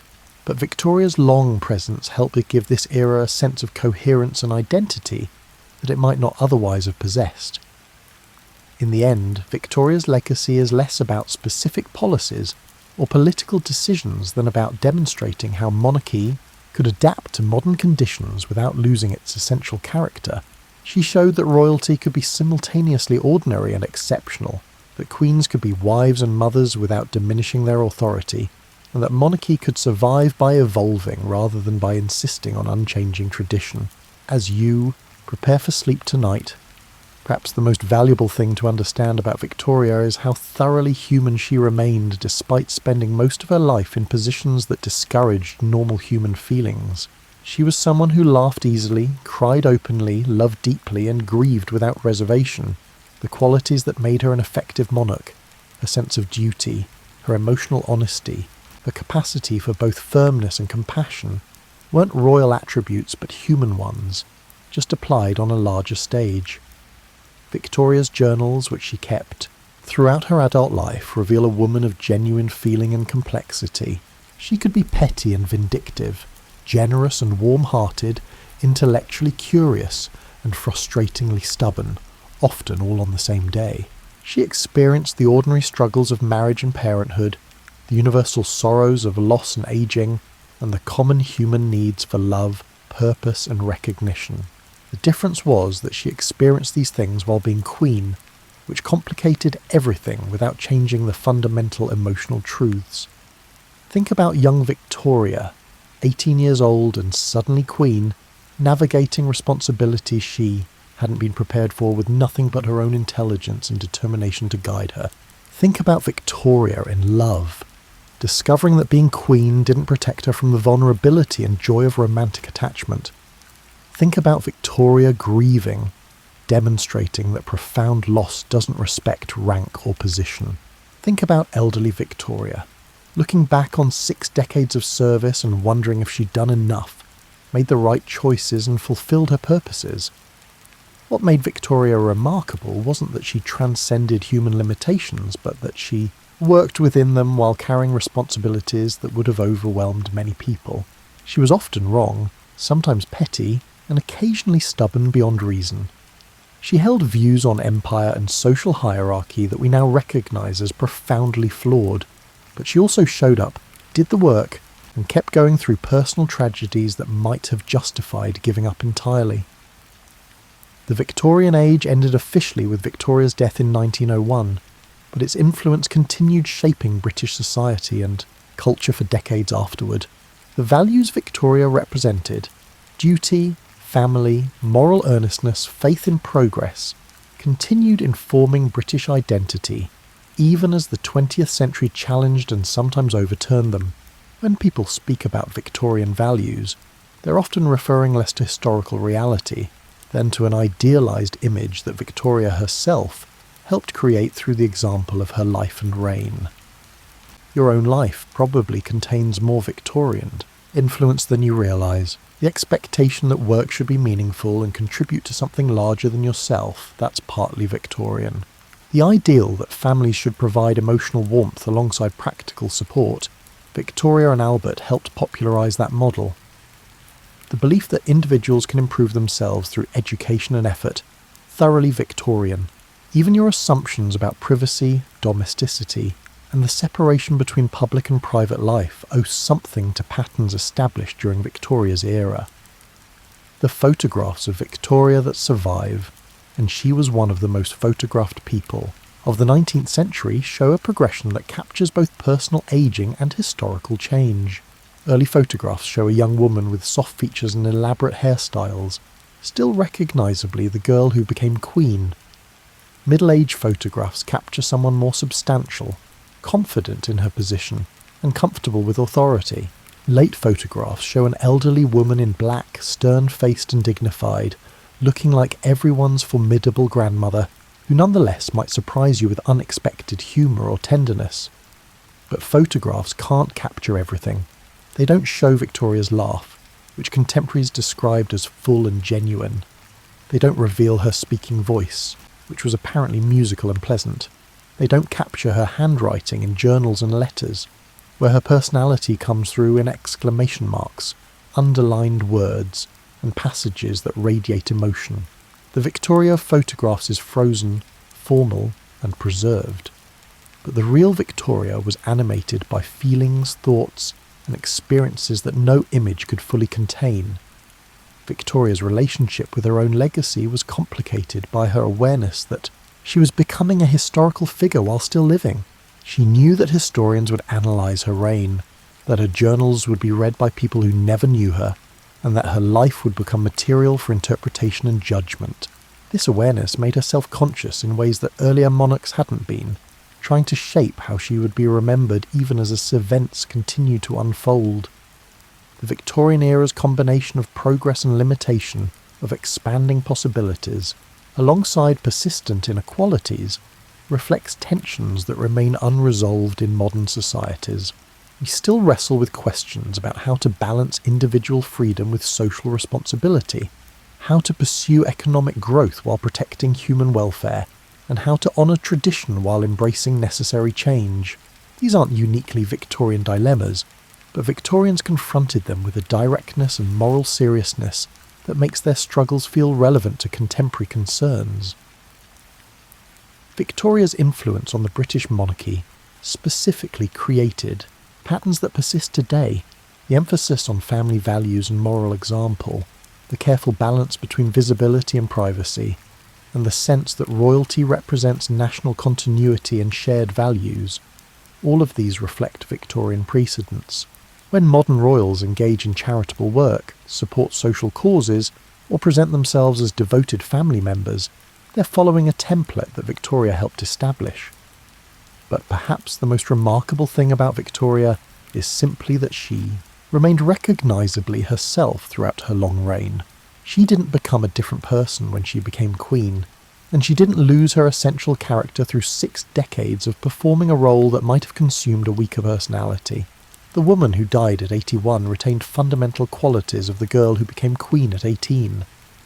The emotional intensity, the strong opinions, the capacity for deep feeling, and the sense of duty combined with genuine humanity. As you drift towards sleep tonight, consider this. Victoria lived through a period of change more profound than most humans experience in their lifetimes. She was born in a world of horse-drawn carriages and candlelight, and died in a world of automobiles and electric lights. She witnessed the transformation of Britain from an agricultural society to an industrial powerhouse, saw science challenge religious certainties, and watched as democratic movements reshaped political expectations. Through all these changes, she provided a sense of continuity and stability that helped people navigate uncertainty. The small bedroom at Osborne House, where Victoria spent her final hours, has been preserved much as it was. You can visit it today and see the simple iron bed where she died, the view across to the Isle of Wight that she loved, and the domestic simplicity she preferred in her private spaces. It's a reminder that even queens die in ordinary rooms, that the trappings of monarchy fall away at the end, leaving only the human person facing the universal human experience of mortality. Victoria's children and grandchildren gathered around her deathbed, creating a scene that mixed royal protocol with genuine family grief. Her son, who would become Edward VII, held one hand while her grandson, the future German Kaiser Wilhelm II, supported her other arm. It was a moment when the personal and the political, the maternal and the monarchical, and the intimate and the historical all converged into a single experience that was simultaneously unique and universal. In her final months, Victoria reportedly said that she didn't want to die. She felt she still had work to do, responsibilities to fulfill and purposes to serve. It's a sentiment that captures something essential about her character. The sense that life meant service, that having privileges required giving something back, and that being queen was ultimately about duty rather than power. Whether you agree with her vision of monarchy or not, there's something admirable about someone who remained committed to their responsibilities, literally until their final breath. The world Victoria left behind in 1901 was vastly different from the one she'd inherited in 1837. Britain had become the world's dominant industrial and imperial power. Science and technology had transformed daily life in ways that would have seemed like magic to earlier generations. Social reforms had expanded rights and opportunities for millions of people. The Victorian age, with all its achievements and limitations, its progress and problems, its genuine humanitarian impulses and persistent injustices, had reshaped not just Britain but much of the world. But Victoria's most personal legacy might be the example she provided of resilience in the face of loss, her determination to continue being queen after Albert's death, to find meaning and purpose despite overwhelming grief, and to serve others even while mourning privately. This demonstration of human strength in the face of devastation has resonated with people for generations. Victoria showed that you can be profoundly damaged by loss without being destroyed by it, that grief and duty can coexist, and that broken hearts can continue beating. As the last words of this story settle around you like a soft blanket, think about what Victoria's life represents beyond the historical facts and royal pageantry. Here was someone who spent most of her life performing a role that demanded constant public presence, while trying to maintain some private sense of self. She had to be simultaneously a symbol and a person, both ordinary and exceptional, human and institutional. Victoria's story reminds us that leadership, whether of nations or simply of our own lives, requires showing up consistently even when we don't, feel capable, continuing to work even when motivation fades, and finding ways to serve purposes larger than ourselves, even as we attend to personal needs and desires. These aren't uniquely royal challenges, but universal human ones, just played out on a particularly visible stage. The Victorian age that bore her name was ultimately about people trying to navigate rapid change while holding on to values they believed important. That challenge hasn't disappeared. If anything, it's more intense in our contemporary world of even faster technological and social transformation. Victoria's example suggests that maintaining core commitments while adapting to new circumstances isn't a contradiction but a necessity, that change and continuity can coexist, and that progress doesn't require abandoning everything that came before. When you wake tomorrow morning and go about your daily life, you'll be participating in a world that Victoria helped shape. The calendar you check has remnants of Victorian timekeeping reforms. The institutions you interact with, schools, hospitals, libraries, many were established or transformed during her era. The assumptions you carry about family, work, privacy, and public life all bear traces of Victorian influence. History isn't something that happened in the past and ended. It's a continuous stream that flows through the present, connecting us to people we never knew but whose choices still affect our lives. Victoria would probably be both amazed and somewhat bewildered by the 21st century world. The technology would astonish her. The social changes would challenge many of her assumptions, and the transformed role of monarchy would likely confuse someone who understood royal authority very differently. But she might also recognise continuities. People still fall in love, still grieve losses, still struggle with balancing personal desires and public responsibilities, and still wonder if their lives matter and what they'll leave behind. The Queen, who once was a young girl waking up to learn she ruled an empire, who fell in love and raised children and grieved unbearably and kept working anyway, who grew old watching the world transform around her. She's been gone for over a century now, but something of her persists. In institutions she influenced, in patterns she established, and in the example she provided of someone trying to live honourably within the constraints of their circumstances. Tonight, as you settle into sleep, you're participating in a ritual as old as humanity. The telling of stories about people who came before us, trying to understand what their lives mean and what we can learn from them. Victoria's story is ultimately about an ordinary person given extraordinary responsibilities and finding within herself the resources to meet them imperfectly but persistently. It's a story about love and loss, duty and resilience, the weight of expectations, and the relief of finally laying them down. Sleep well, knowing that the challenges Victoria faced, how to live authentically while meeting others' expectations, how to maintain purpose through changing circumstances, how to balance personal needs with public responsibilities, how to keep going when loss makes continuing seem impossible. These challenges connect you across the centuries to a small woman in black who was once queen of half the world and who, despite everything, remained fundamentally human until the end. The Victorian age is gone, but Victoria herself remains present in memory, in influence, and in the example of a life lived with determination, feeling, and an unshakable sense that duty matters, love matters, and showing up every day even when it's hard matters most of all. Rest easy, and may your dreams be gentle.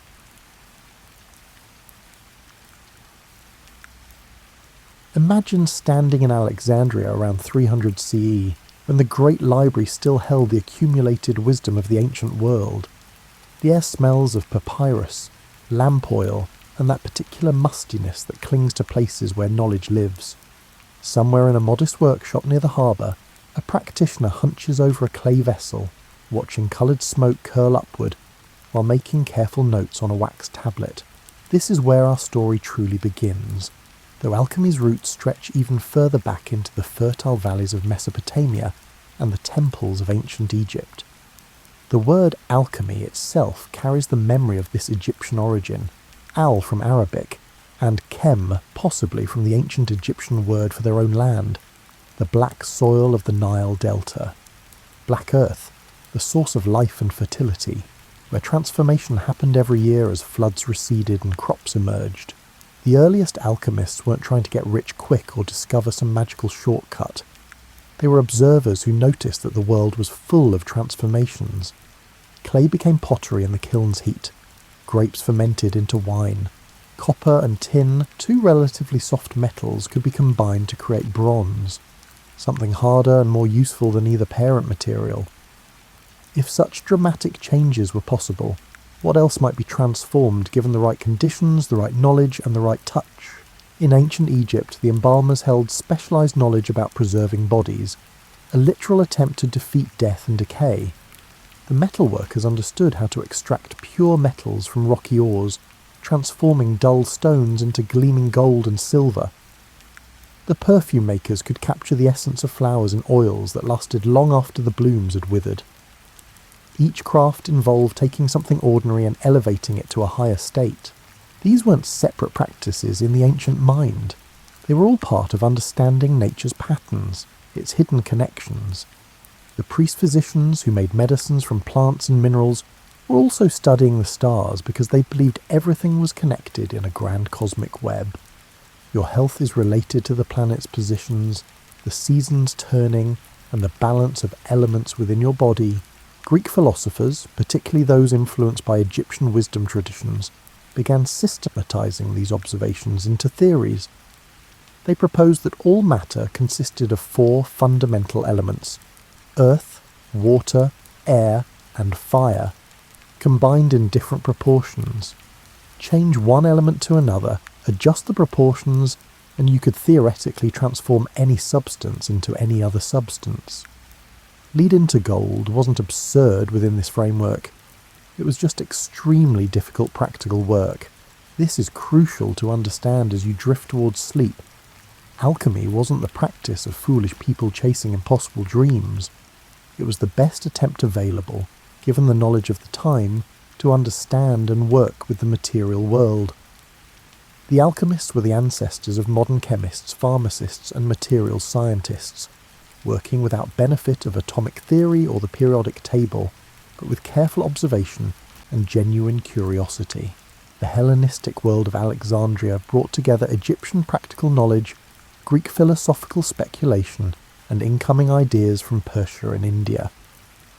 In this intellectual melting pot, alchemy began to take recognizable form. Practitioners started writing treatises, developing specialized equipment, and establishing a tradition that would spread across continents and survive for nearly 2,000 years. These early alchemists developed the athanor, a specialized furnace that could maintain consistent temperatures for days or weeks, crucial for their long processes. They created alembics for distillation, retorts for heating substances in controlled conditions, and sophisticated glassware for separating and purifying materials. Walking into an alchemical laboratory in the 3rd century would have felt surprisingly familiar if you'd ever visited a modern chemistry lab, though you'd notice the absence of safety goggles and the presence of considerably more mystical inscriptions.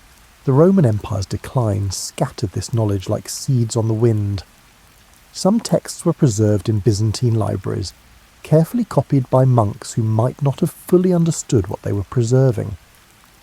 Other manuscripts travelled east, finding new homes in Persian and eventually Arabic-speaking courts.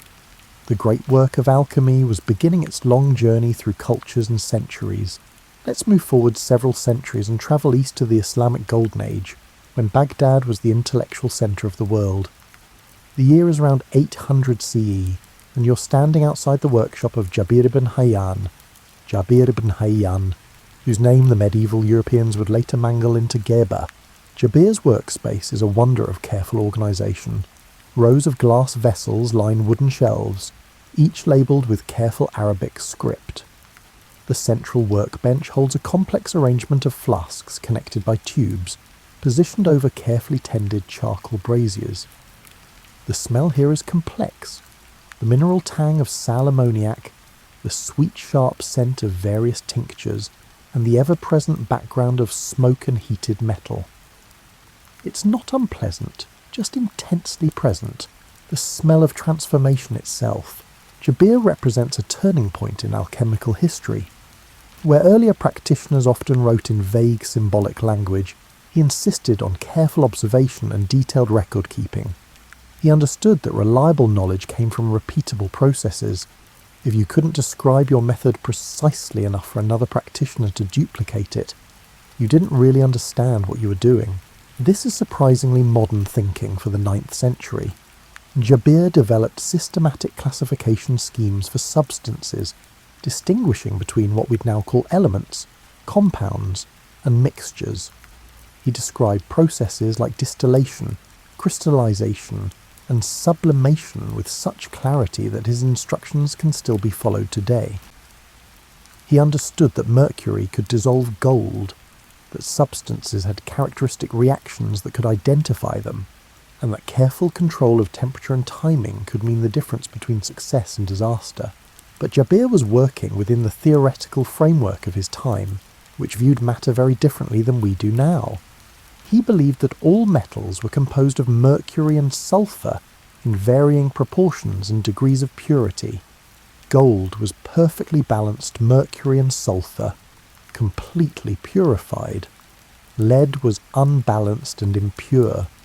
Therefore, transforming lead into gold meant purifying and rebalancing its fundamental components. Theoretically possible, just technically challenging. The alchemical laboratory became a place where philosophy met practice, where abstract theory encountered stubborn material reality.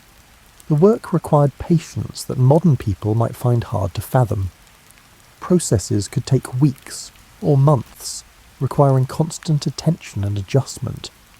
The alchemist learned to read subtle signs, slight colour changes in a solution, the quality of vapours rising from a heated flask, and the way crystals formed along the edges of a cooling vessel. Fire was the great transformer, but it had to be understood in all its moods. A gentle heat that barely warmed the hand could accomplish things that intense flames would destroy. The athanor, that specialised furnace, was designed to provide this patient steady heat. Some alchemical operations supposedly required maintaining specific temperatures for 40 days and 40 nights. The same period Christ spent in the wilderness, and probably not coincidentally. The vessels themselves took on sacred significance. The alembic, used for distillation, became a symbol of purification, crude matter being vaporized, rising upward, and condensing into a purer form. The retort, with its long curved neck, contained and controlled transformations, preventing precious vapours from escaping. Even the simple mortar and pestle, grinding and mixing ingredients, represented the breaking down of old forms to create new combinations. Islamic alchemists like Jabir worked in a culture that valued learning and saw no contradiction between scientific investigation and spiritual practice. The Quran itself encouraged believers to observe nature and discover God's patterns in creation.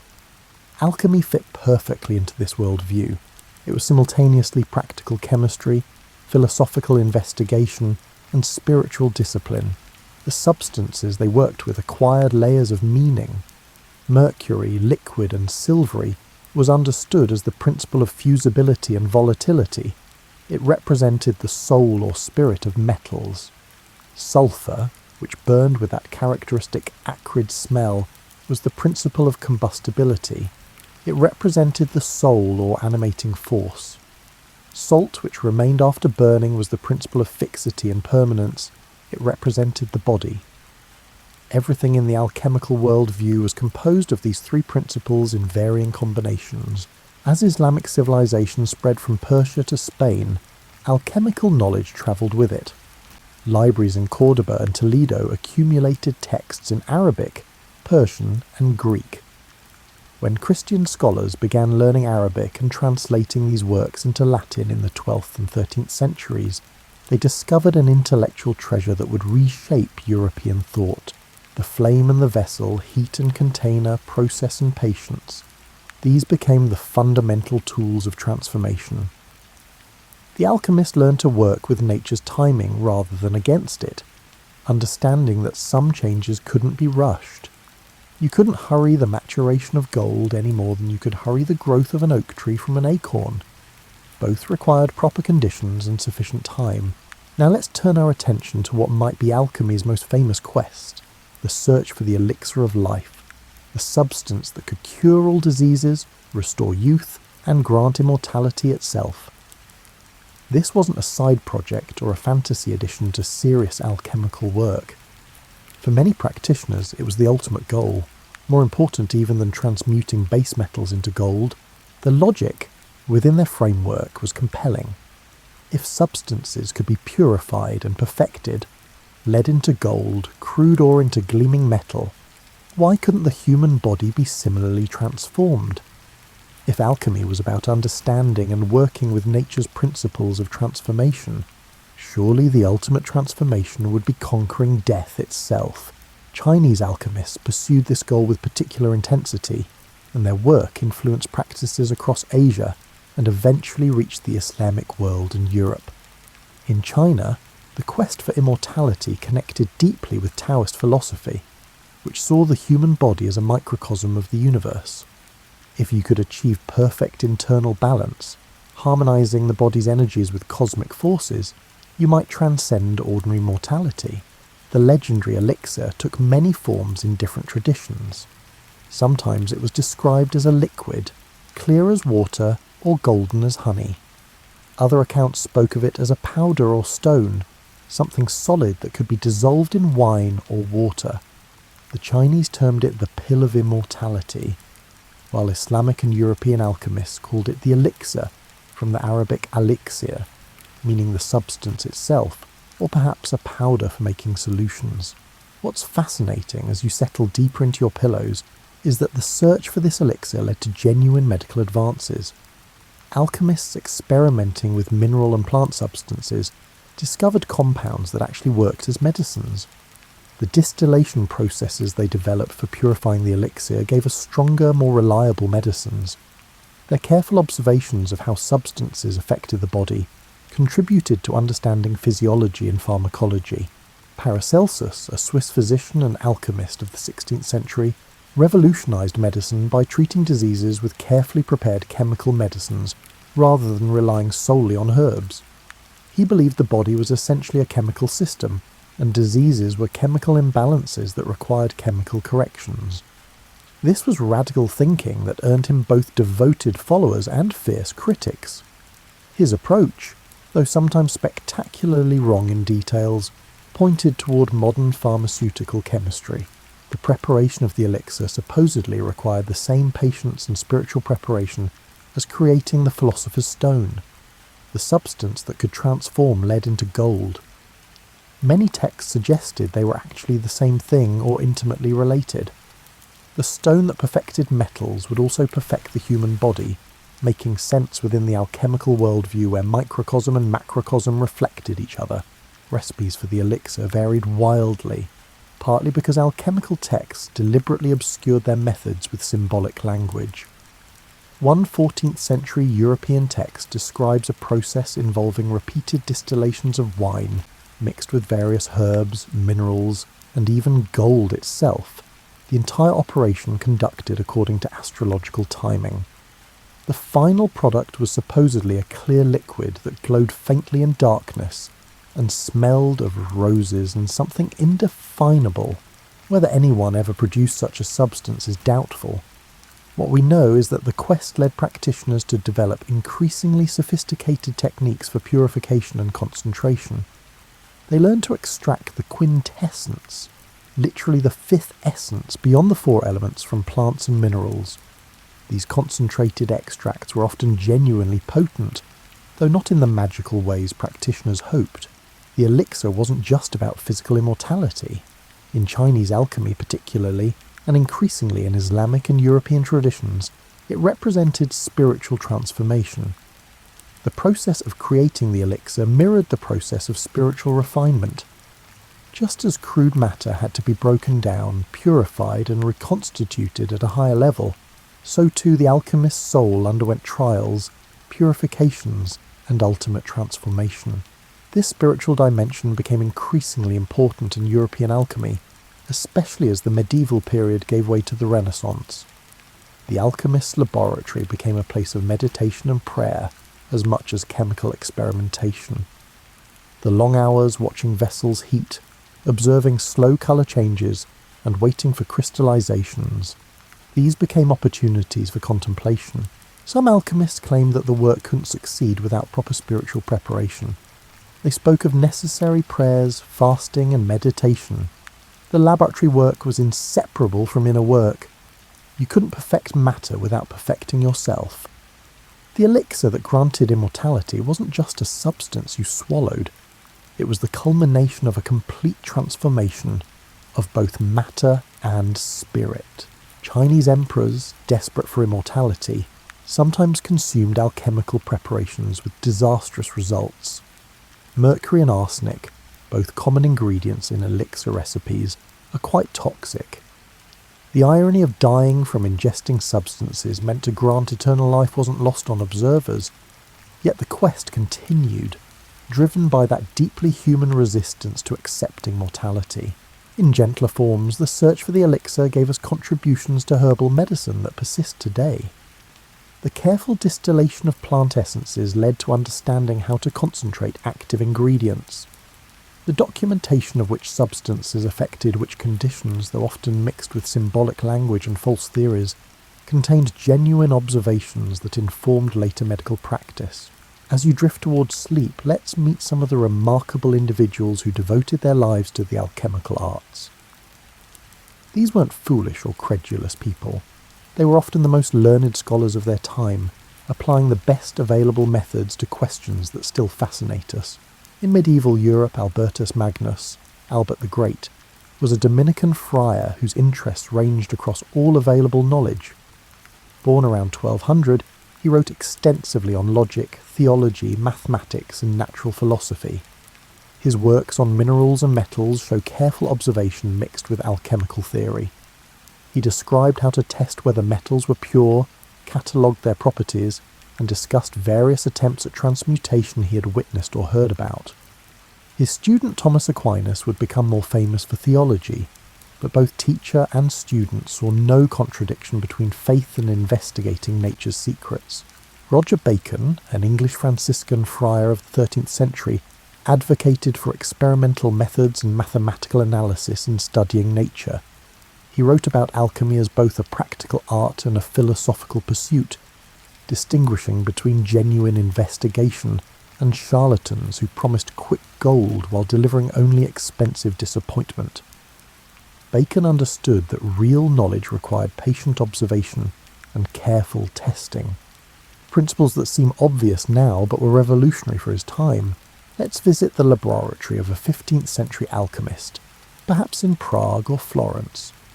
The room occupies the top floor of a comfortable house. Alchemists needed privacy and good ventilation for their work. Morning light streams through tall windows, illuminating floating dust motes and catching the glass vessels arranged on shelves. The furnace, carefully built of brick and clay, occupies one corner, its fire carefully banked overnight, but now being coaxed back to working heat.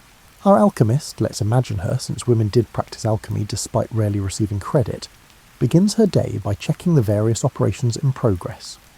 One flask contains a solution that's been slowly evaporating for 2 weeks, with crystalline formations just beginning to appear at the edges.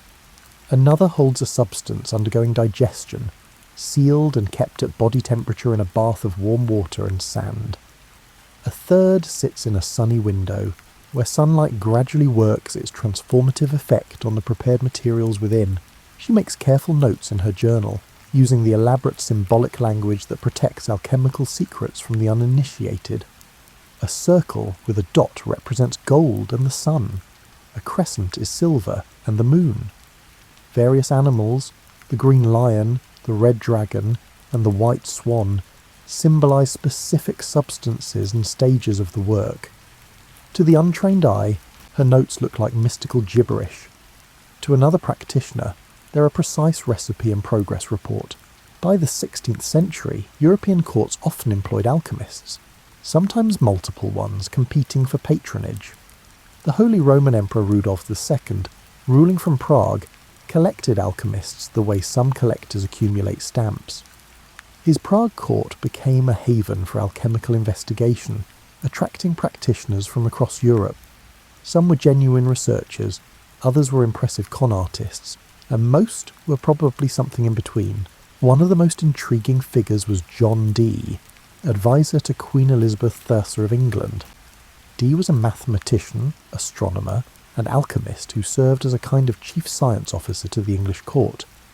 His library was among the finest in Europe, and his interests range from practical navigation problems, crucial for England's growing maritime power, to attempting communication with angels through elaborate symbolic systems. He represents that characteristic Renaissance blending of what we'd now consider science, magic and religion into a unified pursuit of knowledge. The boundary between alchemy and medicine remained fluid. Physician alchemists like Paracelsus and his followers treated diseases with carefully prepared mineral and chemical medicines. They developed tinctures, extracts, and compounds that actually worked, though often not for the reasons they believed. The drinkable gold preparations that wealthy patients consumed probably didn't extend their lives, but some of the mercury and antimony compounds prepared by alchemical methods did treat certain conditions, despite being rather toxic by modern standards. Women's role in alchemy deserves more attention than it usually receives. While men dominated public alchemical discourse, women participated in the actual work, particularly in family workshops where husbands and wives often worked together. Some women operated their own laboratories, though they faced the usual obstacles of limited education opportunities and social restrictions. The legendary Maria the Jewess, supposedly working in Alexandria around the 3rd century, is credited with inventing the double boiler, still called a bain-marie in her honour, an improving distillation apparatus. Whether she actually existed is debated, but the equipment attributed to her certainly did. Moving into the 17th century, we find alchemy at a crossroads. Some practitioners were beginning to strip away the symbolic language and focus purely on material transformations they could observe and measure. Others doubled down on the spiritual and philosophical dimensions, seeing alchemy primarily as a path to inner transformation that happened to involve laboratory work as its vehicle. Both groups claimed to represent true alchemy, and arguably both were right. Alchemy had always contained both dimensions. Robert Boyle, working in mid-17th century England, conducted careful experiments testing alchemical claims while developing what we'd recognise as modern chemistry. He's famous for Boyle's law describing gas behaviour, but he also performed numerous experiments on transmutation, approaching it as a testable hypothesis rather than an article of faith. His work demonstrates the transitional period when alchemy was gradually becoming chemistry. One of alchemy's most distinctive features was its elaborate symbolic language. Settle deeper under your blankets while we explore why alchemists wrote in code and what those strange symbols actually meant. Part of the motivation was simple professional secrecy. If you believed you'd discovered important knowledge, perhaps how to transmute metals or create powerful medicines, you might reasonably want to control who could access that information. Writing in symbolic language meant only trained practitioners could understand your texts, protecting your discoveries from theft or misuse, but the symbolism served deeper purposes. Alchemical operations were complex, involving multiple substances and stages unfolding over time. The symbolic language provided a rich, flexible vocabulary for describing processes that ordinary words couldn't quite capture. When an alchemist wrote about the green lion devouring the sun, they weren't being deliberately obscure for fun. They were using established terminology to describe a specific chemical interaction, probably involving vitriol and gold. The symbols drew from multiple sources. Astrological signs represented metals. Gold was the sun, silver the moon, copper Venus, iron Mars, tin Jupiter, lead Saturn, and Mercury, both the metal and the god, was Mercury. This wasn't arbitrary. The metals and planets were thought to share essential qualities. Gold, like the sun, was perfect, incorruptible and radiant. Lead, like Saturn, was heavy, cold and sluggish. Animals populated alchemical texts with specific meanings. The dragon represented raw, chaotic matter, or sometimes specific chemicals depending on context. The lion might represent gold, or a stage of the work characterized by intense activity. The phoenix, dying and reborn from its ashes, symbolized dissolution and reconstitution, the destruction of old forms and emergence of new, purified ones. The pelican, mythically feeding its young with its own blood, represented circulation processes where distilled vapours repeatedly fell back into the vessel. Colours marked crucial transitions. The work typically proceeded through stages identified by colour changes, the nigredo or blackening, when matter broke down into chaos, the albedo or whitening, representing purification, the citrinitas or yellowing, a transitional stage, and finally the rubedo or reddening, marking completion and perfection. These weren't arbitrary labels. Actual colour changes occurred during chemical operations, and practitioners learned to read them as signs of progress or problems. The most famous alchemical symbol was probably the Ouroboros, the serpent eating its own tail, forming a circle. It represented cyclic processes, the unity of beginning and end, and the principle that transformations were fundamentally circular rather than linear. What began as one substance became another, but the underlying essence persisted through transformation, like the snake continuously consuming and regenerating itself. Encoded in the symbolic language was often genuine chemical knowledge. The philosophical egg described sealed vessels where materials underwent transformation, isolated from outside interference. The marriage of sun and moon referred to combining gold and silver, or more abstractly, uniting opposing principles. The bath of the king meant dissolving gold in special acids. Once you learned the code, detailed instructions were actually preserved in these seemingly mystical texts. But the symbols also carried philosophical and spiritual dimensions. The breaking down of matter into prime components, the solve of solvet coagula, dissolve and coagulate, paralleled the mystic's dissolution of ego and everyday consciousness. The reconstitution into something purer and more perfect mirrored spiritual rebirth. The alchemist working in their laboratory was also, ideally, working on themselves, and the symbolic language captured both dimensions simultaneously. Alchemical illustrations became increasingly elaborate in printed books from the 15th century onward. These images showed complex allegorical scenes, kings and queens bathing together in pools, eagles and toads consuming each other, and hermaphroditic figures combining masculine and feminine qualities.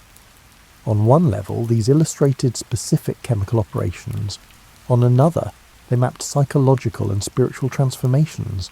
The effective alchemist could read both messages simultaneously. This multi-layered communication created problems. Texts meant as straightforward laboratory instructions could be read as pure spiritual allegory. Conversely, writings primarily about inner transformation got interpreted as literal recipes for making gold. Misunderstandings multiplied across centuries and language translations. An Arabic text written primarily about spiritual development might reach a medieval European reader who tried to follow it as practical chemistry instructions, producing baffling and dangerous results. The symbolic language also permitted creative ambiguity that protected alchemists from dangerous accusations. During periods of religious intolerance, writing that could be read multiple ways provided safety. If challenged about potentially heretical ideas, one could always claim the text was merely about chemical procedures, not theological speculation. If accused of fraud, one could insist the writing was symbolic spiritual instruction, not literal promises about making gold. Some alchemists, particularly in later periods, used the symbolic language almost as a meditation practice. The act of encoding knowledge in symbols, or decoding others' symbolic texts, became a form of contemplative exercise. Wrestling with meaning, holding multiple interpretations simultaneously, and developing the mental flexibility to see connections between seemingly unrelated domains. All of this trained the mind in ways practitioners found valuable, regardless of whether they ever succeeded at transmutation. As you drift toward that threshold between waking and sleeping, let's explore how alchemy gradually transformed into chemistry, how the mystical became methodical, and the symbolic gave way to the systematic. The transition wasn't sudden or complete. Throughout the 17th century, natural philosophers, the era's scientists, often worked in both modes. They might spend mornings attempting transmutation experiments and afternoons measuring gas pressures or calculating planetary orbits. The boundaries between alchemy, chemistry, physics, and even theology remained fluid. Isaac Newton, now remembered primarily for physics and mathematics, devoted enormous energy to alchemical investigation. His private papers, unpublished during his lifetime, contain extensive notes on alchemical texts and records of his own experiments.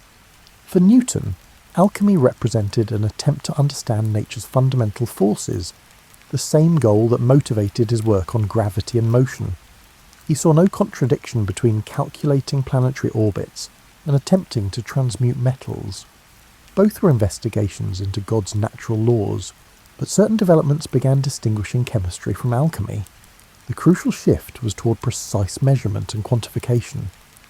Alchemists had always observed their materials carefully, but chemical pioneers started weighing everything: reactants before mixing, products after reactions, and even gases that escaped during processes. This obsessive measuring revealed patterns that qualitative observation missed. When you measure carefully, you discover conservation. Matter doesn't disappear or appear magically during reactions. It transforms while maintaining constant total weight. This was devastating for certain alchemical claims while validating others. The idea that lead could become gold looked increasingly doubtful, when precise measurements show that such transformations never actually produced weight changes, consistent with one element becoming another. Yet the reality of chemical reactions, where new substances emerge with completely different properties than their starting materials, was confirmed and extended. The development of better apparatus accelerated this transition. Improved vacuum pumps allowed studying gases more carefully. More precise thermometers enabled maintaining specific temperatures. Better balances detected tiny weight changes. Standardized glassware made experiments more reproducible. The physical conditions of laboratory work were becoming more controlled, and with greater control came more reliable results. Antoine Lavoisier, working in late 18th century France, exemplifies chemistry's emergence as a modern science. He demolished phlogiston theory, the idea that combustible materials contained a fire element released during burning, by showing that burning actually involved combination with oxygen, and that careful weighing proved this. His insistence on precise measurement, systematic experimentation, and clear nomenclature helped establish chemistry as a distinct discipline with standardized methods. The language changed along with the methods. Chemical nomenclature became more systematic, describing compounds based on their composition rather than using traditional alchemical names or symbols. Vitriol became sulfuric acid. Sal ammoniac became ammonium chloride. The transition from poetic symbolic names to descriptive systematic terminology marked a fundamental shift in how practitioners thought about their materials. Professional organisation changed too. The old model of master alchemists working in private laboratories, occasionally taking apprentices, gave way to university positions, scientific societies, and published research in specialised journals. Priestley, Cavendish, Scheele, and others were discovering new gases, new elements, and new compounds, and immediately publishing their methods and results for others to verify and extend. The solitary seeker became the collaborative researcher, yet alchemy didn't simply die. It persisted, transformed in several forms. Some practitioners continued traditional alchemical work, seeing themselves as guardians of ancient wisdom that modern materialist science had abandoned. Organisations like the Rosicrucians and various Hermetic societies maintained alchemical traditions, though increasingly emphasising spiritual rather than material aspects. Meanwhile, chemistry absorbed alchemy's techniques and questions while discarding its theoretical framework. The careful distillations, the specialised apparatus, the patient observation of material transformations, all of this persisted and developed further. What changed was the explanatory framework, the theoretical understanding of what was actually happening during chemical reactions. The 19th century's chemical triumphs, the periodic table organising elements, molecular theory explaining how atoms combine, and analytical techniques identifying substances provided frameworks for understanding that alchemists had lacked. It turned out lead couldn't become gold through chemical means because elements are fundamental. They can't be transformed into each other by chemical processes. The alchemists weren't fools, but they were working without crucial information about matter's actual structure. Interestingly, 20th century physics achieved what alchemists had claimed was possible: actual transmutation of elements. Nuclear reactions can indeed transform lead into gold by altering atomic nuclei. The cost and difficulty make it completely impractical, but it's theoretically and practically possible. So in a strange sense, the alchemist's dream was valid, just achievable only through means they never imagined, requiring understanding matter at scales far beyond what their apparatus could access. The transformation from alchemy to chemistry illustrates how scientific understanding develops. Alchemy wasn't entirely wrong. It correctly identified that substances could transform into other substances, that matter had hidden properties that careful investigation could reveal, and that systematic practice could produce reliable results. What it lacked was the correct theoretical framework for explaining observations and predicting outcomes. Once that framework developed, chemistry could progress rapidly while alchemy became history. Now, as your breathing slows and your thoughts begin that pleasant drift toward dreams, let's consider what the alchemical quest means for us today, centuries after the last serious attempts at transmuting lead into gold. The obvious legacy is chemistry itself. Modern pharmaceuticals, material science, industrial processes, and environmental analysis. Every time you take a medicine, appreciate a colourful synthetic fabric, or rely on a battery, you're benefiting from knowledge that traces back through chemistry to alchemy. Techniques developed by those patient practitioners, watching their vessels and tending their furnaces, evolved into methods that shape contemporary life. But something deeper persists too. The alchemical quest was ultimately about transformation, and that remains profoundly human. We still seek ways to transform ourselves through education, therapy, spiritual practices, and physical training. We pursue transformations of our societies through political movements, technological innovation, and cultural evolution. The specific goal of turning lead into gold may be abandoned, but the underlying dream of transformation continues. Modern science pursues transformations that would have dazzled alchemists. We transform energy into matter in particle accelerators. We transform genetic information, editing DNA to cure diseases or create new organisms. We transform sand and metals into computers that hold libraries worth of knowledge. We even manipulate individual atoms, positioning them precisely using techniques the alchemists couldn't have imagined. In a sense, we've realized their dreams through different paths. The search for life extension continues too, though now through molecular biology, genetic engineering and pharmacology rather than through elixirs. Scientists investigate aging mechanisms, seeking ways to slow or reverse the processes that eventually destroy us. We haven't achieved immortality, but human lifespans have dramatically increased through medical advances that owe their methodology, if not their specific techniques, to alchemy's patient investigation of how substances affect the body. Contemporary interest in alchemy often focuses on its psychological and spiritual dimensions. Carl Jung extensively studied alchemical texts, seeing in them symbols for psychological processes. The alchemical transformation of base metals into gold became, in his framework, a metaphor for psychological development, transforming the crude, unconscious aspects of personality into something more refined and integrated.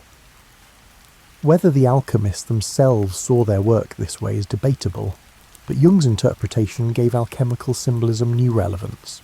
Some find in alchemy a reminder that knowledge isn't purely objective and technical. The alchemists believed the practitioner's spiritual state mattered. that you couldn't separate the experiment from the experimenter, and that transformation of matter required transformation of self. Modern science, with its emphasis on objectivity and reproducibility, officially rejects this. A chemical reaction should work the same, regardless of who performs it. Yet anyone who's done laboratory work knows that skill, patience, and even intuition matter. The best scientists, like the best alchemists, bring something personal to their practice that transcends pure technique. The alchemical emphasis on direct experience and hands-on practice remains relevant. You couldn't learn alchemy just from books. You had to actually work in the laboratory, gaining embodied knowledge of how substances behaved, developing sensitivity to subtle changes, and cultivating patience through long processes. This contrasts with modern education's often abstract theoretical approach. There's renewed appreciation for hands-on learning, for knowledge that lives in the body and hands, not just the head. Environmental movements sometimes invoke alchemical language when discussing the transformation of industrial processes, cleaning polluted sites, or developing sustainable practices. The alchemical ideal of working with nature rather than against it, understanding material processes deeply enough to guide them wisely, respects limits while achieving meaningful transformations. This resonates with contemporary efforts towards sustainability.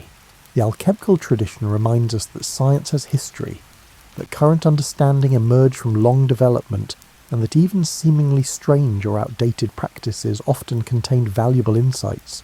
Dismissing alchemy as mere superstition misses how it represented the best available attempts to understand matter, how it developed techniques we still use, and how it asked questions we continue pondering. Most fundamentally, alchemy embodies the enduring human conviction that transformation is possible. The world isn't fixed or finished. Matter can be changed, improved, and perfected. So can we. The alchemist standing before their Athanor, patiently working toward that distant goal of the Philosopher's Stone, was enacting a hope that remains central to human experience. The belief that things can be better, that effort and knowledge can elevate existence, and that the ordinary might become extraordinary. A sleep gently beckons.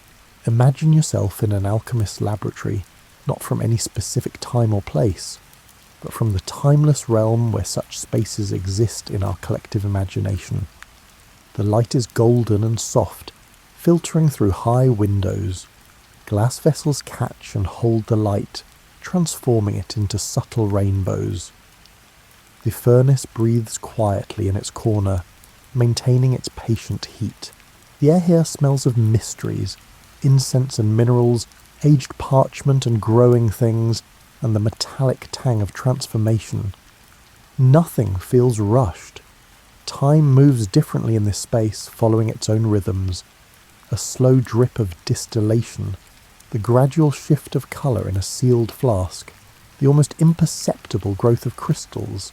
These define the pace.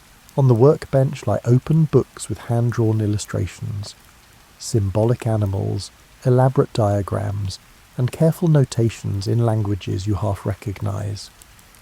The symbols seem to shift slightly when you're not looking directly at them, as though they contain meanings that can't be fixed in place but must be approached sideways, through peripheral vision and intuition. The laboratory is also a garden. Herbs grow in terracotta pots on windowsills, each plant selected for specific virtues. Roses for their essence, rosemary for remembrance, sage for wisdom, and rue for healing. Their living presence reminds you that alchemy worked with nature's processes, not against them.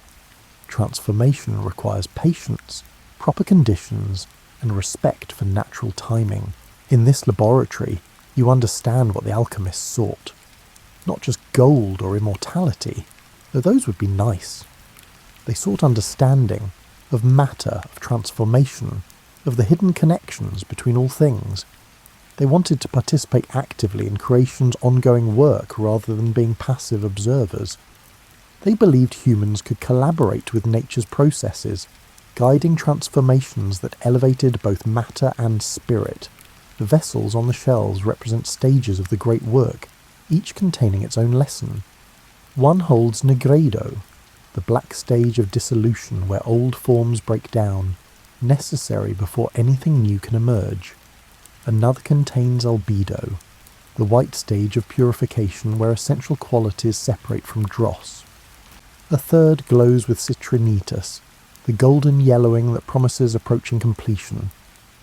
And somewhere, perhaps still in process, the rubedo awaits, the red of perfection, of transformation completed. You understand now that the alchemist's laboratory was always two places at once. An actual workspace with real apparatus and materials, and a symbolic space representing inner transformation. The external work of purifying substances mirrored the internal work of refining consciousness. The patience required for long chemical processes cultivated spiritual patience. The failures and setbacks in the laboratory taught humility and persistence. Success, when it came, arrived as much from personal growth as from technical skill. The philosopher's stone, you realise in this drowsy state between waking and dreams, was never just a magical object. It represented perfected understanding, the state where the alchemist had so completely mastered their practice, so thoroughly transformed themselves that transformation of materials became almost effortless. The stone was the practitioner's own perfected skill and wisdom, accumulated through years of patient work, and the elixir of life? Perhaps it was never meant to be swallowed. Perhaps it was the practice itself, the engagement with meaningful work, the pursuit of understanding, the connection to traditions stretching back millennia, the sense of participating in something larger than oneself. The alchemists who devoted themselves to the great work often lived with an intensity and purpose that gave their days a richness ordinary life lacked. Maybe that was its own form of immortality. In this dream laboratory, time collapses. Jabir ibn Hayyan works at one bench, carefully recording observations in precise Arabic script. Albertus Magnus tends a distillation at another, occasionally making notes for his students. Maria the Jewess adjusts her double boiler, checking the temperature with experienced fingers. Paracelsus crushes minerals in a mortar, preparing medicines that will genuinely heal. They work companionably, these figures from different centuries and cultures united by their shared quest. They're not competing or hoarding secrets now. In this timeless space, they share knowledge freely, each contributing their piece to the great puzzle of understanding matter and transformation. The symbolic language they once used to obscure becomes a bridge, connecting insights across cultures and epochs. The green lion, the red dragon, the philosophical Mercury. These symbols let them communicate experiences that ordinary words can't quite capture. Through the laboratory windows you glimpse gardens and wilderness beyond. The natural world that was always alchemy's true teacher. The alchemists learned by observing natural transformations, ore to metal, grape to wine, and seed to flower. Their laboratory work was an attempt to understand and consciously guide processes that nature performed spontaneously. They weren't trying to break nature's laws, but to discover and work within them.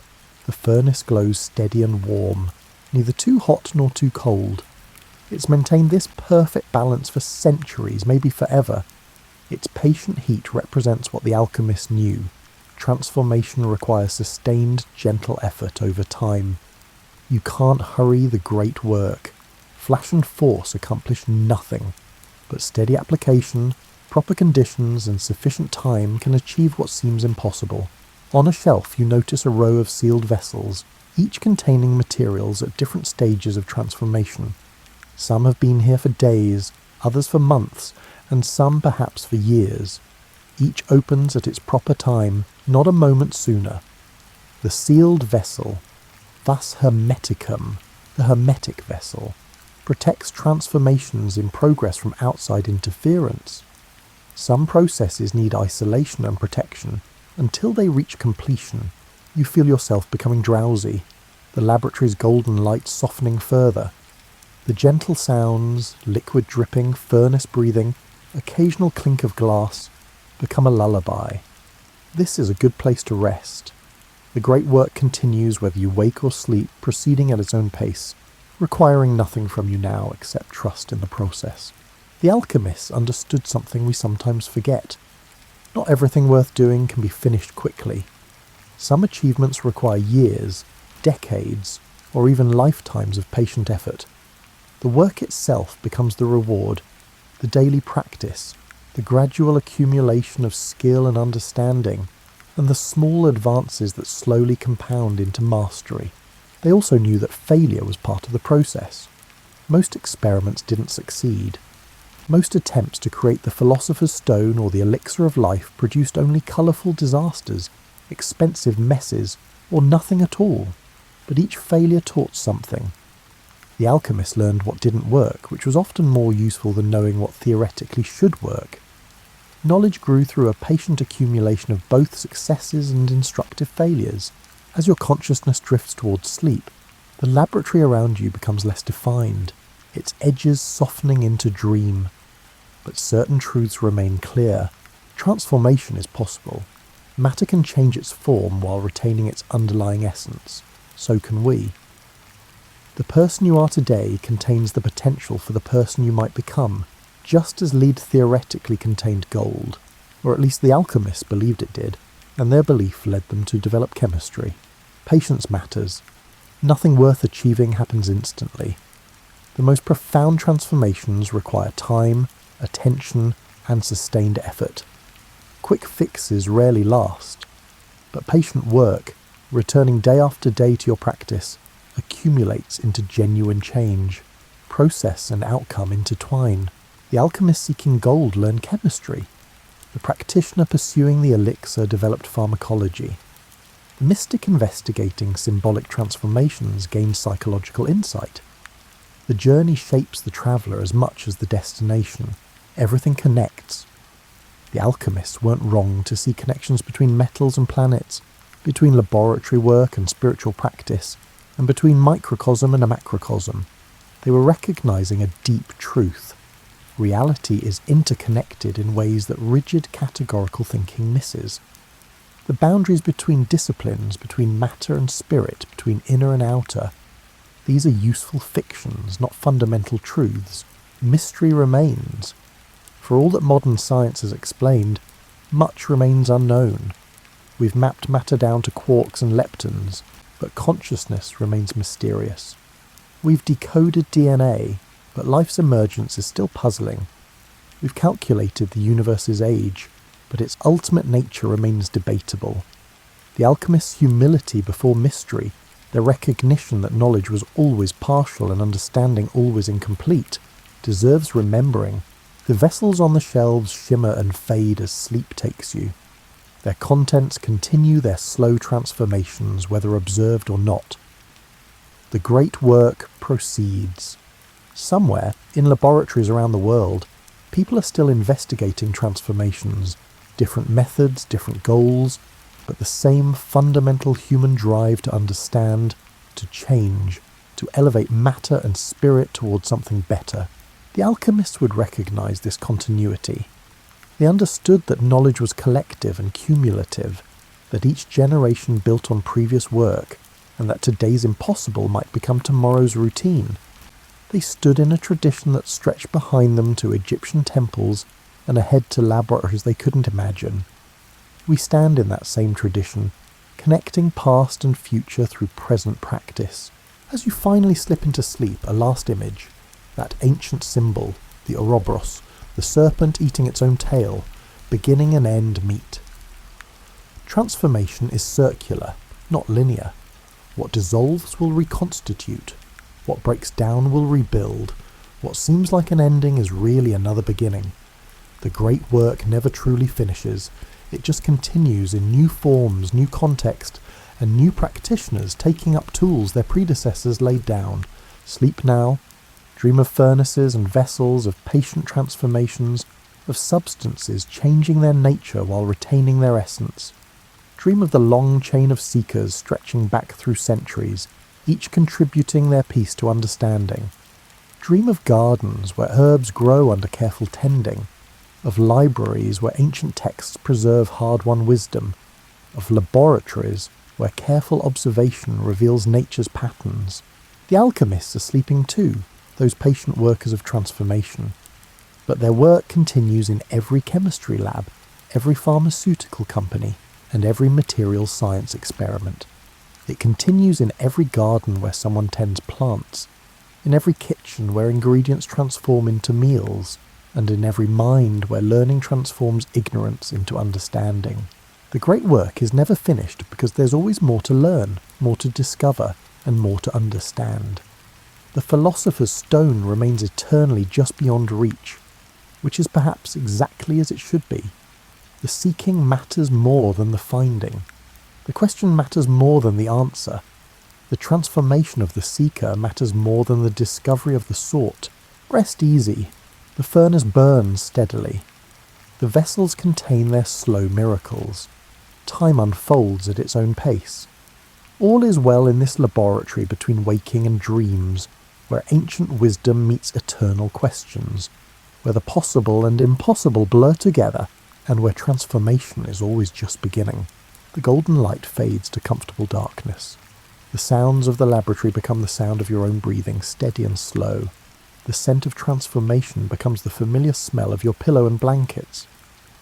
But somewhere in your sleeping mind, the laboratory remains always accessible, always inviting, always offering the promise that transformation of matter, of spirit, of understanding remains possible. The alchemists knew this truth.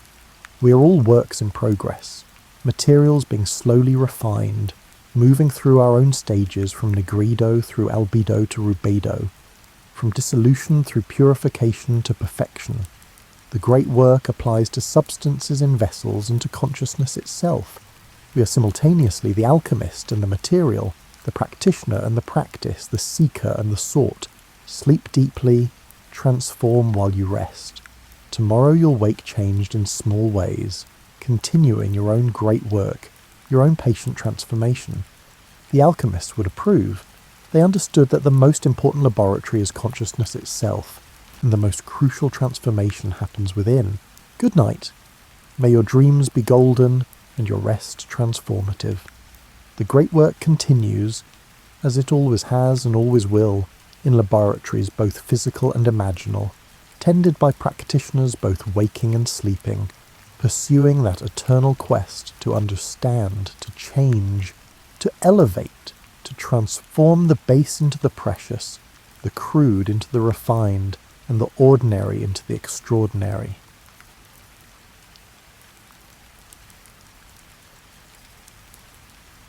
In the hushed darkness of a 13th century manor house, as the last embers in the central hearth faded to soft orange glows, the lord of the manor would not retire alone. Around him, in the enormous hall, lay his household staff, family members, and perhaps even trusted servants, all arranged in a careful choreography of medieval sleep. This collective slumber, so foreign to our modern sensibilities, represents one of history's most misunderstood phenomena, the medieval relationship with sleep. Contrary to popular assumptions about the discomforts of pre-industrial life, medieval Europeans may have enjoyed sleep patterns more aligned with human biology than our current regimens. The sleep of the Middle Ages wasn't merely a functional necessity squeezed between brutal days of toil. It was an elaborate practice infused with ritual, social significance, and a profound understanding of human needs that modern science is only now rediscovering. The medieval night began not with the flick of a light switch, but with the gradual recession of daylight.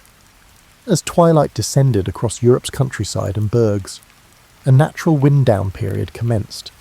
Without the harsh blue light of electronic devices to disrupt melatonin production, medieval bodies responded naturally to environmental cues.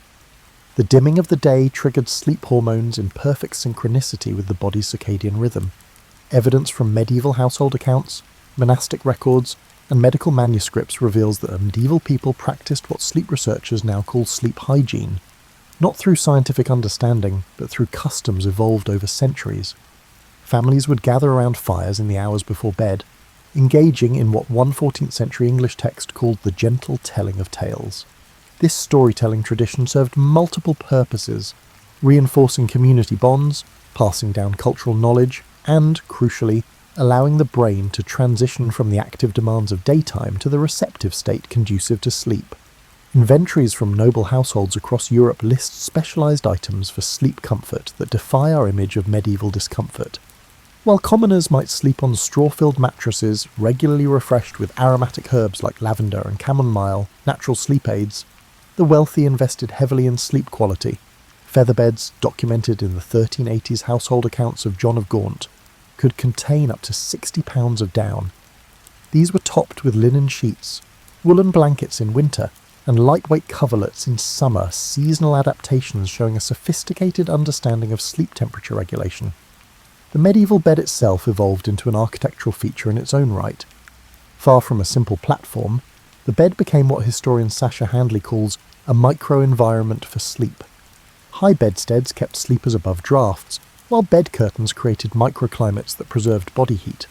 Particularly in northern regions, these enclosed bed spaces maintained optimal sleeping temperatures through bitter winters without central heating.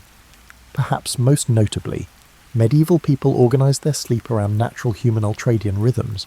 Medical texts from Salerno's famed medical school advised sleeping with the head slightly elevated, and on the right side initially for proper digestion.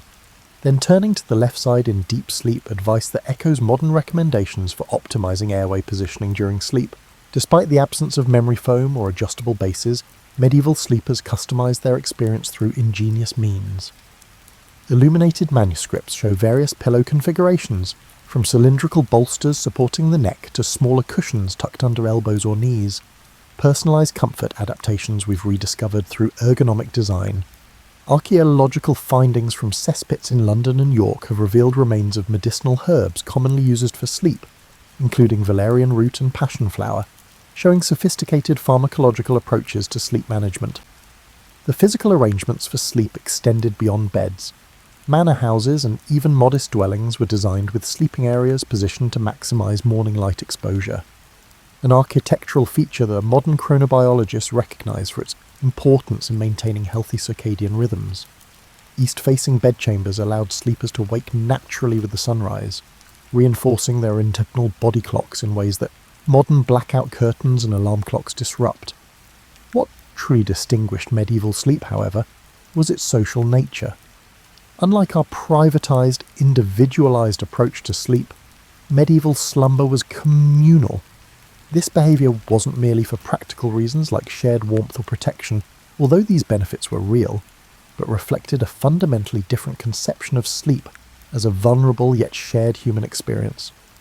Even kings were rarely alone while sleeping, attended by trusted chamberlains who slept at the foot of the royal bed, creating a sleep culture where the boundaries between private and public were permeable in ways we might find uncomfortable, but that provided unique psychological benefits. People didn't expect to sleep all night in medieval Europe when darkness fell. The idea that people should sleep 8 hours is post-industrial. Medieval medical records, diaries, household histories, and literary sources show a quite distinct pattern. First sleep and second sleep separated by a nighttime wakeful quiet. This biphasic sleep pattern was common throughout social strata. After going to bed at nightfall, medieval people had a 4-hour first sleep or dead sleep. After waking up naturally for 1 to 2 hours, they went back to second sleep until daybreak. Medieval folks used this midnight awakening as a natural window of consciousness, not sleeplessness. European monastery church records provide some of the best evidence of this interval. The monastic rule of St. Benedict scheduled midnight prayers, matins, during the wakeful hour to accommodate this natural sleep divide. Instead of fighting their biology to stay awake for devotions, monks synchronized their spiritual practices with human sleep architecture. The significance of midnight awakening goes beyond religion.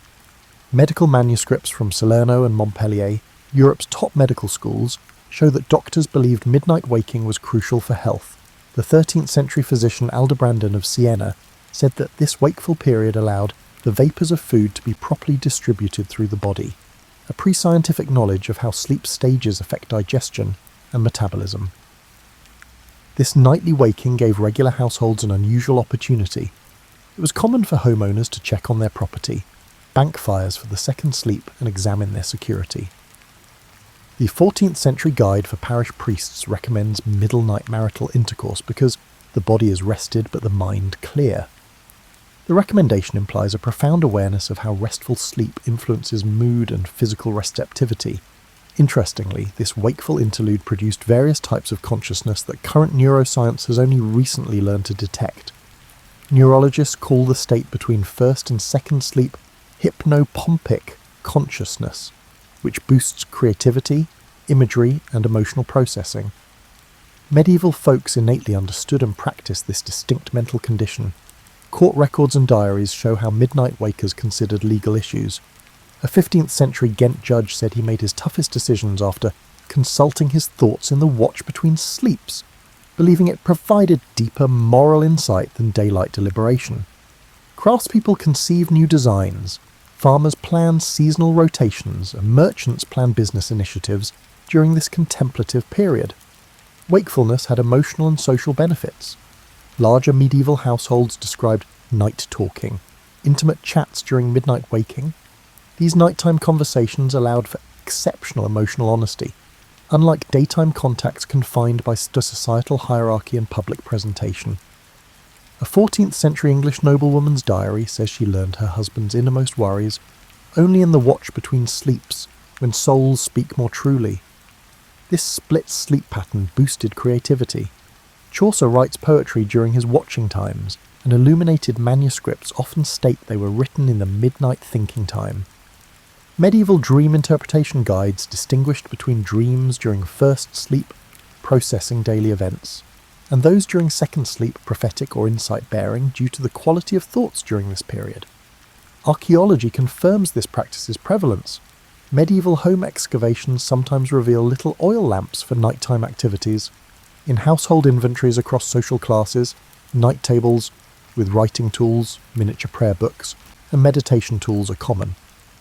When modern researchers removed artificial light from test subject settings for several weeks, they automatically reverted to biphasic sleep. Strong proof that segmented sleep is our biological rhythm. Medieval people honoured this cycle rather than pushing continuous sleep, aligning with their evolved sleep architecture in ways modern civilization rarely allows. Psychological benefits make segmented sleep valuable. The midnight wake-up allowed memory consolidation and emotional processing.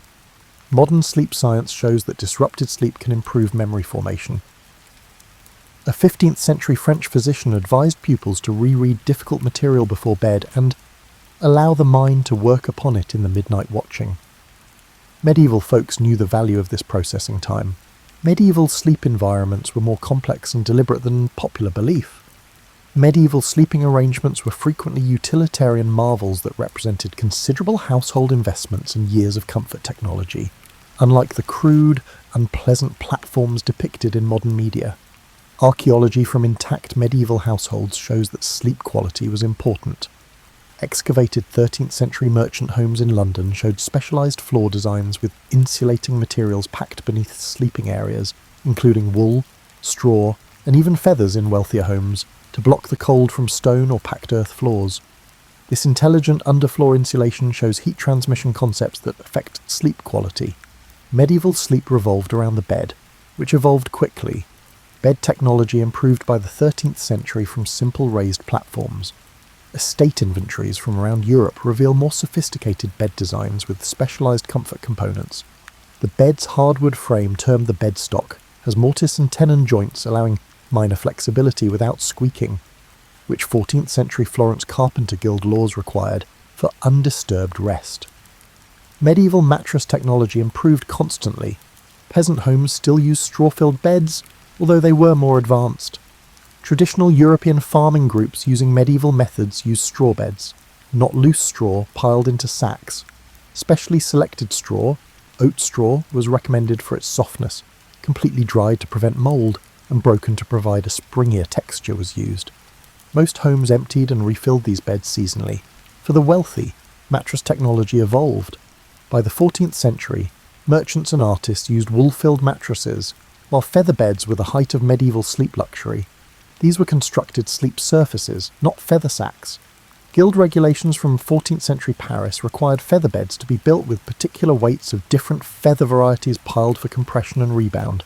The most sumptuous examples had goose down on top and stiffer feathers underneath for stability, similar to modern high-end mattresses.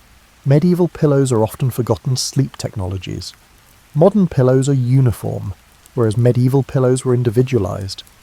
Archaeological evidence and household inventories show at least 4 pillow types: neck bolsters for spinal alignment, softer head pillows for comfort, wedge pillows for medical conditions, particularly respiratory issues, and smaller support pillows for positioning. Salerno medical writings advise lifting the head for digestion disorders and supporting the legs for back pain. Bed sheets were also designed for sleep comfort. Linen sheets were valued for their breathability and moisture-wicking capacity. Even small houses had many sets of linens and regular laundry records. In winter, woolen blankets provided insulation, while silk or light wool coverlets gave summer warmth. Seasonal bedding rotation shows a profound awareness of how ambient temperature influences sleep quality. Equally inventive was sleeping room climate control. Bed curtains were attractive and microclimatic. Fully enclosed bed curtains conserved body heat in winter. Large medieval houses recorded various curtain weights for different seasons, with summer curtains blocking insects, allowing airflow. This seasonal sleep environment adaptation shows a comprehensive awareness of how ambient variables affect rest quality. Medieval dwellings also showed excellent sleep management. Sound-dampening interior shutters were common in metropolitan bedrooms.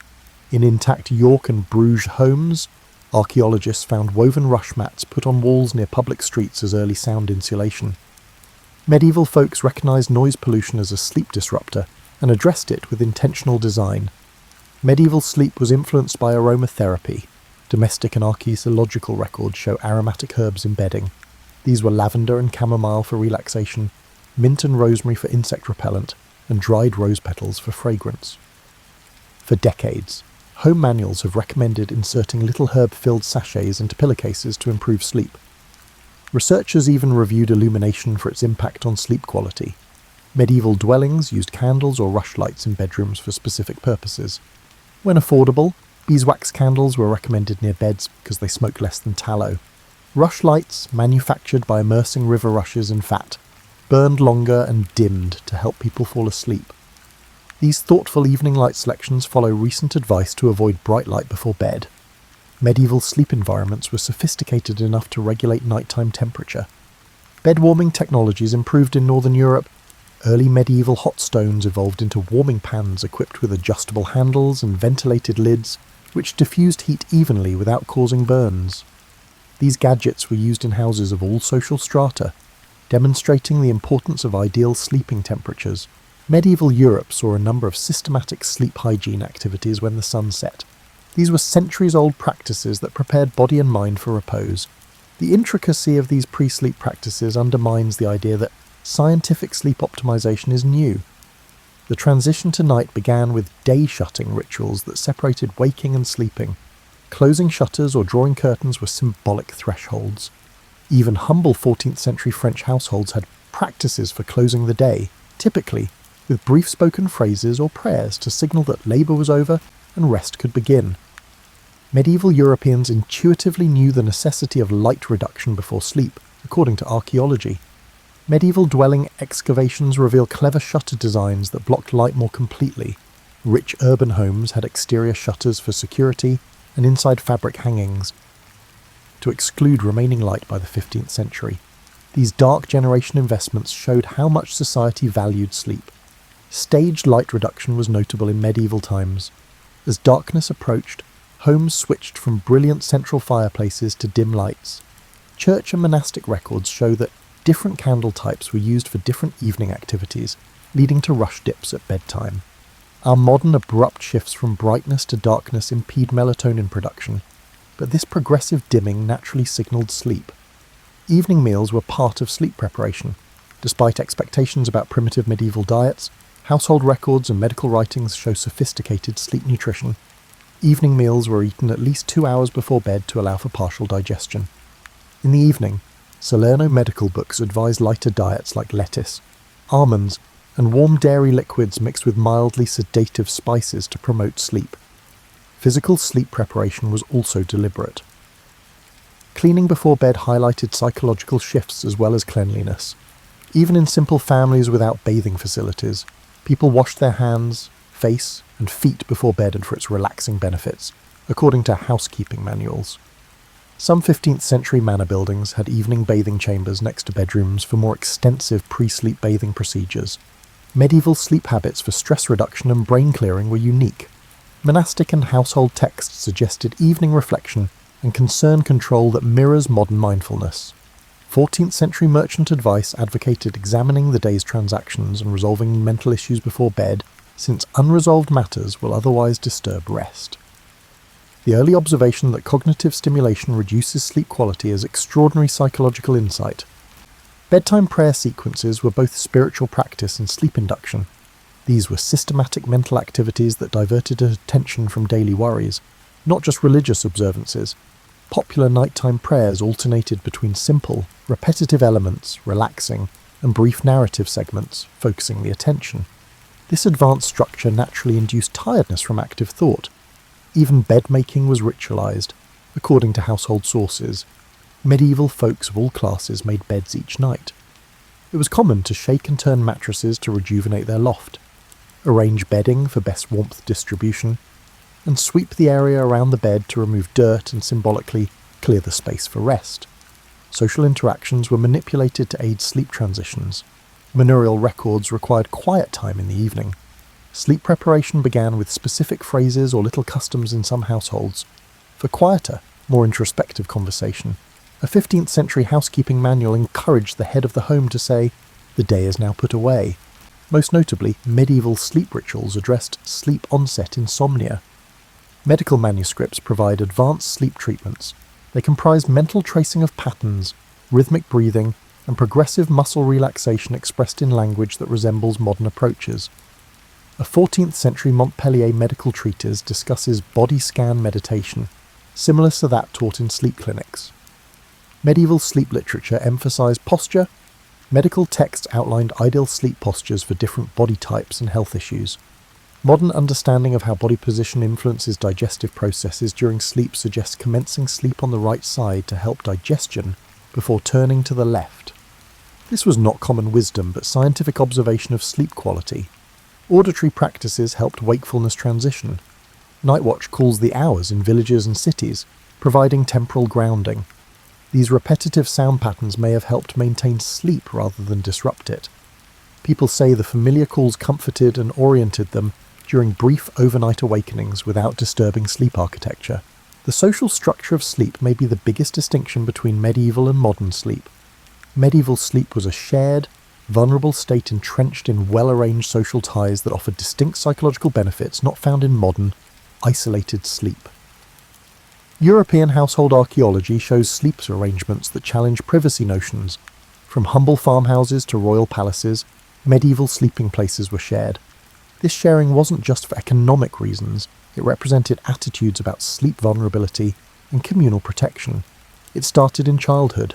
Medieval children slept with family, unlike modern Westerners. Household inventories and architectural evidence demonstrate that wealthy people rarely had separate nurseries until the late medieval period. Young children usually slept on communal beds near parents or caregivers. This arrangement provided physical warmth and safety as well as auditory and olfactory cues from trusted people to promote sleep. Children continued to sleep together as they grew. Household and guild records show service children, apprentices, and biological children sleeping together by age. Young people slept 2 or 3 to a bed, clustered by gender and age, establishing sleep communities, groups that share sleep vulnerability and build sleep standards. The psychological benefits of these arrangements were significant.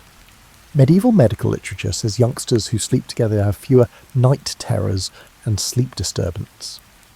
Medieval folks intuitively knew that trusted persons' sensory awareness triggers parasympathetic nerve system reactions that deepen sleep. Modern sleep science has just lately recognized this. Adults slept together beyond family. Medieval residences had a central hall where servants, apprentices, and extended family slept. This setup gave psychological security rather than disrupting sleep. Household accounts provide methods for grouping sleepers to accommodate individual needs and relationships. Even the rich, who could afford separate sleeping chambers by the later medieval period, rarely slept alone. Noble household chamber accounts show that servants lay on pallets at the foot of the bed with their masters. Medieval nobility preferred reliable companions during vulnerable sleep phases over loneliness. This communal sleep design had several psychological benefits that modern sleep experts are now recognizing. Shared sleep rooms corrected sleep patterns, reducing anxiety over perceived sleep anomalies. When brief nightly awakenings occurred, the noises and presence of other sleepers reassured and reduced anxiety-induced sleeplessness. Medieval travel tales show how rooted these communal sleep obligations were. One 15th century merchant called private sleeping unnatural and disquieting to the mind. Inn regulations across Europe required tourists to share beds with strangers of the same gender until the early modern period, demonstrating how common shared sleep vulnerability was deemed. The intimacy of communal sleep areas encouraged unusual social bonds. Medieval stories emphasize pre-sleep discussions for resolving conflicts and improving relationships. Before bed, a 14th century family manual encourages settling disputes because harmony before rest brings better health to all. This incorporation of dispute resolution into sleep habits provided regular relationship healing that standalone sleep arrangements rarely do. Medieval sleep's communality improved safety.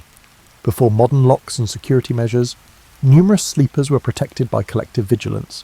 Medieval households generally placed younger, lighter sleepers, usually apprentices or younger servants, near doorways, establishing a natural surveillance system. Household accounts recommend having different grades of sleepers with different awakening thresholds across the sleeping area. Social levelling was also achieved through sleep vulnerability. Daytime activities were hierarchical, but sleep momentarily lowered status. Snoring, shifting postures, and the universal weakness of unconsciousness made even high-status people seem more real to their subordinates, according to historical reports. This periodic reminder of shared humanity softened medieval social hierarchies. The communal sleep environment helped vulnerable populations more than our private sleep arrangements. Shared sleeping arrangements helped new mothers care for their babies at night. Village records and household narratives show that nursing mothers slept near other women who could help with evening feedings and child calming. Instead of being separated, older people were included in home sleeping arrangements, allowing the collective to adapt their natural sleep habits. Community sleep normalized nightly distress, which was important for psychological wellness. Nightmares and anxiousness were immediately relieved. Medical writings from the time prescribe a trusted sleeping companion's voice to comfort people awakening from terrible dreams, which is easier in shared sleep places than in our secluded bedrooms. Sleep historians now recognize the shift from communal to privatized sleeping, which began among the wealthy in the late medieval period, but didn't reach most communities until much later. This shift had mixed effects on human psychology. While privatizing sleep increased individual control, it eliminated many of the security and social benefits of communal sleep. Medieval understanding of dreams and nighttime consciousness was highly developed, predicting modern findings concerning dreams' effects on emotion, creativity, and problem-solving. Medieval civilization developed intricate frameworks for identifying dream varieties and promoting positive dream experiences. Medieval dream theory classified dreams by psychological cause and meaning. Medical books from Salerno and Montpellier distinguished digestive dreams, those influenced by nutrition and physical conditions, from spirit dreams, those originating from deeper psychic processes. This distinction acknowledges dreams' psychological purposes and modern awareness of how physical variables affect dream content. Medieval understanding of how sleep absorbed everyday events was sophisticated. The 13th century encyclopedist Bartholomeus Anglicus observed that the mind sorts through the day's events while the body rests, foreshadowing REM sleep memory consolidation research. Household instructions advise quickly revisiting important daily events before bed to aid this processing function, which sleep researchers now know improves memory integration. Medieval dream notebooks show that people actively engaged with their dreams. Several preserved monastic and noble household dream diaries document dream content with attention to repeating themes and emotional patterns. A 14th century Florentine merchant kept a thorough book about how he tracked dream symbols, linking them to his waking concerns and using dreams to make commercial decisions. Medieval dream practice used complex dream incubation techniques to actively influence dream material to answer specific inquiries or difficulties. The monastic records describe focusing on certain questions before sleep and utilizing visualization to bring them into dream consciousness. This goal was practical cognitive training, not just spiritual. Multiple craft guild records mention masters telling trainees to consult their dreams when designing. Archaeology supports medieval dream practice. Excavations found dream-related objects near beds. These include modest religious artifacts, symbolic emblems, and written queries or issues under pillows, physical expressions of medieval belief that sleep consciousness might address waking difficulties. Medieval nightmare treatment was centuries ahead of modern methods. Medieval dream guides advised dealing with nightmares rather than suppressing them. One 14th century physician guide advocates helping patients achieve dream re-entry, returning to terrifying dream scenes while waking and imagining altering them. This method is similar to nightmare disorder treatments that rewrite distressing content. Medieval understanding of dreams and nighttime consciousness was highly developed, predicting modern findings concerning dreams' effects on emotion, creativity, and problem-solving. Medieval civilization developed intricate frameworks for identifying dream varieties and promoting positive dream experiences. Medieval dream theory classified dreams by psychological cause and meaning. Medical books from Salerno and Montpellier distinguished digestive dreams, those influenced by nutrition and physical conditions, from spirit dreams, those originating from deeper psychic processes. This distinction acknowledges dreams' psychological purposes and modern awareness of how physical variables affect dream content. Medieval understanding of how sleep absorbed everyday events was sophisticated. The 13th century encyclopedist Bartholomeus Anglicus observed that the mind sorts through the day's events while the body rests, foreshadowing REM sleep memory consolidation research. Household instructions advise quickly revisiting important daily events before bed to aid this processing function, which sleep researchers now know improves memory integration. Medieval dream notebooks show that people actively engaged with their dreams. Several preserved monastic and noble household dream diaries document dream content with attention to repeating themes and emotional patterns. A 14th century Florentine merchant kept a thorough book about how he tracked dream symbols, linking them to his waking concerns and using dreams to make commercial decisions. Medieval dream practice used complex dream incubation techniques to actively influence dream material to answer specific inquiries or difficulties. The monastic records describe focusing on certain questions before sleep and utilizing visualization to bring them into dream consciousness. This goal was practical cognitive training, not just spiritual. Multiple craft guild records mention masters telling trainees to consult their dreams when designing. Archaeology supports medieval dream practice.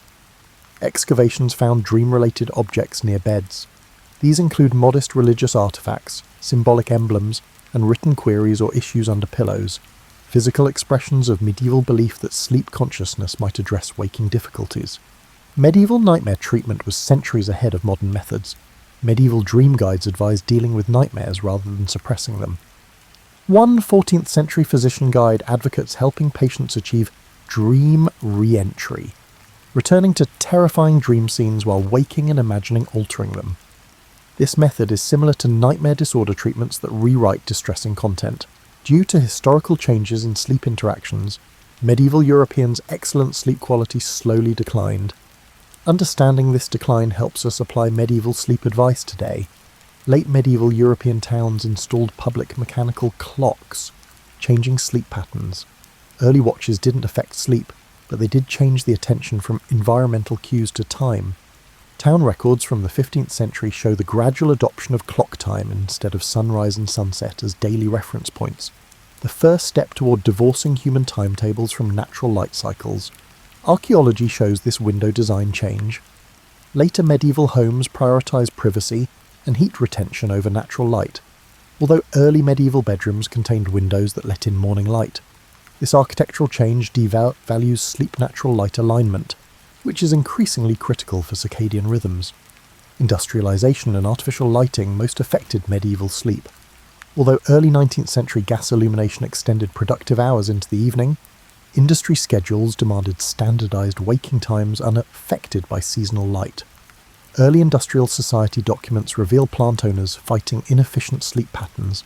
In 1883, a factory manual warned against workers' persistent habit of night waking between sleep phases due to industrial schedules eliminating biphasic sleep. Sleep conditions changed. The 18th and 19th centuries saw single-family residents and individual beds replaced medieval communal slumber. The architectural change increased solitude but removed shared sleep's social security and closeness. Medical records from this transitional era show rising claims of sleep difficulties due to unusual solitude at night from the new sleeping arrangements. Changes in labour habits eroded medieval notions of sleep as a transition. Natural cycles and moderate activity shifts characterised pre-industrial work. Industrial time discipline destroyed the natural wind-down time of medieval sleep patterns. Industrial and office timetables created guillotine waking, sharp alarm-driven transitions. Many found sleep uncomfortable during this change.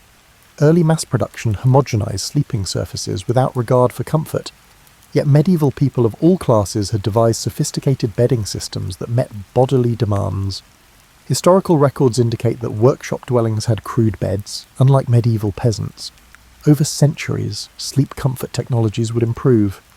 These changes lead to consolidated sleep culture, the idea that normal sleep is a single, unbroken period rather than the centuries-old biphasic pattern.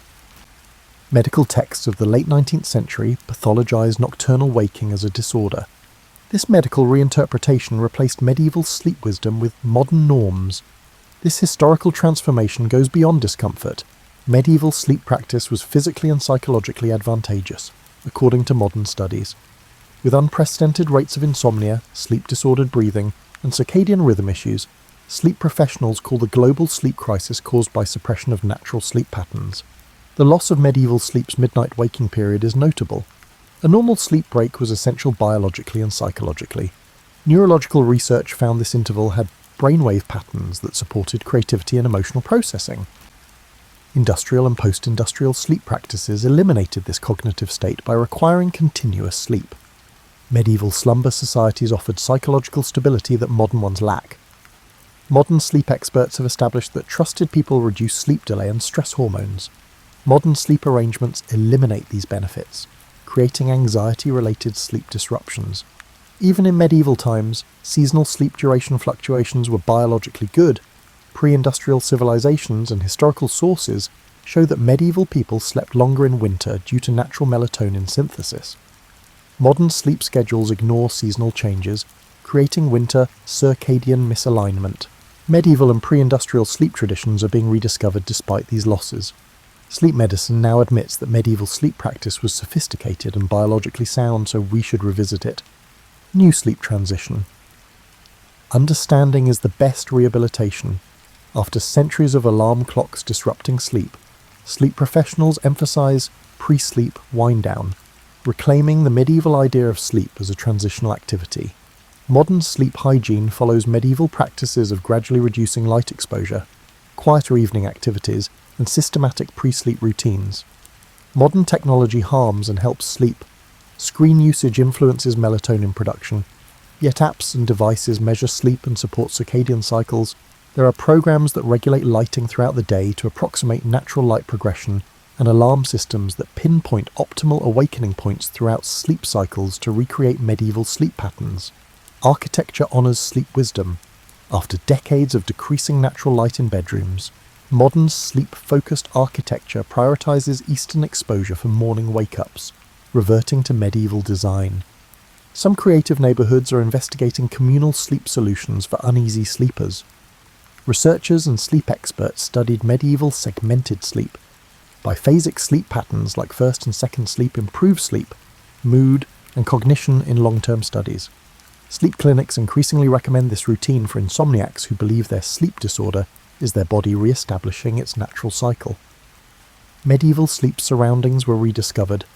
Modern designers emphasize natural materials, temperature regulation, and personalized support similar to those used in medieval bedding systems, following years dominated by artificial sleep environments.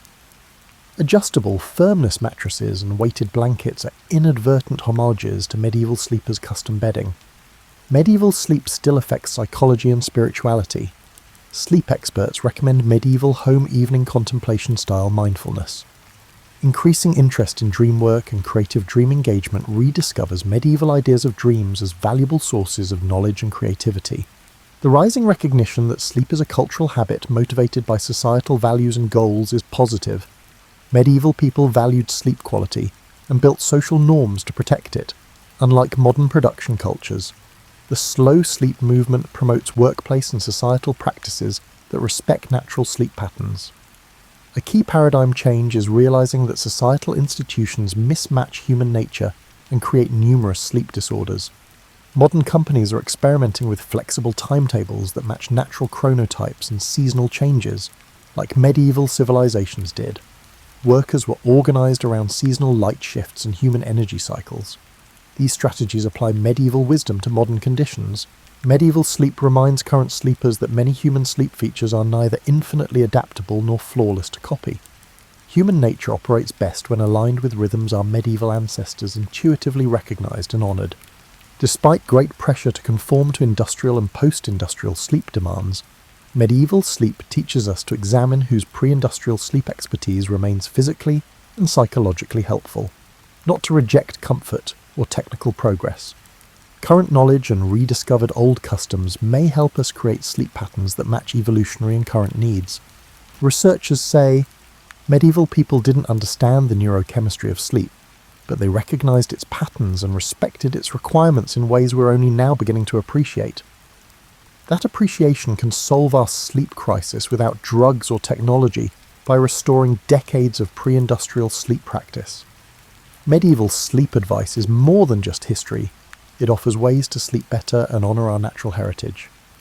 As research validates medieval sleep patterns and practices, we may find that rediscovering our ancestors' centuries-old knowledge of natural sleep is the best sleep advancement.